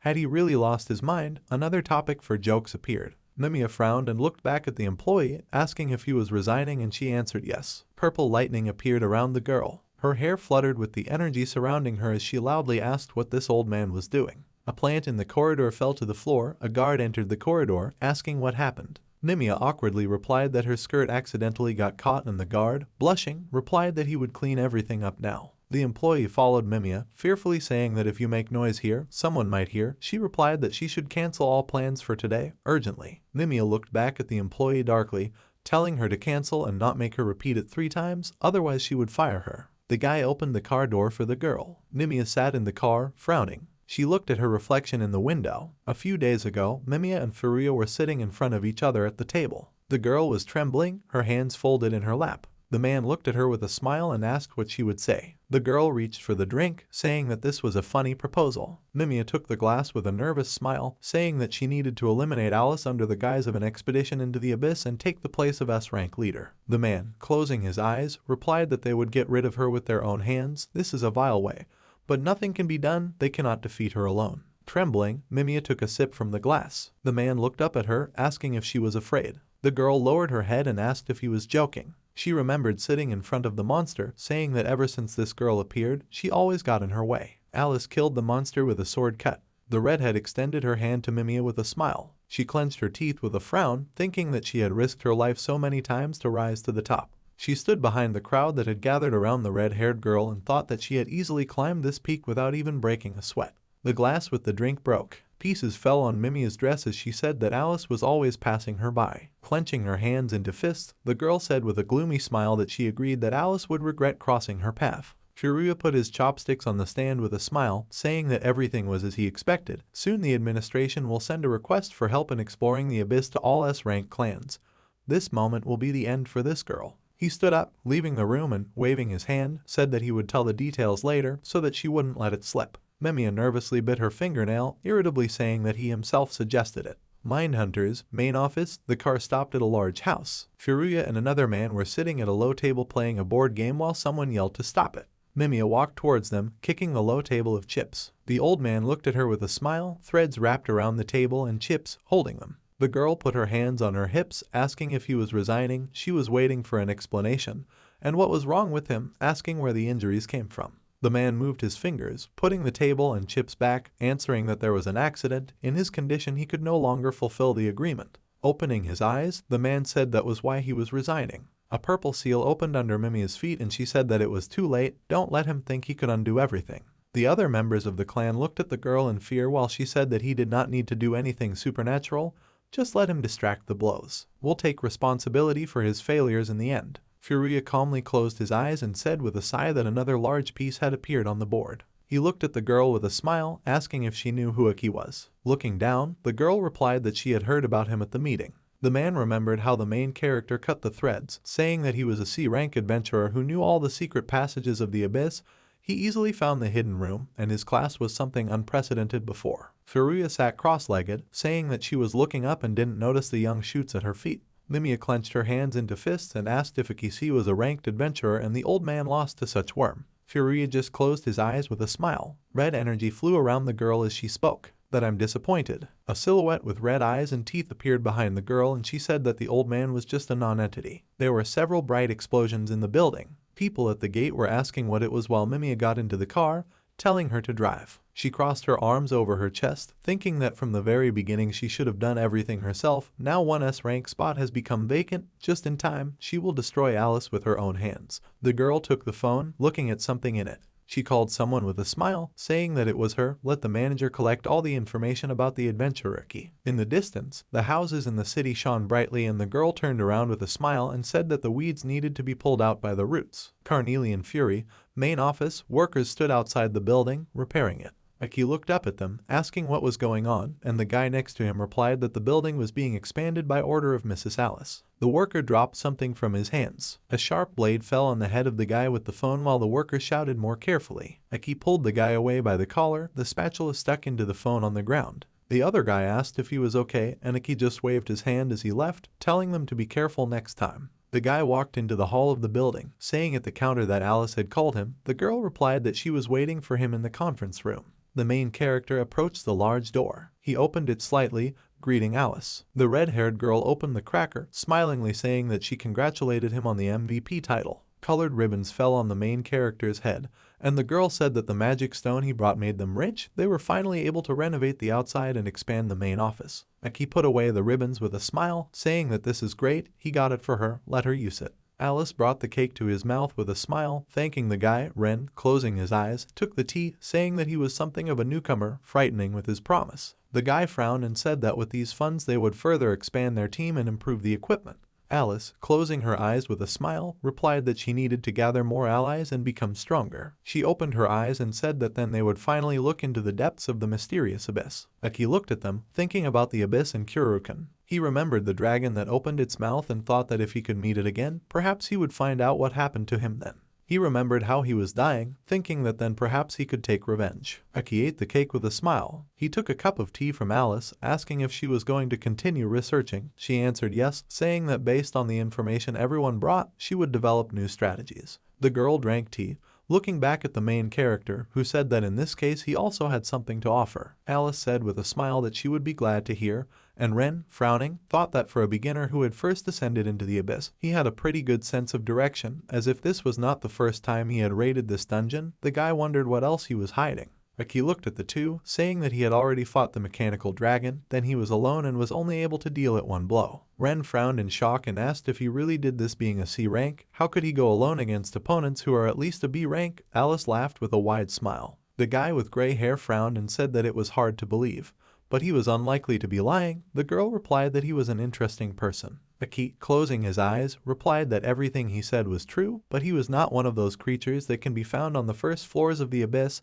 This monster is much more powerful. The guy remembered the dragon, saying that on the status his name was displayed as an S-rank mechanical dragon Kurukan. Alice said with a nervous smile that he was truly an amazing person. She sat on the table, asking what kind of magical creature this was. The sky darkened. The girl thanked Aki for the valuable information. Alice stood at the door to the hall, saying that she now owes him a lot. The guy replied not to worry, saying that everything is fine. Closing her eyes, the girl said with a smile that she felt like she didn't know him at all. She'd need to fix that. Let him tell her something else next time. Aki left, waving his hand. The red-haired girl waved her hand, saying that they still had an agreement to go on a date, and the guy blushed. Aki walked along the road at night, saying that he was a little late. He wrote on his phone to his sister that he was going home. Someone wished the guy good evening. The main character looked up in surprise. A girl stood in front of him, holding an umbrella, asking where he was returning from. Mimia stood under the light of a lantern and the guy thought that at such a late hour, there was someone in the shadows. Aki said with a nervous smile that her bloodlust can be cut by asking who she is. A pentagram shone under the girl's feet and she said that not knowing about it is the height of ignorance. She looked at the main character with a frightening smile, saying that today he would die. A huge monster jumped out from the girl's shadow, opening its mouth. Aki jumped away from his blow, dodging. He looked at the huge monster with wings, thinking that it was a spirit summoner, a rather rare class. He asked the girl why she was hunting him. Mimia smiled broadly. The system window showed class, spirit summoner. The girl said that recently she noticed that he was aiming quite high. The girl pointed her finger forward, saying that she didn't like it. The monster's eye glowed brightly. Opening his mouth wide, he jumped at the guy. Aki frowned. He summoned the craft, cutting the monster with his sword. He ran towards the girl under the lantern. The guy waved his sword in her direction, but Mimia disappeared. The girl jumped into the air, asking why Diavolo was messing around there. Let him finish him off. The monster appeared behind the protagonist. He opened his mouth wide, collecting energy in it. Aki's body began to dissolve. The monster sucked him into its mouth, causing the guy to scream loudly. The monster swallowed the guy. Mimia said with a smile that she managed to deal with him so easily. She laughed joyfully, spreading her arms to the sides, and said that he could reach for him, but he was still far from reaching the stars. Aki fell down. He looked ahead in surprise as he spoke of this place. The guy fell among the fragments of the earth. The system window showed diavolos inside, a completely isolated space. The guy thought that this was a closed space. It seemed like it was a sealing skill. He waved his hand, wondering if it was possible to get out of here using physical attacks. The daggers flew forward, sparkling blue, and Iki wondered how he managed to end up in the belly of a demonic dog and what to do. He thought that he needed to find a way out. This place was like an endless hell. Something glowed near the guy's pocket and he reached into his pocket. The main character looked in surprise at the thing that sparkled brightly. The guy clenched his hand into a fist with a smile. Mimia lowered her gaze with a smile, saying that there is no way out of the underworld. Once there, he will fall into the void for eternity. She landed on the ground, looking back and asking how the old fool managed to lose to such a mediocrity. Diavolo did well. She stroked the monster's mouth with a smile, saying that their next target was Alice. The girl's eyes suddenly widened. Mimia looked at the monster in surprise, asking how this was possible. Only floating islands remained in space, and the girl asked if he had really disappeared. The girl, clenching her teeth, tremblingly asked how he dared. She clutched the umbrella in her hands, shouting that he had escaped. The girl kicked the ground, asking how. Aki appeared in the dungeon, a beam of blue light emanating from him. He looked back, thinking that it seemed to work. The guy looked at the key in his palm, thinking that he didn't know that the key to a special dungeon received as a reward earlier would be useful in this way. He thought with a smile that it was good that he remembered. This is what one of the senior assassins talked about in a past life. He remembered how the guy in the hood asked him with a smile if he knew how to remove the sealing skill, and Iki replied that he did not know. The assassin raised his index finger, saying that to resist the seal, you need to use the seal. The main character shrugged, thinking about two portals, while the assassin said that if this is an isolated space where he was thrown, then he can throw a seal on himself and move to another space to escape. Iki threw a dagger at the target, while the other assassin displeasedly told him to show at least some interest. It could come in handy at any moment. Aki looked up with a smile, thinking that he was right, although it was late, but thanks to him. The main character stood near a closed passage, thinking that this was a special dungeon, a so-called special space with tests whose priority exceeds any ordinary seal. Thanks to this he managed to get out of that situation. Aki looked back at the blue glow, thinking that it would be impossible to leave here until the test was completed. The system window showed, welcome, this is a special dungeon, the underground prison of Arses. A figure was visible in the corridor of the cave. The system window showed, test, kill all enemies. A monster with tentacles instead of a mouth looked at the guy. The system window showed a monster of rank A, Gekazal. Many similar monsters appeared in the dungeon, and the guy said that he had gone from one dangerous place to another. Aki looked at the monster on the ceiling. He opened his tentacles and fired purple projectiles at the guy. The main character jumped back. There was a trace of purple acid left on the ground, and the guy thought that if it hit him, it would hurt. Several monsters jumped forward. The guy raised his hand, calling for craft. He slashed at several monsters using the thunder sword. The monster's head and tentacles flew off, and the sword was stained with blood. Aki frowned and looked at the blood of the monster that stuck to his hands, saying nasty things. The monster hit the guy's sword with its tail. The monster grabbed the guy's sword, tearing it out of his hands. He waved his tentacle, throwing his sword aside. The monster pulled out its tongue with a smile. Aki shook off his hand with a smile and said that the intelligence of a rank monsters is quite high. With a smile, taking out the same sword for the portal, the guy said that it is tall for monsters. The monster looked at this in shock. The main character cut it into two parts with his sword. He stood in front of three more monsters that were in front of him. One of the monsters jumped on the guy, opening his mouth. Aki looked at him with a frown. He threw his sword forward, stabbing several monsters with it. Three more approached the main character. Leaning over and frowning, he ran away from them. The monsters spat after the main character, who was running away. The acid hit the guy's shoulder. Aki slammed his back into the wall, gritting his teeth. Monsters surrounded the guy who was sitting on the ground, breathing heavily. He smiled. Many portals have opened. Aki held a sword in his hands, shouting to the monsters around to come here. The corpses of monsters lay on the ground, swords were stuck into them. Aki leaned on the sword in his hand, breathing heavily with his head down. One of the monsters looked at the guy trembling. He swung his tentacle at him. Aki swung his sword, cutting off the monster's head. It fell to the ground, and the main character also fell to the ground. He leaned on his hands, breathing heavily. System windows showed success. Defeat all enemies completed. Reward for completion is available. The main character looked down in surprise and thought about the experience. The system window showed an increase in level. The guy thought, has he really already risen? This is not bad. Aki looked at his hand, thinking that the wounds and fatigue had also disappeared. Lucky. The system window showed that the dungeon was closing. The main character said with a smile that although it was not easy, the main test was still ahead. His figure dissolved, disappearing from underground. The street, illuminated by lanterns, someone swore loudly. Mimia threw the umbrella on the ground, asking how he managed to escape. She bit her fingernail, saying that wherever he went, she would find and kill him. A blue figure appeared behind her. The guy appeared on the ground and the girl said in surprise whether this was a portal. Aki appeared on the street from a blue glow. Frowning in shock, Mimia asked where. Her eyes widened as she asked what was wrong with him. She stood in front of him, asking why he stinks so much. The main character apologized. He said with a smile that he had just gotten out of hell. Frowning, Mimia put her hand to her face, saying that it meant he used an object to move. After petting the monster next to her, the girl said that it looked like he had managed to increase his level. She sat on the monster, which flew into the air, calling the guy a pathetic worm. A purple seal opened above the girl and she said with a smile that he would regret not dying earlier. Aki extended his hand with a smile, saying that he would come back until he got tired of it.